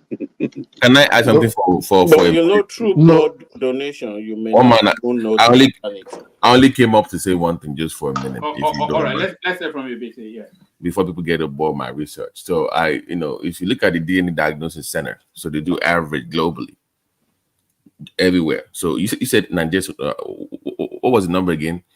It was 27% came back. So the average that they according to what they report is 30% are not the father. That's the average globally. 30%. So that's the global average. Yeah, 1/3. So, but this is they go into details too. Like they talk about what they find out is usually the first child is always the one in the cases where the child is not of the father, and it's usually the ex of that woman prior to getting married. Is the ex that they were still having something together. That's what's the I data believe on you, that? Betty. Sorry, but what's the data on that ex? Do you know? Like they say that when they figure out who. No. What's the data of all of the children that are not biologically somebody's? what percentage belongs to the egg? So is it like what's the percentage? No. It's almost like the for the It will be first very child. high. If the first child, if it's the 2 or second, but for the first child, they're saying that they just say in most cases, in most cases, it'd be interesting to know. Is the One only to down to more. Sure. So the point is now, when somebody said they should sue something, what if you have an ex that you are still having fun with? You know, some women, I won't say all women, but some women, prior to getting married, they will have that one last fling with their ex. There's like a ritual thing within their little circle where they will still, maybe 3 days to the wedding, they will still do something. One for the road, Abby. Yeah, one for the road kind exactly. They would send off sex or whatever that is. That is most of what they're reporting. And you know, BT, you usually know that ex, the man, when he sees that child, when that child becomes like 3, maybe you just happen to meet them at the supermarket or anything. You look at that child, you will know something tells you. It's even, Baba, do you know it's even worse? So, some of them, they will even name the child of their child, the name of the ex. Exactly. Out of that. They make it the middle name. They will make it the middle name. They will name the child the ex. So, but the question I actually came up with, because someone said they should sue somebody. What if the ex does not know, or he was not informed? I mean, maybe he doesn't even know what's going on, and years later you now, not like he was trying, like he had an ex, they had a fallout, they became friends with benefit. She goes ahead and gets married. So how would you? Where on paper in the law says that someone that has sex with somebody, that your wife that you married to give the baby to you, and he was not culpable? So where is the criminal act on his own part? What did he do wrong to deserve being locked up? Sleeping with somebody's wife is an offense. No. How he doesn't know? How do you think he knows all the time? Can I answer the question? Yes. That's what I'm only asking. Okay. Yes. I'm the man in this case. My job as the man is to take you to the court of law for screwing my wife. And then when you get to the court, you explain yourself and let the court give the verdict. Thank you. Okay, thank you. And by the way, Madam Zita, thank you for not falling for one man's bait earlier with the Edo thing. That was, that's what it does, trying to pitch you against. But that was a very beautiful. Why are you positioned on that? What did I do? What did he say? I am with her now. If you go low, people will go lower. That's just it. If you put that kind of energy out there, when people respond to you, don't claim gender. Whatever. Exactly. Jump into the gutter together. She said what she said. He said what he said. So one man saying, "Oh, because you can say that to a woman." What do you mean? If you give that, if you go that low and you because so chivalry is completely. You see, I'm in labor, and I say you're a cripple. Yeah, chivalry is that you can't put that kind. You know how somebody says, "Well, you don't hit the woman," and once the woman slaps you, she stop being a woman. Then they are all based. That's the way it is. So if she's going to be that disrespectful because she's single, then you think it's irresponsible. Then when the man responds, then don't quite feel like, oh, I'm a woman now. No, you shouldn't have said what was said in the first place. So Madame was absolutely right with that position. And thank you for not taking one man's bait. I know, and it was a bait, he didn't take it. That's what I have to say. You're welcome. So one man is an offense to sleeping with another man's wife. Let me come in there here, please. So I think that more Nigerians men need to take this kind of thing seriously. I think there should be more DNA tests, more paternity tests now, because a lot of men they don't even want to think about, could their wife be doing this? But a lot of times, when men think that way, their wife could be doing some stuff with so many people, and like even this one that's like he was saying that that is a one person, that is an ex, is a past fling, and all this stuff. We're past that stage, Joe. Nowadays, what the data and our experiences are showing is that 2-3 majority of the children that you think are yours are not yours. We're past this stage of what X thing. That's 20. We're 20 years past that. So I think we need to let's but we haven't really talked much on the I want moral to ask decay, one more question on this issue. the moral Because collapse of our society. We haven't talked about that. okay, let me This ask putting one up man a appearance. question. One man, you put so much emotion in this situation, like bonding with children, and then all the time you've been with them for somebody you just wake up and all whatnot. Let me turn the story around. That you are in your house. The man is in his house one day having lunch with 4 of his children and a wife, and all of a sudden a man walks in and said those children are his. Mm-hmm. And then they went to run for a DNA test. And then, true, those children are his. Are you saying the man will now say, because I have bond with the children, they are mine, I've taken care of them, all those bond is my children? I don't get it. It's an interesting place that I think the law is being the father of a child is not just a matter of biological function. So there are 2 phases. So there's the biological function, that's one, but then there's the whole process of fathering them and bringing them up to be upstanding moral virtues to society. So there's that one. So if you want to hold on to that child in that situation, you may well take it to law to test it. That is the fact that this guy just seeded them biologically. Is that sufficient enough to say that he's the father? And you may well find that the law is conflicted on that. So if somebody come and say the children are his, and then they test the children and they are his, you go to court to claim the children, right? Is that what you're saying? Yes. Really? Yes. Okay. Oh no. Why would you do that? I don't know where he would use such a case. Because you are the father from birth. You can only get You're not the damages. real father They can now. only pay you for damages. No, that's what I'm saying to you. That's what I'm saying to you. That being the father is not just a matter of biological function. And you won't divorce your wife too, right? You keep your wife as your wife, right? Well, it depends on how you are positioned, and it depends on the 4 children are not your own. That's the position. One man, hold on. So it's not the function of biological. Then you still hold on. I mean, once as a man, no, I don't know. Maybe just me. If you find out that your children are not yours, there's no more marriage. That man is done. All right, let's just keep that. That is already done. There's no reconciliation. We'll reconcile. Automatic. I don't know what can you're I talking about. I don't know how that. I mean, we had. Why would you think that the woman would even stop self? No, So we had a guy in the 98 or 97 Canada. He was a pharmacist. He went over there. I think it was in a different country. He went to Canada, pharmacy, and he wanted to bring the wife and the kids from Nigeria. Now they're grown, like they were in high school at the time, 3 of them. And part of the immigration requirement was DNA test. Only the girl was his. The other 2 boys were not his.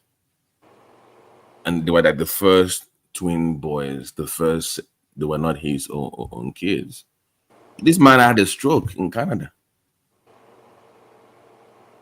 He had a stroke over Man there. doesn't know what that thing means. So when you say that, he don't care now. Men are just robots. That's what he's saying. So you can't say, it's not a biology. The biology, that is the cocoa. That is the cocoa right there. That is the most important part. BT, let's push the boundary of this discourse further. Suppose the woman is dead when you discover. Yeah. After you let Neoma come in after you. I think okay, Neoma, be part of it. Let's push the boundary a little bit of this discourse. At the point you discovered, maybe you are just a widower, the woman is dead. What happened? Neoma, BT, not your children.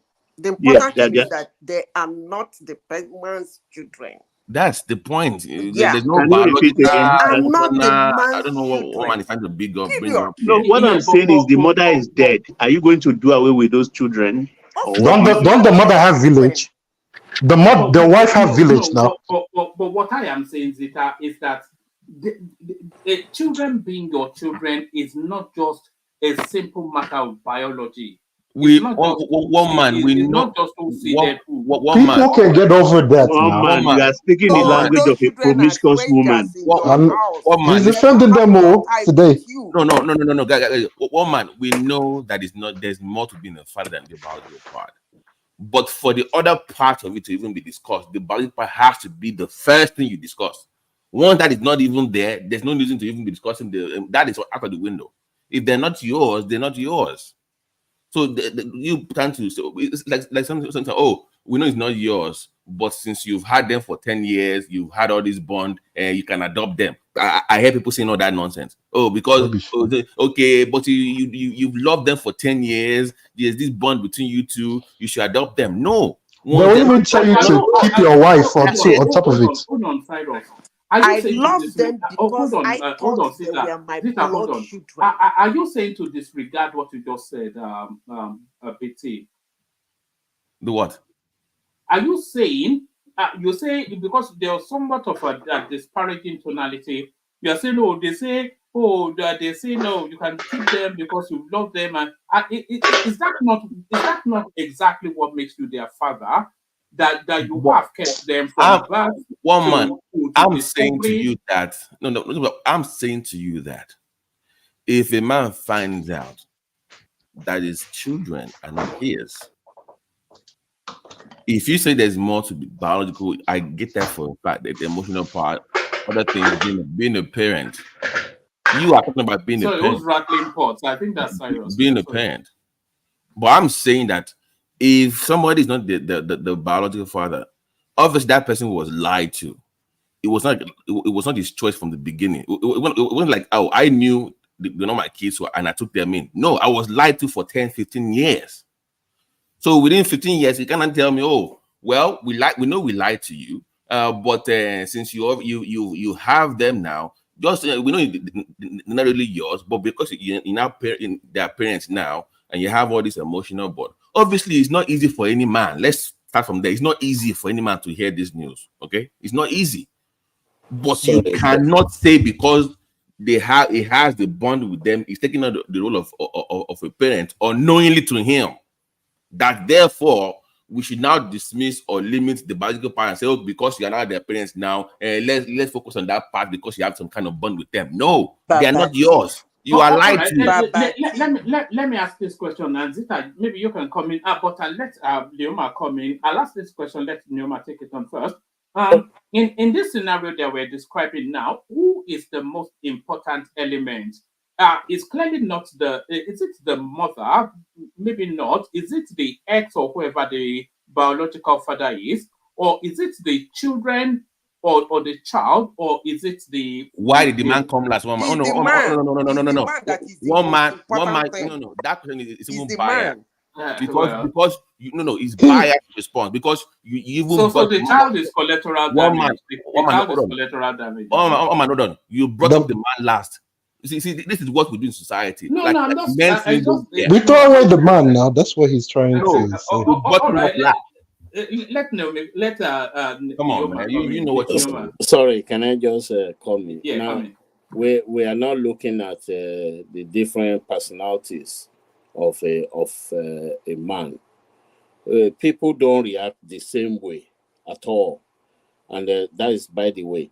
Then, how about if the first child was born before they engaged in marriage? For instance, maybe when they were still courting, or the lady was having two boyfriends, and then genuinely she didn't know who owns the child. So, and eventually look at one of them, maybe the one she loves, and then push it to him. So in that situation, maybe there is possibility one may have an affair in the morning, and then the other one comes in the evening, and you don't know. She doesn't even know who actually owned the child genuinely. So, but I don't know where the heck you got that. It does happen. Sorry. And then decide to push it to the person that she loves, or possibly the one that has more deep pocket. Who knows? So a situation like that, the lady may not even be aware who actually own the child. Then the second thing is, if you look at UK here, if you adopt a child or children, do you know by law they have they can have access to their biological parents? They can, though you have adopted them, but if they want to locate their biological parents, they are allowed. Niyoma, but that was by choice, is my point. That's by choice. You choose to adopt them. This one, you are lied to. There's a difference.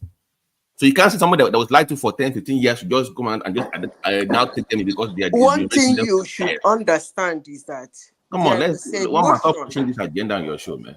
One man keep hammering on the emotion. But let me say this. When a man is being told that he's about to be a father,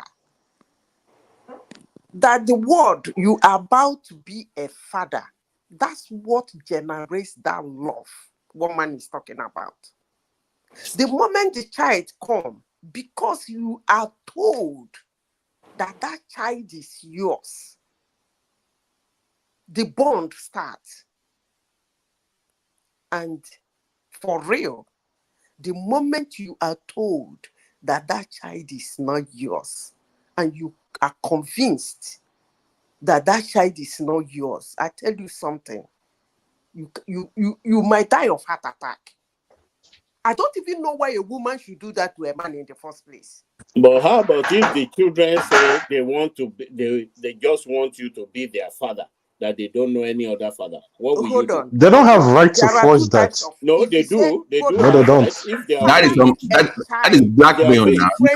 No, guys, let's not do this, please. I beg of you. The reason why I'm my voice is raised because in your state, Tennessee, I have a friend over there.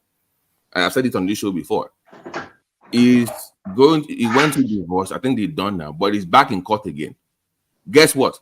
He's paying for children that are not his because he signed the birth certificate. Even though DNA says they're not his kids, he's still paying for them. So that kind of person that is trapped in that kind of law, right? They have to go back to court to go and fight that because they're not his now. You can't then say, because they say that you should become their father. And does that not make my point, BT? That you are that proves your point. It's not just a matter of biological. That is emotional blackmail now. You cannot use his love for the kids. Let him choose. Let him decide. The man's voice has to be heard in the whole thing. Is my point. When we have this conversation, like he just did right now, you brought up the man last. Like he's the least. Maybe you added the dog and the cat too also before you mentioned the man too. Maybe they have a choice too. The dog and the cat and the family members too. Why do we do this to men, man? Why is it men are always the least discussed in the computer? Their voice also counts too. Let's stop doing all this narrative. Come on, is this wokeness? Is it not the natural order of things that the man always comes down? It is bullshit. Is my point. It is bullshit. Men go through a lot. I have them as friends, as co-workers, as colleagues. They are suffering with all this bullshit. Nobody ever hears the man's side. Nobody cares about their own feelings. But you are meant to be stoic now. Stoic, true. Being lied to. Do you know what it means to an African man to have two boys, to have a male child, and you find out it's not yours? Never complain, never explain. That's the motto. Never complain, never explain. So stoicism. Men open up to other men. And as a man, if you have friends that open up to you about what they are going through and they can't say in public, you know what I'm talking about. They go through it too. But how long can you be stoic? How long can you be strong? Some of them, they can even kill themselves and commit suicide. Who cares about them? Oh, I'm sorry, it's the kids and the mom and everybody else. But you be stoic. No, they have feelings too. Let's stop doing it. Men have feelings. Where did we get to that? One man, stop playing, man. I'm being serious now. Let's stop doing this. No, but I was somewhat. You cannot tell me. Oh no. You can't tell me a man was lied to all his life about the kids, and he found out, and he's supposed to be stoic. What are you talking about? He has to His have life is a being ruined, balance. man. You can't just crumble in emotions now. That's not the carriage of a man. Do you even know people that go through this, woman? Have you ever met anybody that went through this before? Oh, I haven't, but okay, so stop right there. So clearly, you have no idea. You have no clue. I'm sorry, I'm doing this. You have no clue. No, but I'm talking about the construct of a man, the construct. The construct of a man with a fake DNA test. So a man that became a pharmacy, became successful, lost his house, lost half of his property, and also lost all these keys that he thought it was hers, and it's close to 50 years old, and it should not break down. It should be strong. What the hell are you talking about? When people go through this, but they share with other men, I mean, you feel bad for them. Like, my God, it's not easy. But society doesn't give a fuck about them. It's the kids, it's the women, it's the dogs, it's the cats, it's everybody else. What are you talking about, man? I know people personally that go through this bullshit. So don't give me all this societal control on this. So let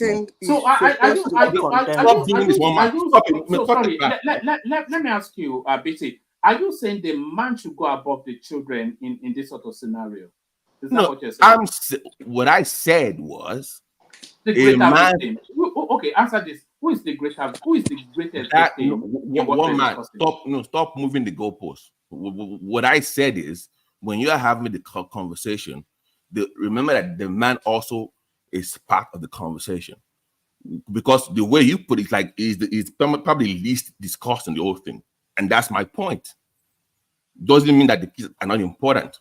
Of course, the man did wrong on all sides, but men that are going through this also need support too from society. Unfortunately, that never happens. Woman. So I don't know why you're trying to move the goalpost to some kind of a man. Is the man that lost? The man, I mean, this one lost everything he had. Lost his job because the woman lied to him. Lost his house. Now lose the kids. But he's close to 50 years old. He has to start over again. But I'm sorry, you're a man, be strong.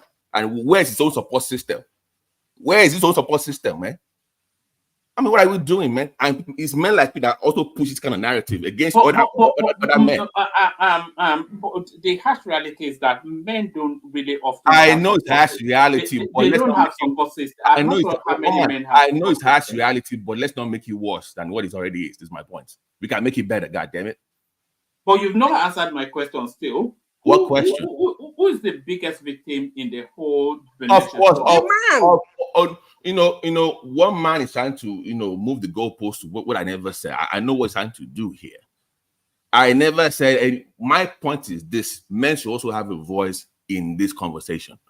Is my point. If you are discussing this, don't put them last, like the least important in the whole thing. That's my point. I didn't say it was. I didn't put anybody above anybody. Just don't make the man feel like it's irrelevant the way you did. No, I put somebody above. Let me answer the question myself, Zita. I think you take the opposite view. I think the kids are the most important element because they are the biggest victim in the whole thing. They're the biggest victim in the whole thing. So, and what best fits for them to prioritize, and whoever has to take some body blows, to take those body blows.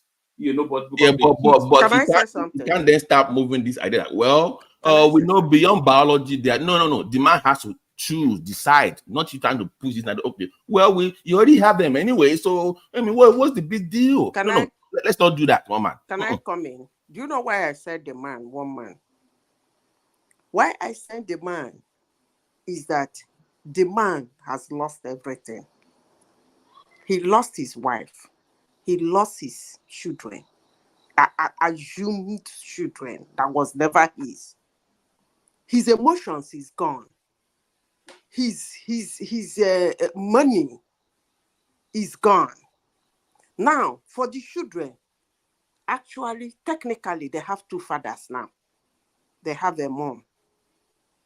So why would they be the victim, the most affected?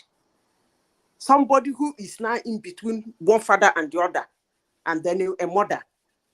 You are comparing them with somebody because they have the least who doesn't have any. they have the least influence on One man, they could not have married the one man baby. does not give a damn about the man. That's what the point is. He doesn't give a shit about him. That's what Of course, I am talking about the man, but that's what you're doing. No, that's the way you don't give a shit about thing it. should be. We shouldn't even be discussing this thing because But it is a put down in the one terrible thing for any human to do to his Exactly. fellow human.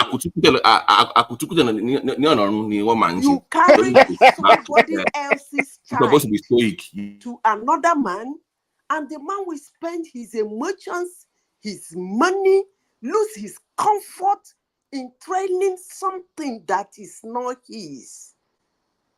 That's sacrilegious. We shouldn't be talking about it, let alone making excuses why such a thing should not be looked at as a sacrilege. Why would anybody do that to a fellow all right. woman? Let me ask you this question, and then we bring Prince Daddy in. I think he came in especially for this. Who has the least influence over the situation, over the menage a trois, or however we describe? Who has the least influence over the situation? The man. The man, because he's in a position that probably those children can wake up one morning and go to their father. The wife that's a consequence. What's led us there? He doesn't have influence in anything. He can't influence anything as it is. He can't. Hold on. The wife is probably the most guilty. Maybe we can agree on that. And then whoever knew that woman was married and still went on to carry on with her, and you can say that's the next most guilty, then we can carry on. We can probably agree on that. So now that now leaves two spaces: the man and the children. So now, who is more guilty between the man who has found out those children are not his and the children?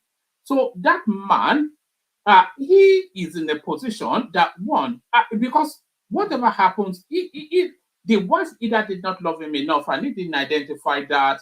Whatever room was left open for those set of things to happen, he also is a player in that space. But those children, they are not a player in anything at all. They are a result of all of the consequences of what's happened. So they are the biggest victim of everything. They are bigger victims than the father who turns out. Yeah, the man in love him. Blaming the man again for the problem. Yes. What serves them best? What serves those because the children did not best? love him enough. Yeah, it's his fault. So what serves those children best is the most paramount. And then what serves the father who the husband who left with the bag then comes next. But the most paramount is what serves those. And if they want to carry on with that guy, then he has to carry the burden. One man, you said who is the biggest player, whatever. The play has already played for the children, so they don't have anything to play. They got their mother.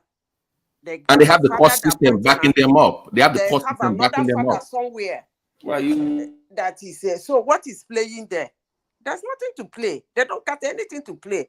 In fact, for me, if you happen to be that child, you should just sit down one place and cross your leg. When the drama finish, wherever they tell you to go, you go. Simple.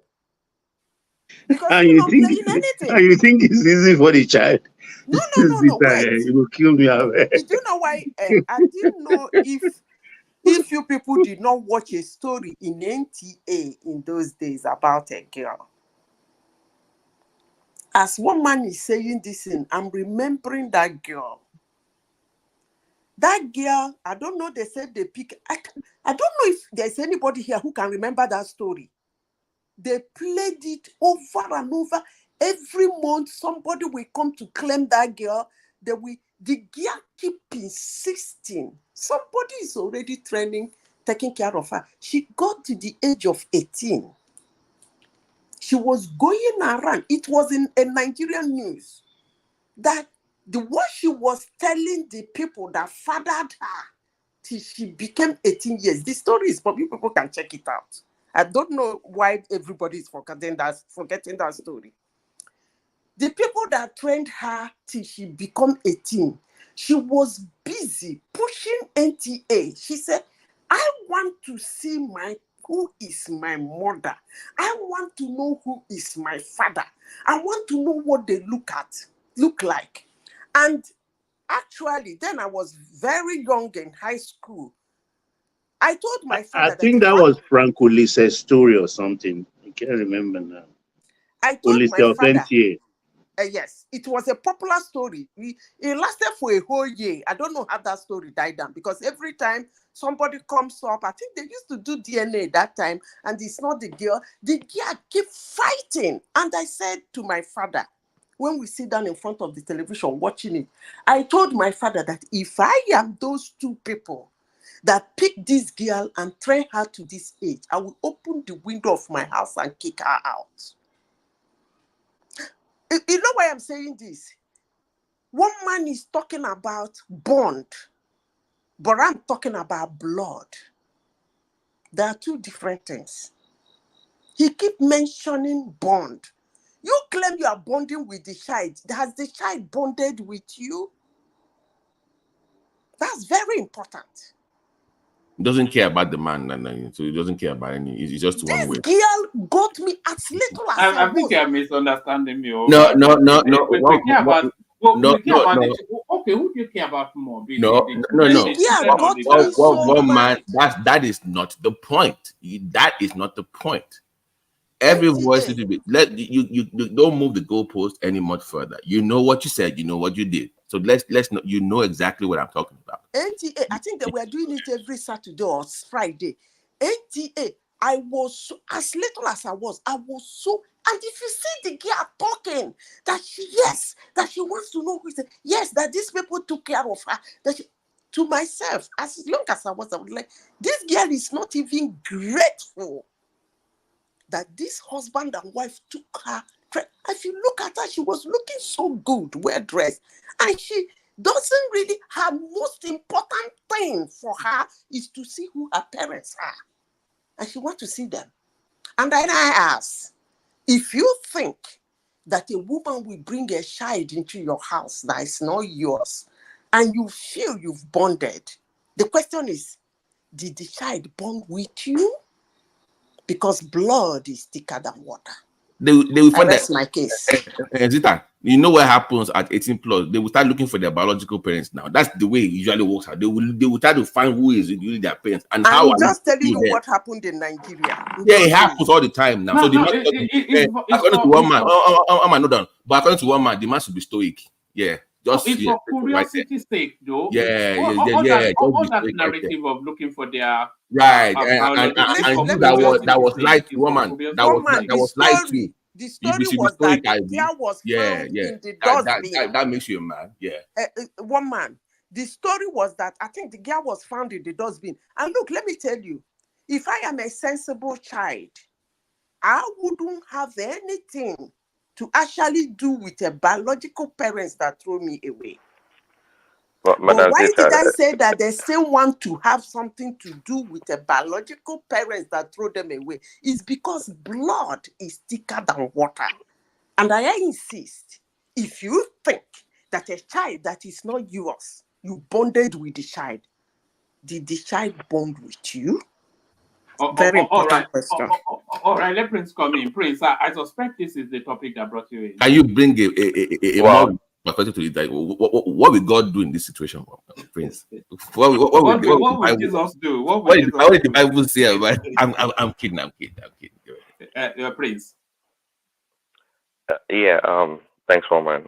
I didn't really come in because of the topic, but I think Manazita answered the question because of the biological whatever. That's why the girl wants to see her biological parents. It's natural, just like you guys said. The girl is not to be blamed. It's just a natural instinct, like an animal instinct. She wants to see her biological parents. It wouldn't matter if she grew up with a silver spoon, had the best of life. That's totally irrelevant. Now, when it comes to this kind of things, you can't really quantify those things.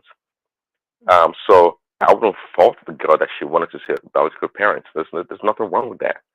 And to woman's point about, yeah, at the end of the day, no, we all have feelings, emotions, our desire for material things. Yeah, well, I don't know about the word stoic, but yeah, we should consider the man's, feelings and all the aspect of it. But it's not always fair all the time if you try to get an outcome to a situation. But the man, yeah, maybe should be the one that bears the brunt of the whole thing. But rather, instead of trying to make um it a like a punishable process for the man, um, I think we should try and pursue a more sustainable approach, whereby you know the man's feelings towards the child or the children is more amicable at the end of the day, not becomes a chore whereby the man has animosity or acrimonious towards the woman and the children. That's where we have to achieve that fine balance. It's not always the case you're gonna get that. It's not always the case, and in society, yes, women over time they've been marginalized in a lot of ways. But the court system, I think we talk about the American or Western system. The court system tend to favor the women and the children. It's just the way it is. Until when then, then until we start to orient the man on how they should be more accepting of this kind of a situation, meaning they should face the reality. If you prepare someone's mind before something happens, the landing is much gentler. It's much better. Okay, and that's the best thing we can do. So, in other words, counseling and providing services for men that are going through those situations. That's why marriage counseling or family counseling can be a good thing. Prince, I apologize. Prince, I apologize. Let me just ask you. I sincerely apologize to you. The issue I had with one man is not everything they said. I agree with, of course. We know the family court. Someone that's been to family court with friends. I will not wish that on my worst enemy because they clean you up as a man. You know what it is. My issue with him was when he said beyond biology there was these bonds and whatever, and he was kind of limiting the importance of the biological aspect of that bond. That even though you had other parts of the bond, that connection or whatever, being a parent, and it was kind of downplaying the biological part of it, like it was not the main bane of being a parent. Like that is your seed as a man, it matters. So if you are lied to about that, give the man time to think about it, to go to therapy like you brought about, and let him make his choice. But to have people making this that, well, since you've been raising them anyway, just taking them in is the one what I had issue with him. So no disrespect, just want to clarify that. Yeah, I can see that maybe one man's position seems kind of maybe a little bit harsh. It was a kind of, and instead of saying that, because okay, so a man is pushing close to 50 years old, he's paying he's paying child support for kids that are not his own. He loses his house, but he's supposed to remain stoic. And where's his own support system? Just be stoic because you're a man? No, he needs support system too, like anybody else. Yes, I agree. I mean, there should be resources for the man, but again, if you have to prioritize, is the children, the woman, and the man. And the man is at the end of the totem pole, and it's more likely to be shouted. That's the reality. Thank you, Prince. No. For the moment, I thought I was missing. No. I didn't say it was at the top. I said I don't care where he is, but he's still there. Is the point.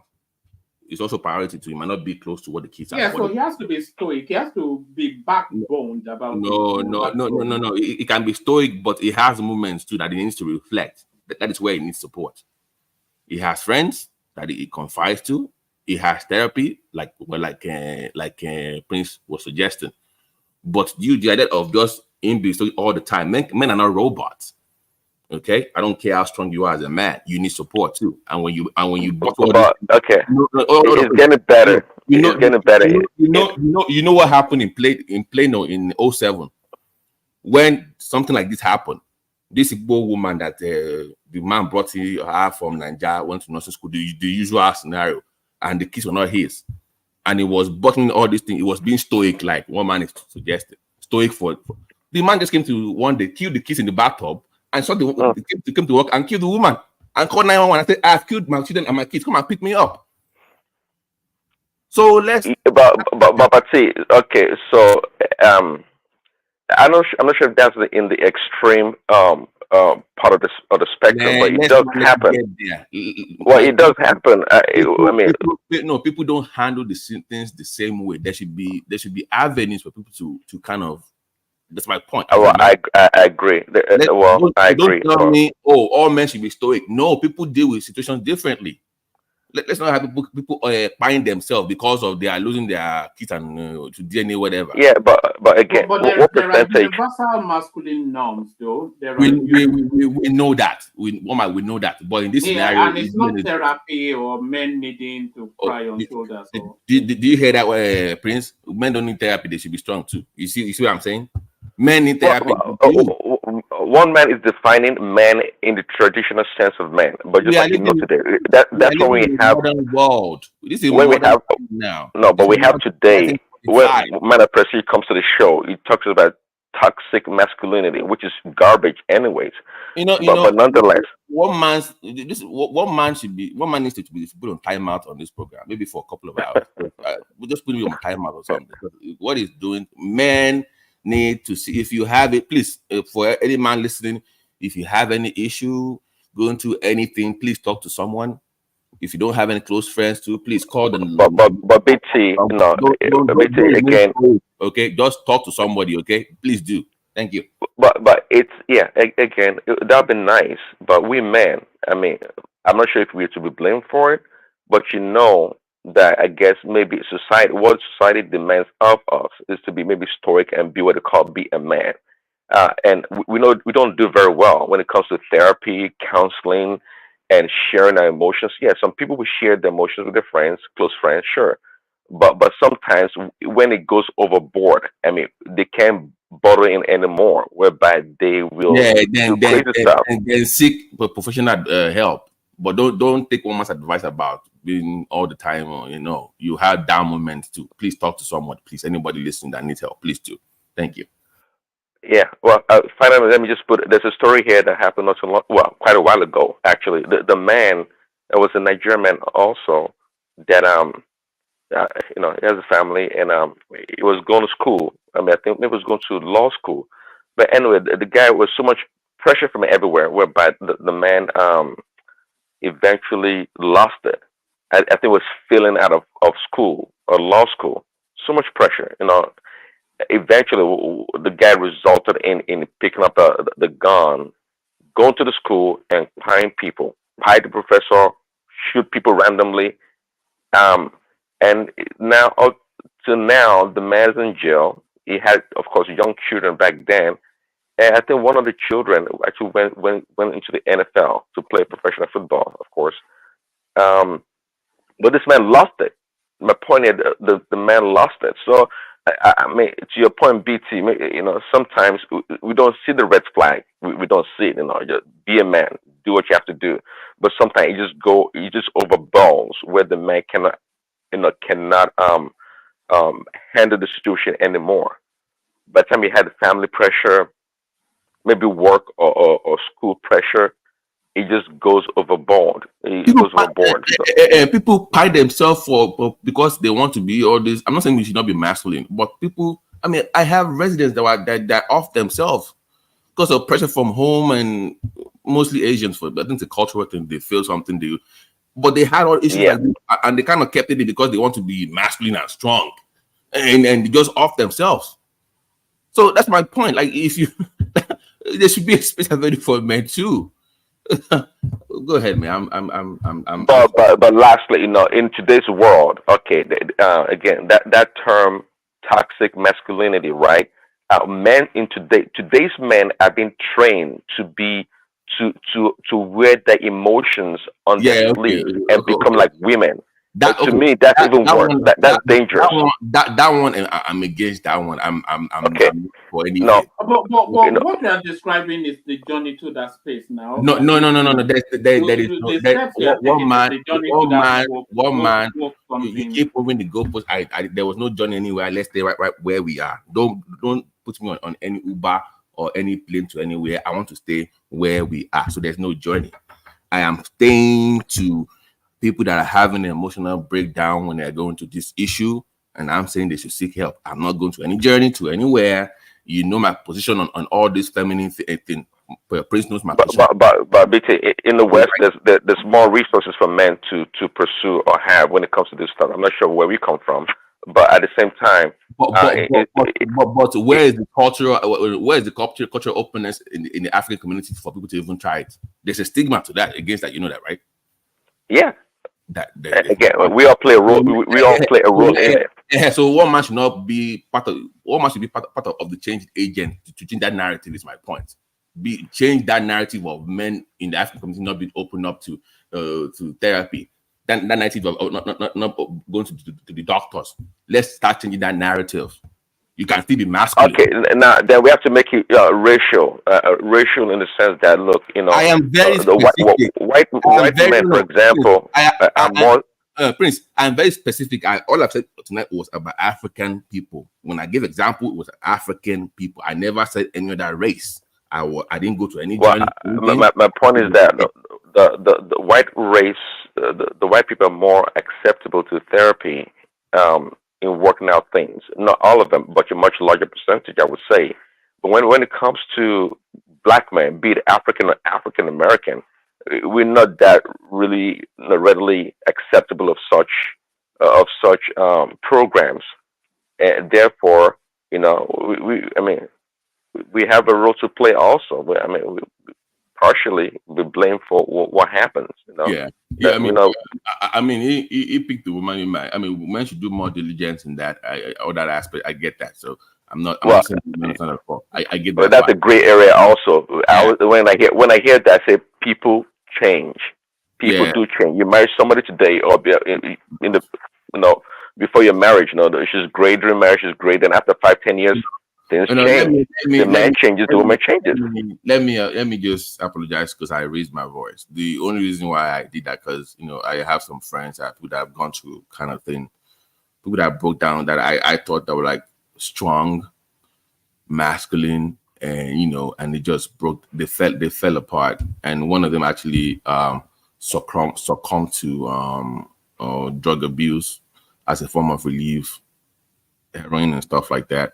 And he had to be hospitalized. So when I raise my voice, it's not like I'm trying to, do a gotcha against. No, you're entitled to raise your voice actually, because I'm just telling you that that's why I'm like kind of like I've seen people that have gone like that are completely they fell apart because of this DNA thing. The whole life just fell apart. People that bond is very strong between the father and the child, and when you have twins and that happens to you. You can't just tell them that you just move on like nothing happened. And this person fell apart. They're okay now, but it's just not the same anymore. Just a completely different person. So it's just it gave me like a flashback to that when this issue came up. So anybody that think I read my voice, apologies. So don't mean to disrespect anybody on the platform. Thank you. All right, brilliant. Ajala Koko, do you want to say a few words and then we wrap it up? I think maybe we should cap it off at 5 hours, if that's okay by everyone. I don't even think we have Ajala Koko. Do we still? Yes. All right. Let's cap it off. I think Ajala Koko is busy. It's been It's here. Are you there? I think it's Mike. I don't know. It's Mike. I think it's driving. Maybe. Mike, is he there? No. It's there in body, but maybe. Because I want him to bar one man with one man. You need the bar with me or that leg. I'm going to follow up with one man. I thought you were the traditionalist, and I was one man need to do a show praising men on this program. Just one day for men on this show. just for a man's Men need Men's hugs. Day on this show. Yes, Men need hugs. men need they need a day too. Yes, Ìwà on òde this yẹn show. bẹ̀rẹ̀ ẹ́ I said Yorùbá máa ní ibi mo ti bẹ̀rẹ̀ náà ni mo ṣe bẹ̀rẹ̀ ọ̀dì náà.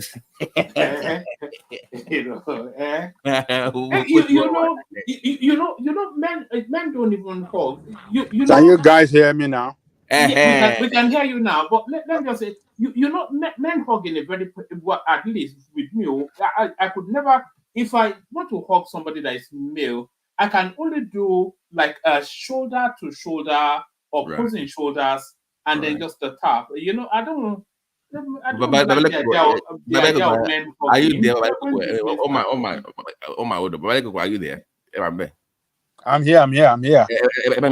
One man we. It look like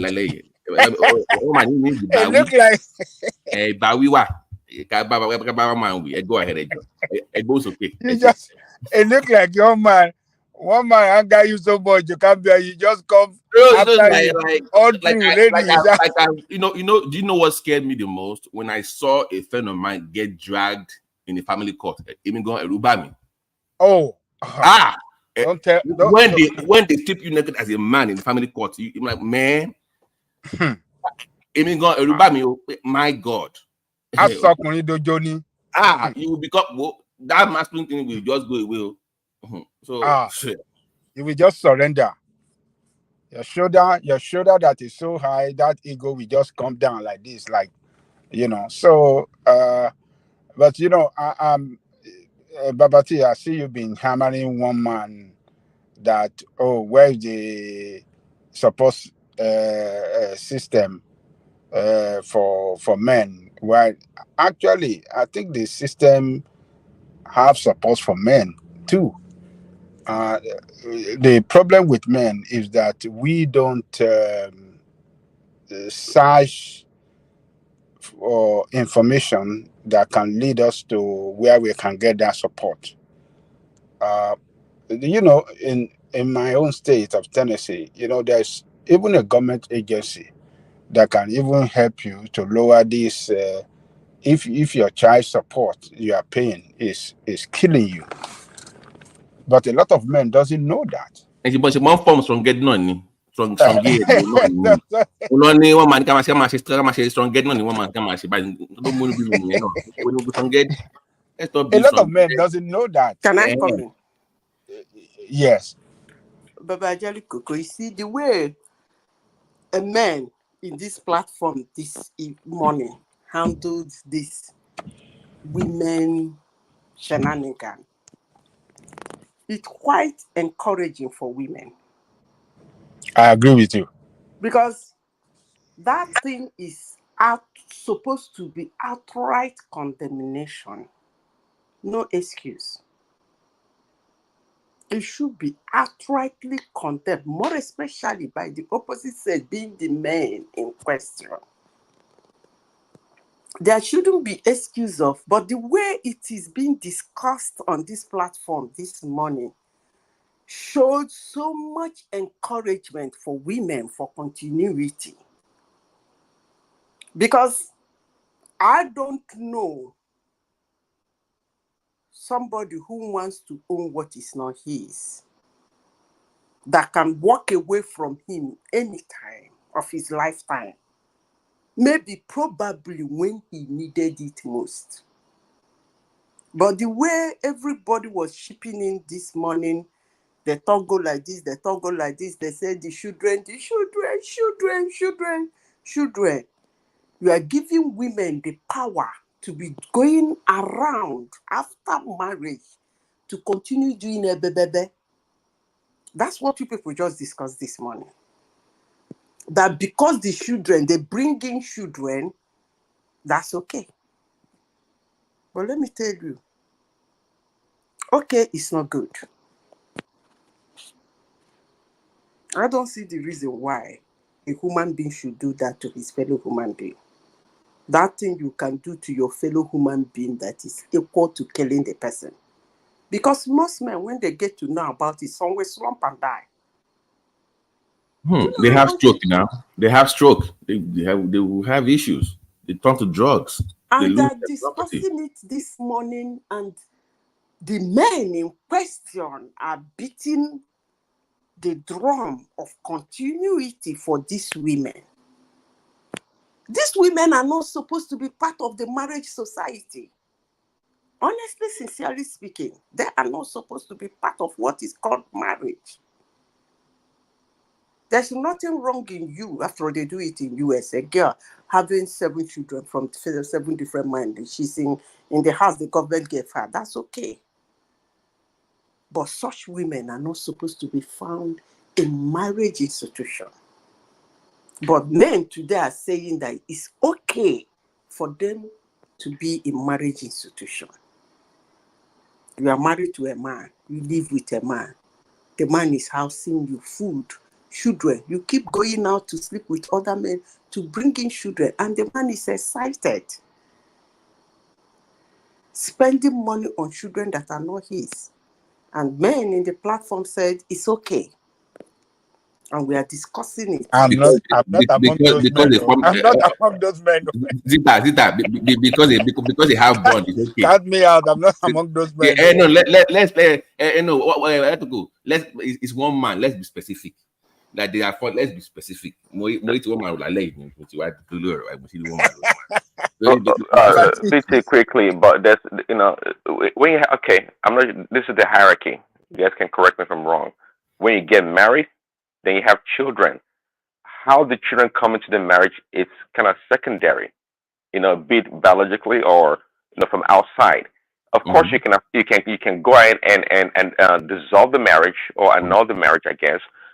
But if the children already come in during the marriage, like a contract, that's the risky part of it, I guess. Right. If it's the marriage is still existing, the man is responsible. The man is going to be responsible.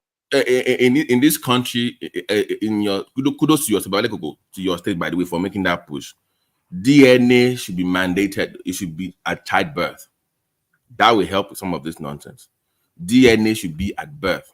What happens in America is that. But men said it's okay for how a child comes into a marriage is secondary. Really? It's not, did somebody say that? It's been so that you are enabling. No. See, but this is the thing. You say you have to understand law or policies. Okay? Yes, that's the way it works. If you get married, if the marriage hold on, the marriage is supposed to encapsulate the family. Okay, so if you get married, if you have a child outside of the marriage, I'm not saying something I would readily accept. But trust me, I'm much better compared to years back. But my point here is that the marriage protects the child in a child born in the marriage. We get that. The point we're making is that it wasn't like the man voluntary, like you said. Okay, at the beginning, Well, that's the risky part of it. I just said it. I know. Who's going to volunteer for that? But men should not then enable that. You should try to change that part of the law. But who should be responsible for it? The government? Or it's a business kind of. It's like a business. Why don't you have an open relationship whereby she can be having children? No, people make mistakes. That's not common. Nobody. The principal is the problem. It's part of the problem. They are the enabling community around men. They are doing that. No. See, this is the BT. Allow me. You talking maybe Zita, you guys are talking like perfectionists. You talk about we don't live in the real world. Step out of it. I'm telling you about reality. That's what I'm saying. By the way, should there be any jail term for lying about DNA? I'm just putting that. That's the next thing. Then you put the children in a photo and put the mother in jail. Okay, let's move on. Okay, so there's no. Okay, so. Okay, because of that, we don't want to hurt the case, so therefore he goes cost-free, and we just it's just the reality, I'm not supporting it, but it's just the fact. Let me guess. She comes to church and she becomes born again, and all is forgiven too, right? Of course. Exactly. Yeah, right there. Yeah. So you see, you don't believe in redemption. Oh, but bullshit.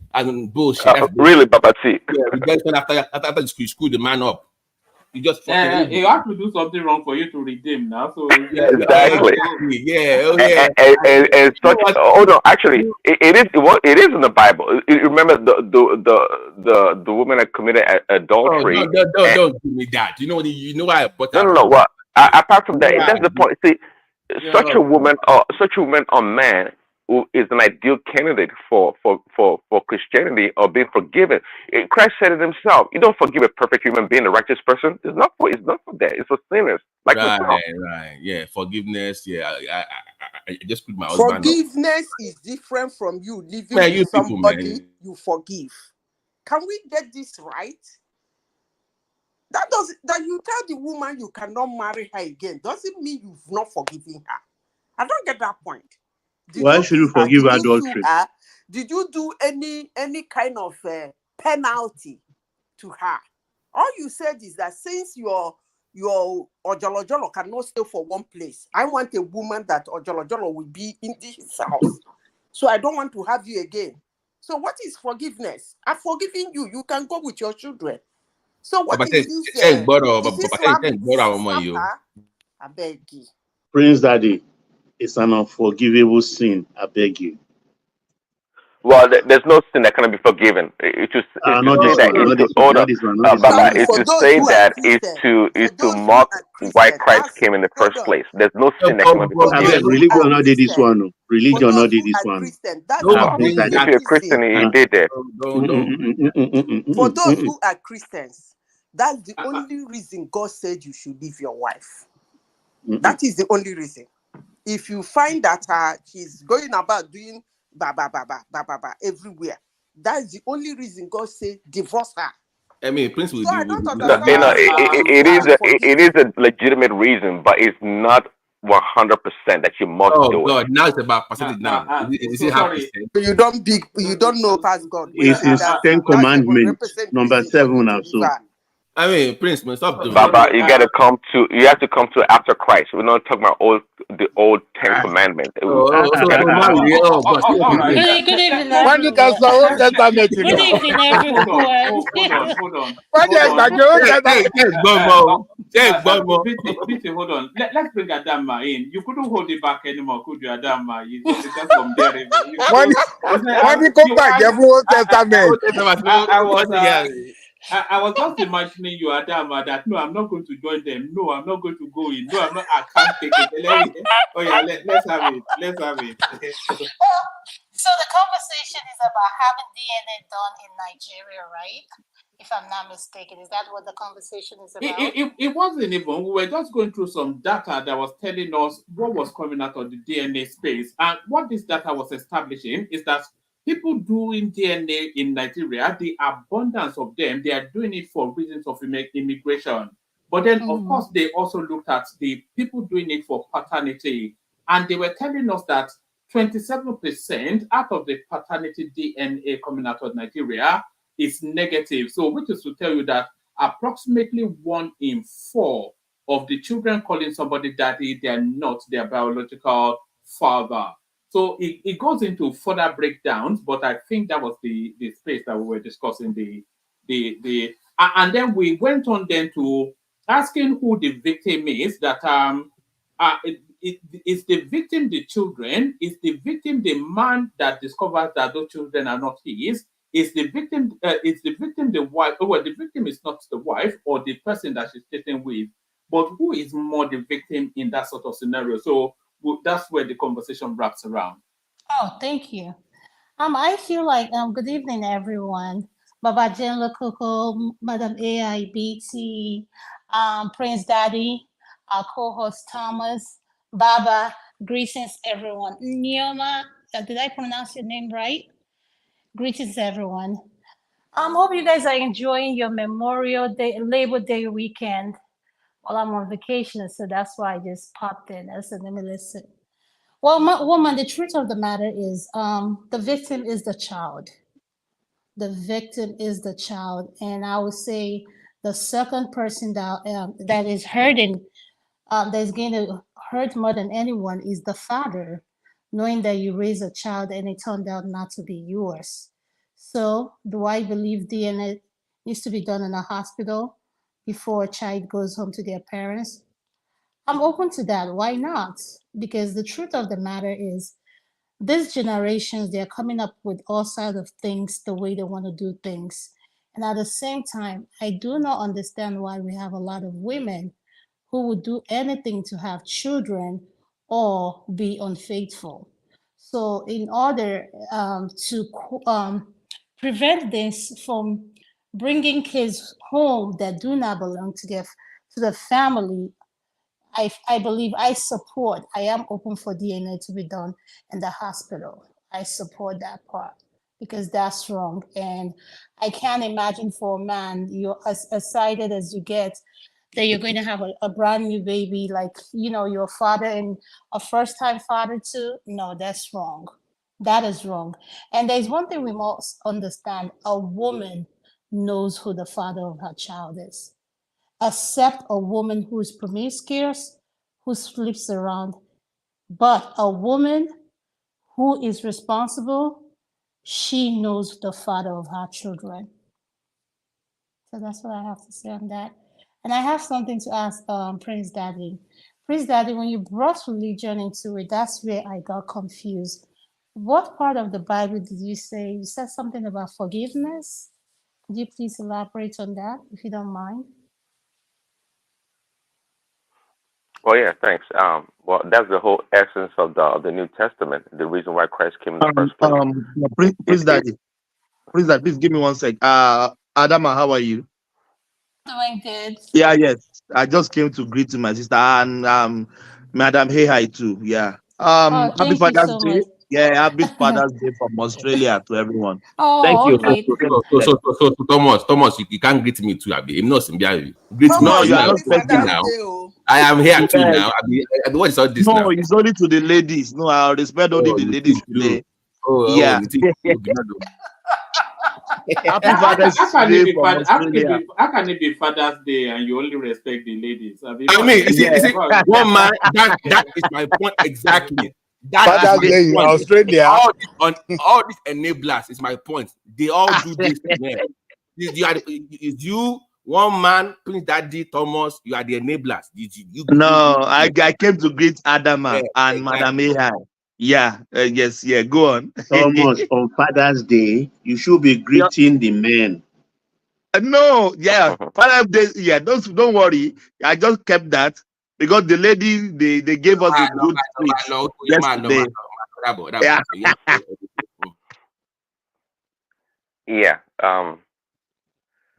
So yeah, I mean, if you're a Christian, again, the whole essence, um, you know, that Christ came is to do the ultimate in the sense that any sin can be forgiven. Jesus Christ is not going to die again on the cross. There's no amount the amount of sin or the size of it that will warrant Christ coming back to die for it. So there's nothing it can do. Adultery, murder, name it. Um, you can be forgiven. Now Should you it comes should down. should you face It comes down. punishment for those things though? Well, absolutely. That's a great What are question. you saying now? Great. Huh? Now what are you saying if you say they still should face Well, punishment? because you're Is Ten conflicting, Commandments still relevant? Hold on, you're conflicting the forgiveness of sin and the punishment that comes that is maybe warranted according to the law. See, if you understand, hold on, if you understand the essence, okay, the core of forgiveness really is about yourself, you, the victimized person. That's what it is Yes. really, and you can take that burden and guess what, and unburden it, onto Christ. Christ can take it on 100%. That's the That point here. that don't So people happen though. think, no, well, that's okay. People think that forgiveness is actually about the other person. Not at all. It is actually it's actually the opposite. For if you ever been there, you will know that forgiveness actually helps you, the person that thinks they are hurt from the situation, and Christ can take it on. So the point here is that there's no amount of sin, there's no the type of sin that you would have committed uh, um, that cannot be forgiven. That That's cannot be all. forgiven. So I hope I answered your question, Adama. Yes, adultery can be forgiven. Absolutely. Prince Daddy, I disagree with you. That's the So number when you say, 7. okay, yeah, Prince, that if you say adultery can be forgiven, women tend to stay with men who cheat. Even if after they have kids outside the home, they stay with the man. So my question to you is, why is it difficult for the man to stay with a woman once she commits an adultery?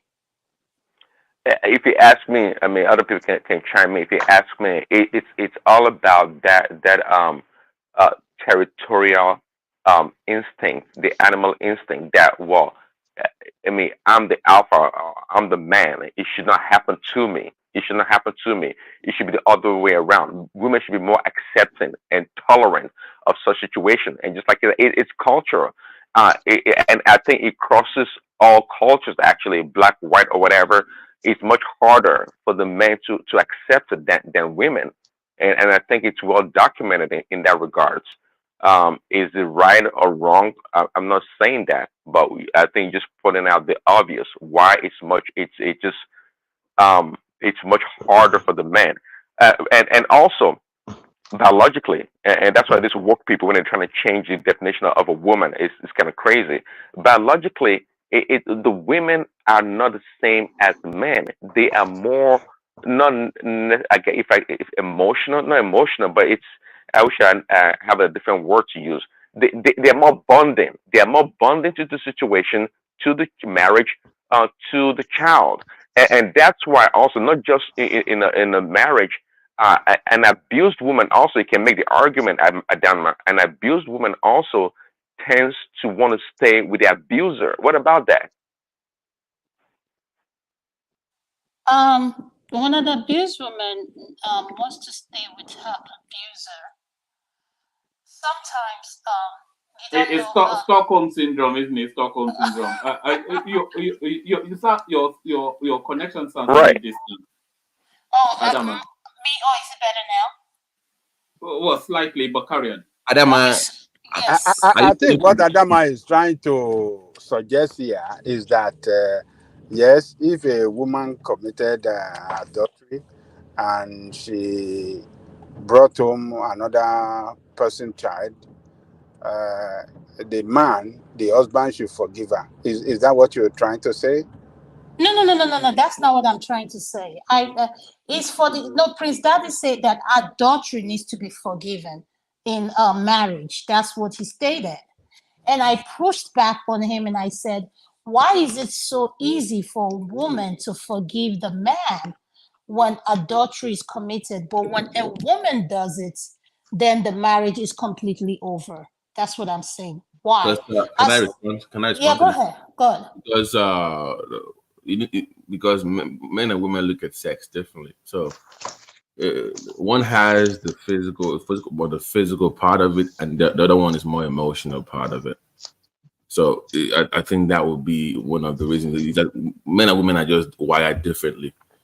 So the perception of what it means to the man, it's like a man cheats. When I was younger, like you cheat on a woman, right? She's not going to ask you about how was it. It's going to be more about, do you love her? She's more focused on the emotional part of it, and vice versa for a man.